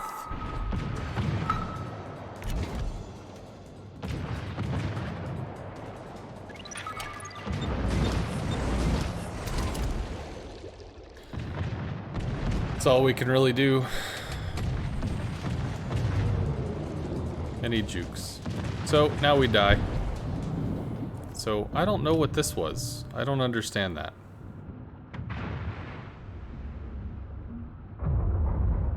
Attention! Maximum depth reached! So the kid takes the cap and kills us, and we're not going to be able to interact with any of this. Which is cool.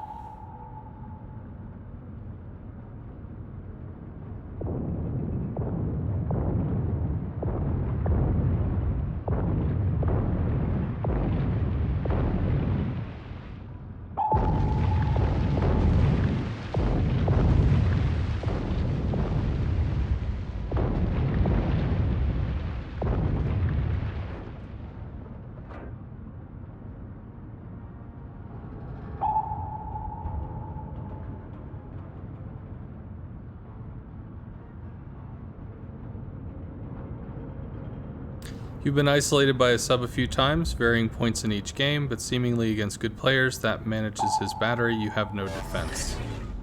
Well, best thing I can tell you is whenever you have something where you just really feel like, man, I don't know what to do here, save the replay.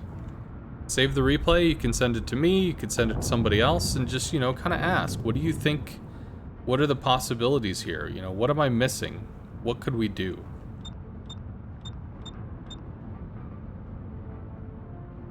Affirmative. Because unfortunately, I don't know enough about the situation you might find yourself in and stuff like that to just be able to give you an answer off the cuff. Which sucks, but I mean, that's just the truth of it.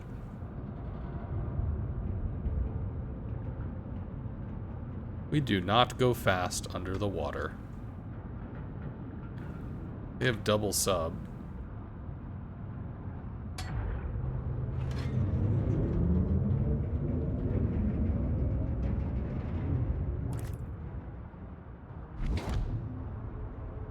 RPF'd in operating depth. Much sad.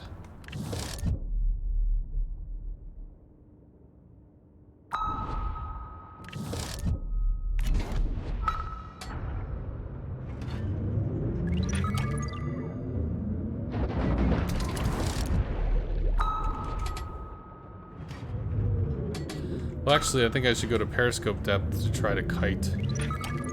Although we might have the kid up our ass pretty soon, so that'll be fun.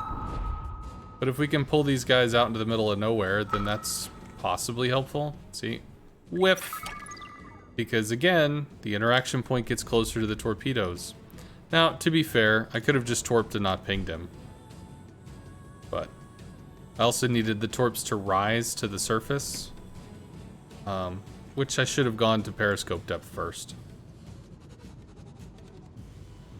So he can move faster than we can, which means he just runs us down. But if he's going to run us down, then that also means that if he runs us down, he's not interacting with these guys. Which is good, or at least potentially good.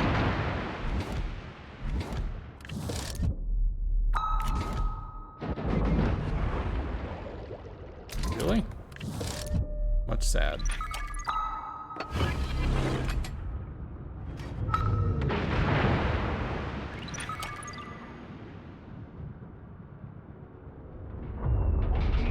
Attention! Maximum depth reached. So we slipped right on that line. I think we live, but super close. The ship is on fire. These guys need to get the hell out of A. Problem solved, sir. Please get out of A. Get some information as to where they are. If I ping, it tells them where I am. Okay, and there's the kid over here too. Alright, well. Can do this. I'll have another thing in a little bit.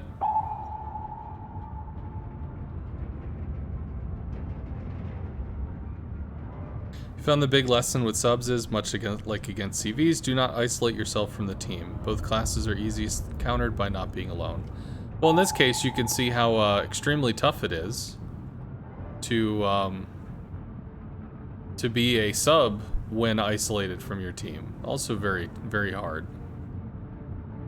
Because you just get charged. Nah, not likely I'm going to be a submarine main.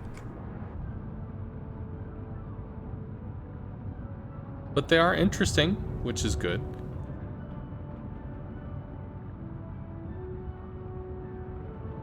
Jesus, guys, please. All stations, proceed to capture that area. All stations, proceed to capture that area. Capture that area.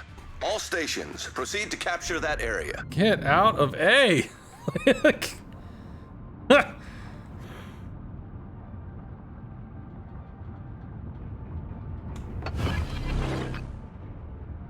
I mean, I have to assume these guys are just hard committed for me.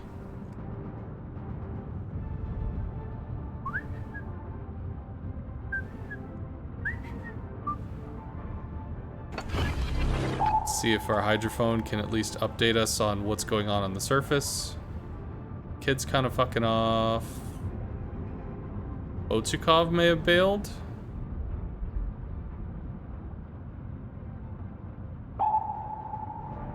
I mean, we don't know, right? As soon as I surface again, the RPF on the kid is gonna latch back onto us. Press M? For what? The enemy is about to win. What is the M supposed to do?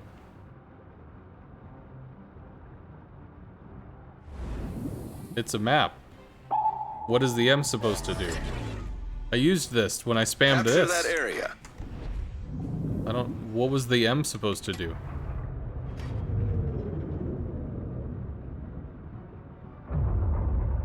It will show you last known Maximum positions? depth reached. No, it doesn't.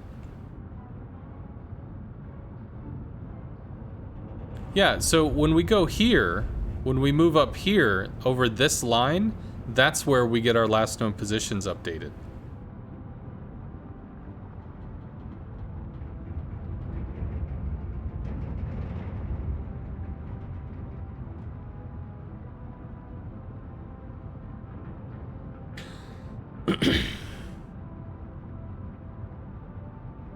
If they're firing, it'll show them. Oh, so what you're saying is look at the shell tracings.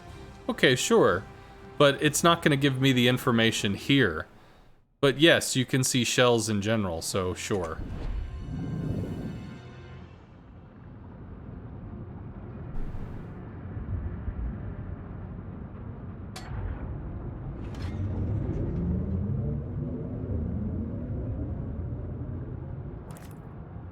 Alright, so... maybe... we can go on the surface? 6 kilometers is not detecting a Kiev. At the moment, anyway. So we'll try and go up and see if we can get some depth time back. And potentially back cap Charlie.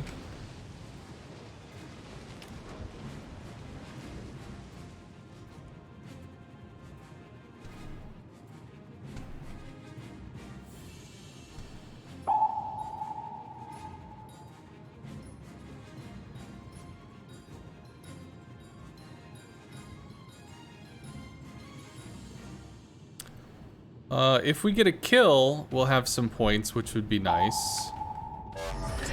But, I might be able to step on the cap. If the Amagi could clap the Ochikov, that'd be pretty big. And the kid is running to back cap. So this wins the match. There's no way to stop that.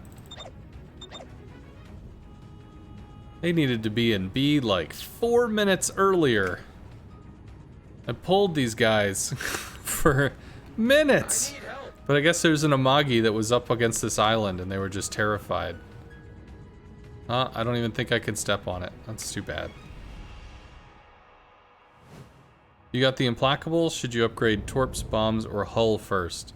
You never really need to upgrade the hull. So, not much there. But, really that's a judgment call that you can make an informed decision.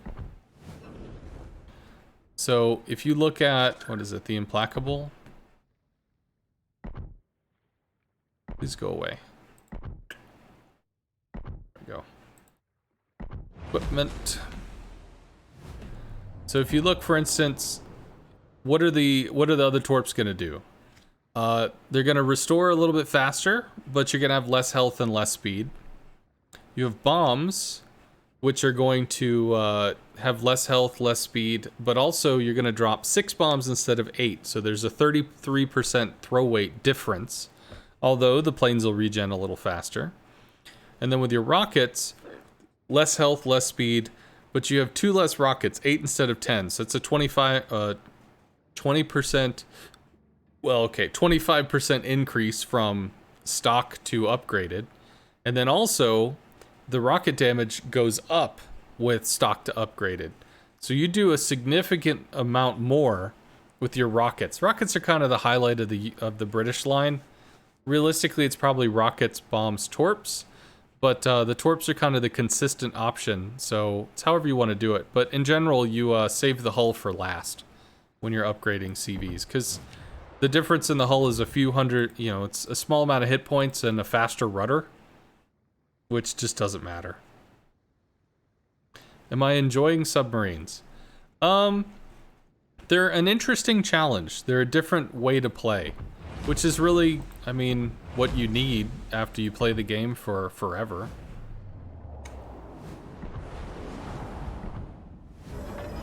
Have you tried subs, Litijo? I think the name of your stream earlier today was Never Submarines. So I'm assuming that's a no. Or the 2+ on bombs might go there. Yeah, so what is your issue with subs?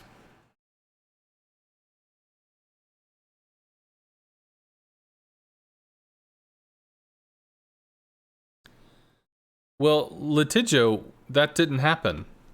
That's not what happened with M. When we looked at M and we saw the shells being exchanged, we didn't get updated firing positions. So that's not, that didn't happen. It didn't give us updated positions on the map, but we did get to see the shells.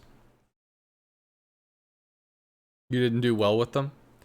They're tough. They're awkward. The homing mechanics are weird, but once you learn the homing mechanics, you can actually juke a lot of incoming torpedoes, even with like lock-ons and stuff.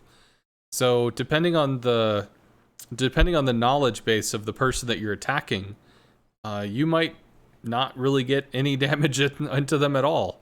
You can certainly provide pressure, which is good, but I don't know, not as threatening as people make them out to be.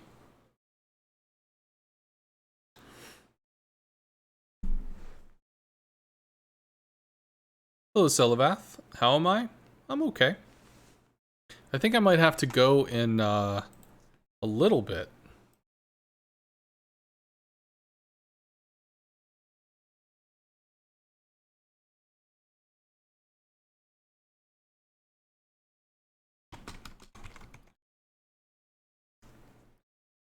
Let's see. Where is Zath? When are we doing this? 9 o'clock. So 2 hours. 2 hours. We're gonna get a bunch of casting stuff ready. Okay.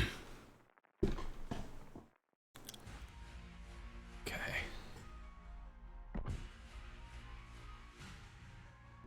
think we'll get our screens synced and you know, get our stuff on the same page for the COTS that's going to happen tomorrow. And by the way, for COTS, I'm going to let you know, when I was doing it with Golfman wanted to put in a little bit of space to make sure, you know, that in case there was some downtime or some overages or some weirdness, that the schedule didn't get cluttered up. Lord Zath and Sea Raptor, to hell with that. They're in as many games as possible, anytime, always. General quarters. So I think me and Golfman did like 5 games casted over 3.5 hours. Lord Zath and Sea Raptor did 8. So when we're going on Saturday, it will probably be a lot of matches. It'll be like a match going right into the next match, going right into the next match, going right into the next match. At least that's Zath's intent. So if you were here for COTS in like the past week or weekend, there were some times there's like a 15-minute, 20-minute downtime, and Zath does not want that. So if you are not about the downtime, that may not be a thing.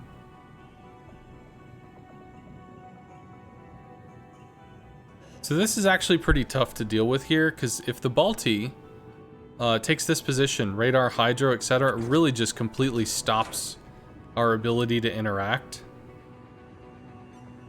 So we might end up going on the outside, which would be really awkward. Saturday, what time does it start? 3 p.m. Eastern. I mean, the Balti might go back there, but still, like, the hydro and radar just gives so much information on where we are and what we're doing, and forces us under the water to avoid, and then we have to go all the way to max depth so that we don't get depth time issues. If he's like bunkered off this island, it just kind of locks down this whole section of area. Because if a DD is spotted behind a rock, you know, as long as the DD's not getting shot, it sucks that he's spotted, but the DD doesn't care. If a sub is spotted and is anywhere being forced under the water at all... Okay, cool. So Balti is... I don't know why the Balti is all the way over there, but hey, I'm cool for it.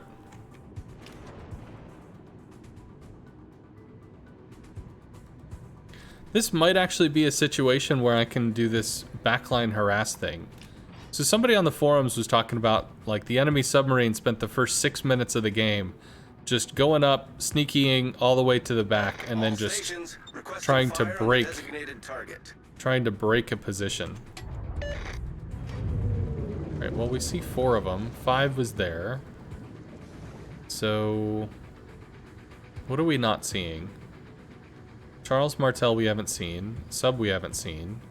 I think when I get to about here, I'll pop hydrophone, see if we can get any information. If they have hydrophone, I won't know. But my position will be listed on the map. If I'm at periscope depth or higher, it'll update the map, but it won't visually spot me.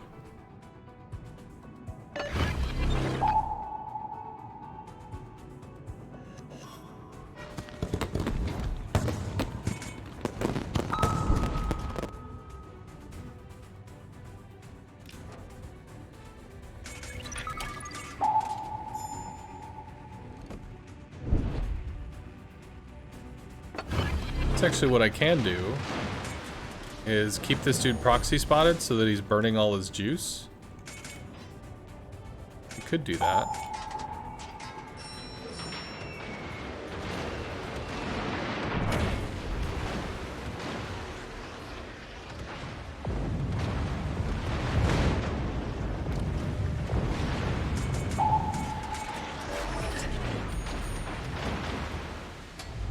Why am I radared? Balti, maybe? I'm gonna pop this real quick. Torpedoes, direct front. So we are dark. Might actually be turning into that torpedo, which would be cool, but it might also be too low to strike us. Okay, there's a Martel. Stations reporting the position of a strategic target. It's tracked by something. Why did we see this? Why did we see that position update? Oh, because he's got a ping-in on him. Okay, cool.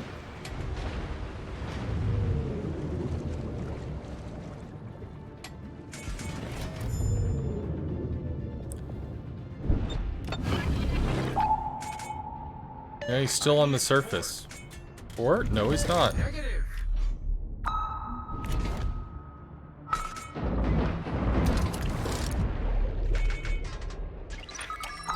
We really want... Oh, did he juke it?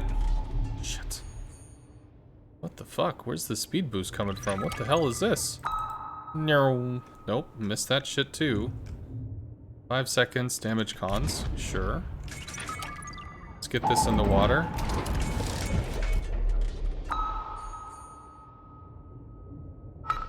Okay.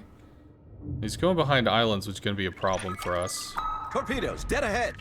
I don't know if we hit too... God damn it. Why is he moving so Torpedoes, fast? direct front.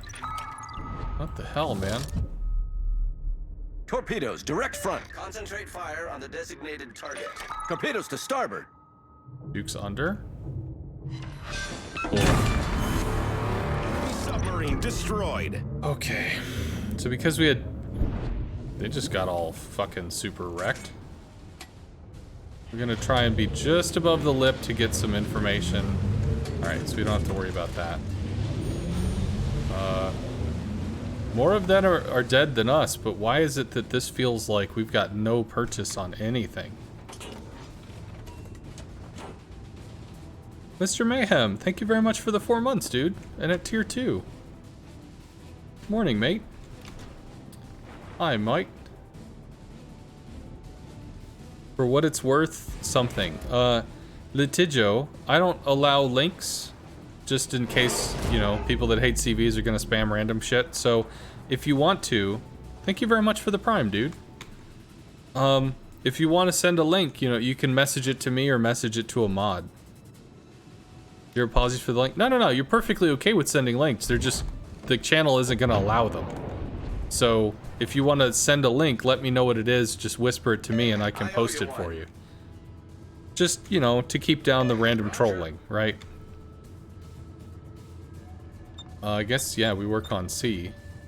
Would be nice to work on the U-boat, but this will be okay. It describes the M exploit. See, we did it though.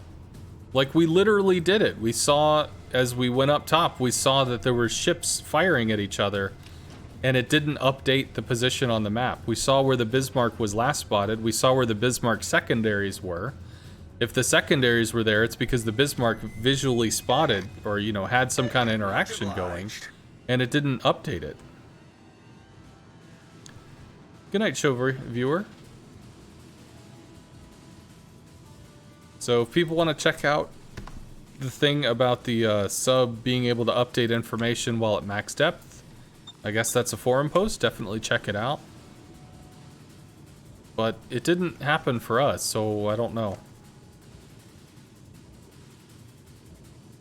Well, I'm definitely going for C. Hopefully they don't get isolated and taken out. That would be bad.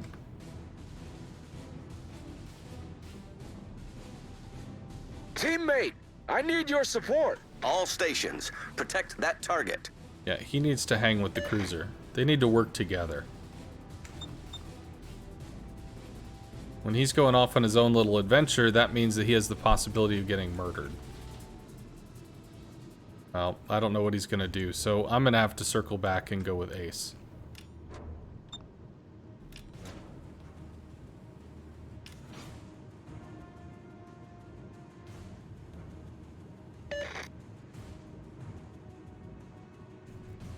As to subs, you find them interesting, but they change the nature of the game more than you're comfortable with. You're up against a division of a CV and 2 subs. Okay. Top purple players, we had no chance. Sure, but if those players were in other ships, did you have a chance? You do realize that Super Unicums in a triple Super Unicum div have something like a 95% win rate. I mean, that's just statistics. What was it about a CV and 2 subs that somehow you just got nailed? Why was that different?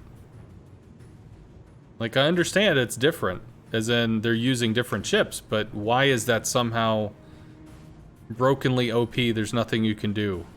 What's the reasoning behind that?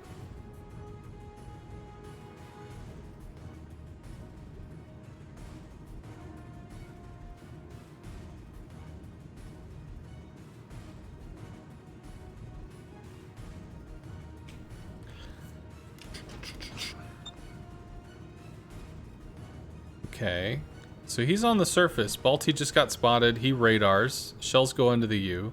Probably doesn't get taken out. Might have depth charges coming in. Yeah. He jukes the shells by going under. There's the depth charges. Probably doesn't get taken out by the Balti, which is good. But I want to make sure that he doesn't get, you know, bingoed by the sub. Now, because this happened, their sub could have taken some free shots in on him. Could be an issue, and I am currently spotting the Balti because he fired, but he's about to go dark. Or no, he sees him at operational depth out to his air detection. So maybe that's not the case. Now, running away from torpedoes puts the interaction point away from the torps, which means they home a little better.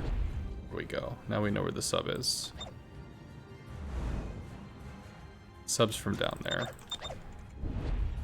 Much obliged. I'm really surprised those torps clapped him. It's like, I expect people to do things, and sometimes they don't do things, and you should just take the shot because that kills them or something. Alright, so he's got his hydrophone going, because I think they're outside of detection range, but that also means that we can start to work on this. And our hydrophone will have him in range, so all kinds of torps for this. Wasn't this dude like zippy as fuck? Yeah, something about this is just super speedy feeling. What in the hell, man? Like, he's going slow. This... What the hell?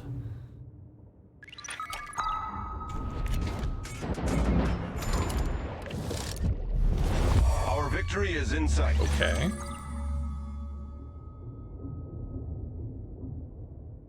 Excuse me, sir. Sir. What is this? What in the hell? Torpedoes, direct front. Torpedoes to port. It's the damage con anyway.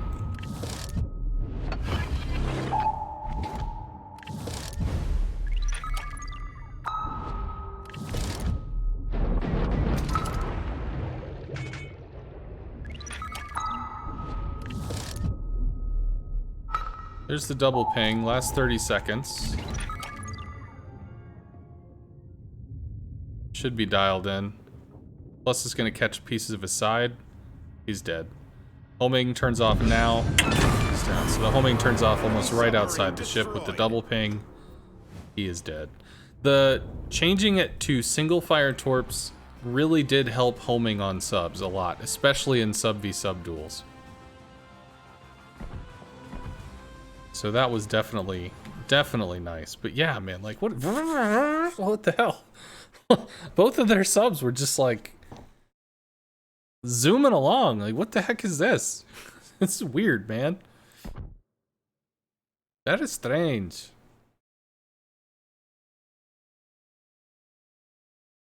The other problem you encounter with subs with that you were not able to resolve was playing against them with a CV. Well, sure. Yeah, so a CV is very powerful, right? And its ability to get information is very powerful. So what were the rocket changes? The rocket changes were you have a low health influence class that a CV was able to find, bully, and kill with rockets. So the rocket changes added this delay to make it extremely hard to find and bully and kill a DD. Now, if your team is there, you can light them for your team to shoot, or your team can be fighting them and you can come in while they're not paying attention and get a shot off, because you have to, you know, lead significantly. So that's fine. But in terms of like, I'll handle it, you know, that's not really such a big deal, or that's not such a thing that it used to be, which is good, I think. So if you had like depth charges on a CV, then if a sub runs it down mid, a CV can spot this, drop a fighter, and just force him down into max depth where he can't do anything, can't see anything, doesn't have information, until he can slowly crawl out from underneath the fighter. And at tier 10, you know, going 31 knots or something under the water, they're gonna get out of the fighter faster, but at lower tiers, tier 6s and 8, you're going 15 to 18 knots underwater, you're slow. You're gonna go really slowly out from underneath the fighter, which means you're basically just lit for a minute. In which case, you're stuck with no information for a while. Well, if a CV can just sit on top of a submarine that has no friends nearby that have AA, then they could just sit on top of the submarine and just depth charge it to hell. So I don't know if you can do that. But I do think, wouldn't it be cool, because Wargaming said something about support CVs. You know, the CVs that they removed from the tech tree when they shrank it down, I assume to consolidate the player base so people didn't have to sit in queue for so long. When they took those CVs out, there are people that really want them back. They want the Yorktown. They want I can't think of the names right now. But the Taiho, like there are a lot that people are like, man, this is a ship. I want this ship. I want this ship in the game. So they said, well, we don't want to just give you a whole bunch of different versions of the same thing, rockets, torps, bombs. So we'll keep these things on the shelf. We'll figure out like a secondary way to play CV, like a support CV, and then once we have that, we can take them off the shelf and put them back in the game with like a secondary version of how to play. So maybe that version could have like hydro buoys or smoke bombs or something where they can come over and drop like a smoke like a daring might have, you know, a little temporary small foof kind of smoke, or a version that draws a little smoke line. Those might have depth charges because that would be a supportive function to be able to harass and bully a submarine in a way that another CV couldn't. So maybe in that sense.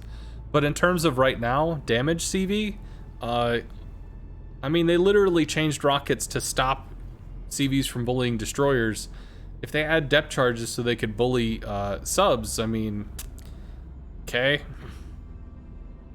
But in general, if a sub slips through and just murder faces a CV, the CV needed to have some semblance of a team. Now, a sub can go underneath their team and get to the CV, that is true. But still, you do need to at least play... If you're a quarterback, you know, you need to have your linebackers. You need to have your front line. You can't just go off and do whatever you want. Yes, you're a quarterback, and yes, you're real important, but you still gotta work with the people nearby. Because if you just run off to hell and back, then somebody can get through by just going around the big dudes that are trying to keep you safe. Ugh.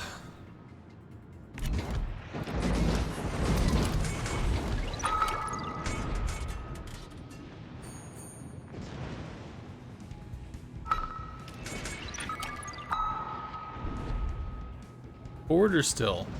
Forward.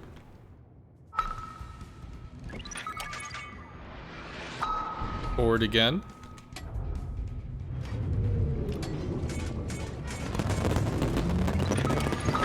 Reversing.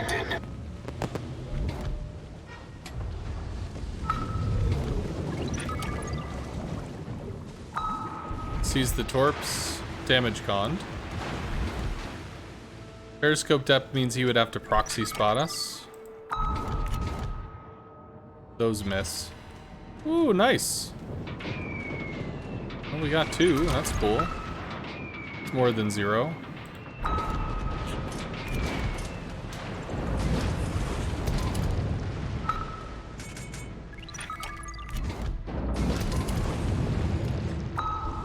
But I mean, at least, well, I guess he's camping now. How about can we spot this? Is he too far forward? We might be able to get vision.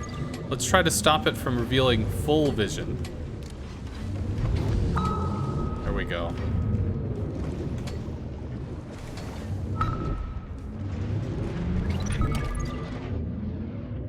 Enemy cruiser sighted. Whoop! That's probably a little on the surface. Yeah, 5.6. Okay. Attention, reporting the target position. As long as he keeps shooting, I'll keep seeing him. Cool.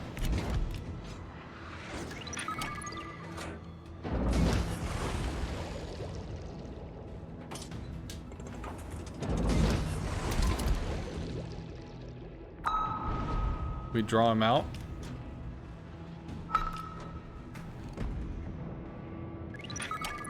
Maybe. I don't know. Wouldn't it be nice? There we go. Wouldn't it be nice if subs were broken? Wouldn't it be great if this dude died? Wouldn't it be nice? So we're hydroed, which means we have to go all the way down to max depth. Torpedoes astern. That's a problem. Attention! Maximum depth reached!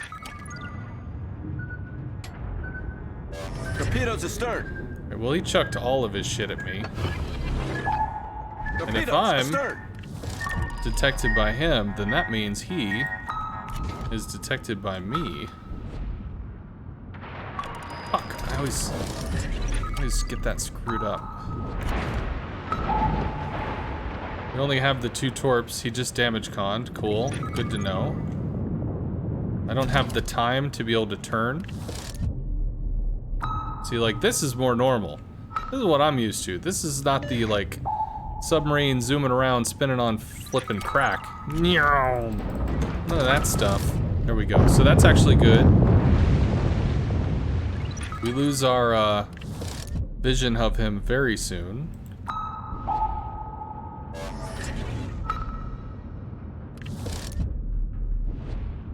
And unfortunately, we're not going to be able to refresh this. Where does it go? Whoa. He's like, full F this, man. Oh, he juked. And it was double ping, too. Cool. Fun times. Well, they're scared of the subs, so they're not moving forward. Proceed to capture that area.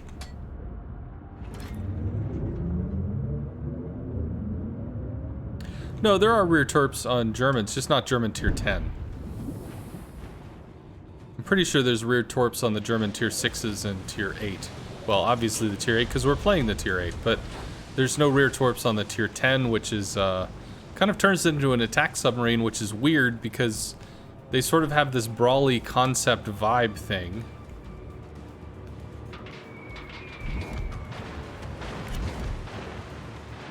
Oh, we don't have anything there. Suppose we could surprise the Roma, maybe? I mean, what else is there to do? Where's the sub? Where are you, buddy? He's all the way over there. Okay. He's probably at periscope depth. Is he at periscope depth? If he's not, I mean, we could try to make something happen. He probably is, though. Requesting assistance. Nice work. Concentrate fire on the enemy warship. Yeah, nothing.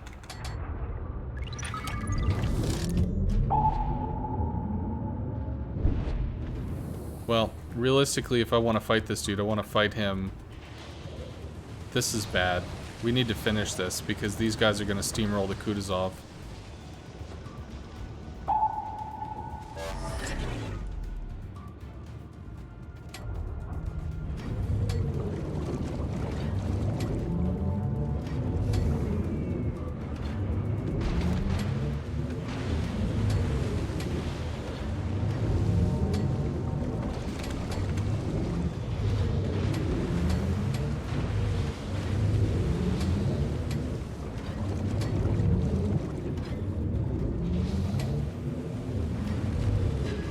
Cool. So, keeping our detection, or keeping our depth between these two spots kept us on surface level, even though our detection was receded down a bit.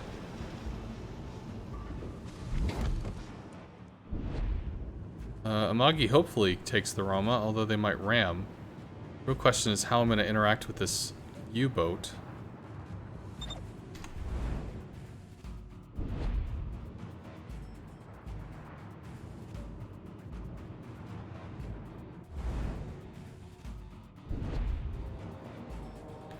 I mean, I have to try to do something, right? Roma goes down. God, we have to do something over here. All forces, capture that area. All forces, capture that area. Cool, so we see the sub. He's at periscope depth. We are not. He is a German U-boat. He's going to have the depth charge consumable, so eventually he's going to run out of dive capacity. A lot of people that play subs like to just kind of sit playing the sub forever, or sit in the water forever. And theoretically, we actually have his broadside, so we might be able to make a play here. Once we get close enough, no, he's starting to bail. Well, he's definitely not surfaced, which means he's burning dive capacity.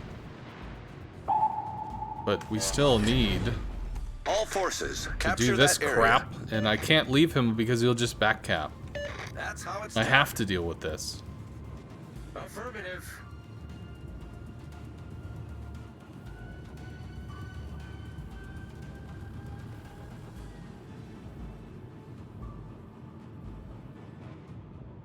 Where the hell are you going, dude? He can't charge the... Well, I mean, he might be charging the Amagi. There he is. Concentrate fire on the designated target. 1.4, his torps can't climb for that.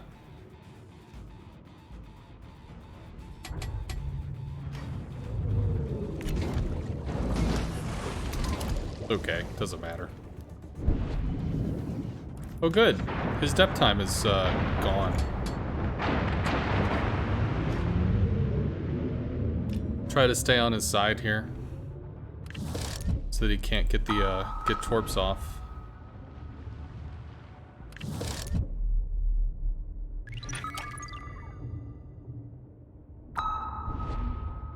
Concentrate fire on the enemy warship.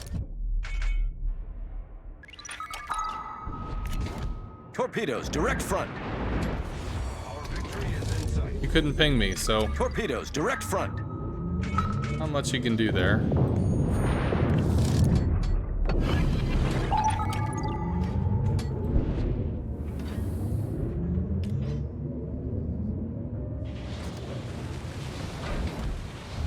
The enemy is about to win. Just need one ping, man. Just one torp to hit. Just one torp to hit. One torp to hit. Go away. Now we have to get all the way across the map to go do something else.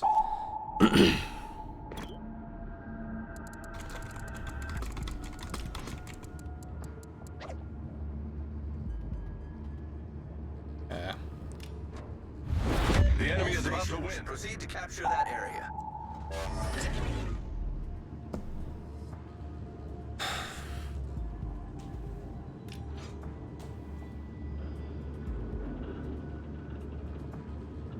Acknowledged.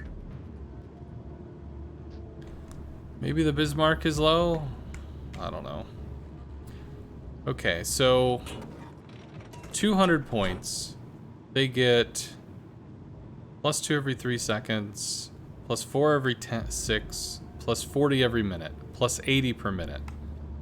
So we have 2.5 minutes, 1 minute, 2 minute, 3 minute, or 2.5. I can't get there. There has to be a kill or the Odin has to step on the cap.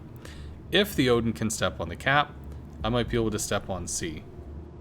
But yeah, this whole like everybody's just hanging out over here thing, it took too long. And nobody else could deal with the sub but me, so I had to deal with the sub, so I couldn't be running over to Charlie. Because realistically, it's not about him killing the Amagi or not, it's about him just taking a cap for free behind us. So,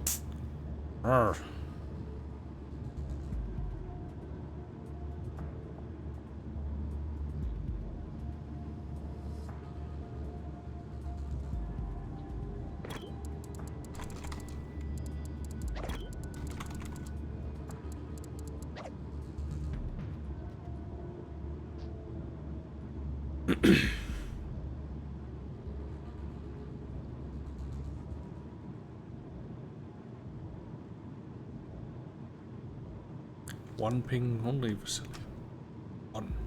One ping. One ping, Vasily. Battle ends in 5 minutes. What's this?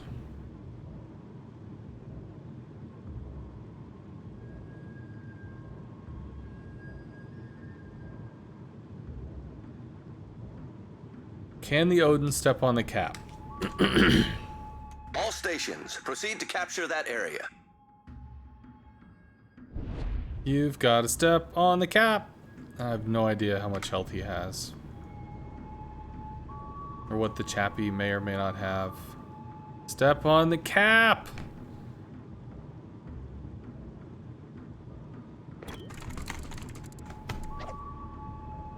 You are angled not directly into B. Get on the cap! Like, he has to kill the Bismarck. We need time.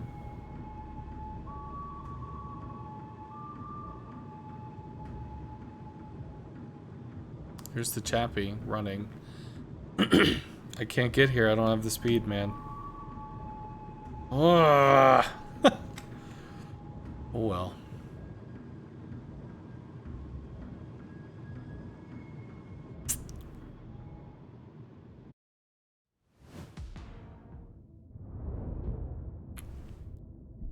Sad.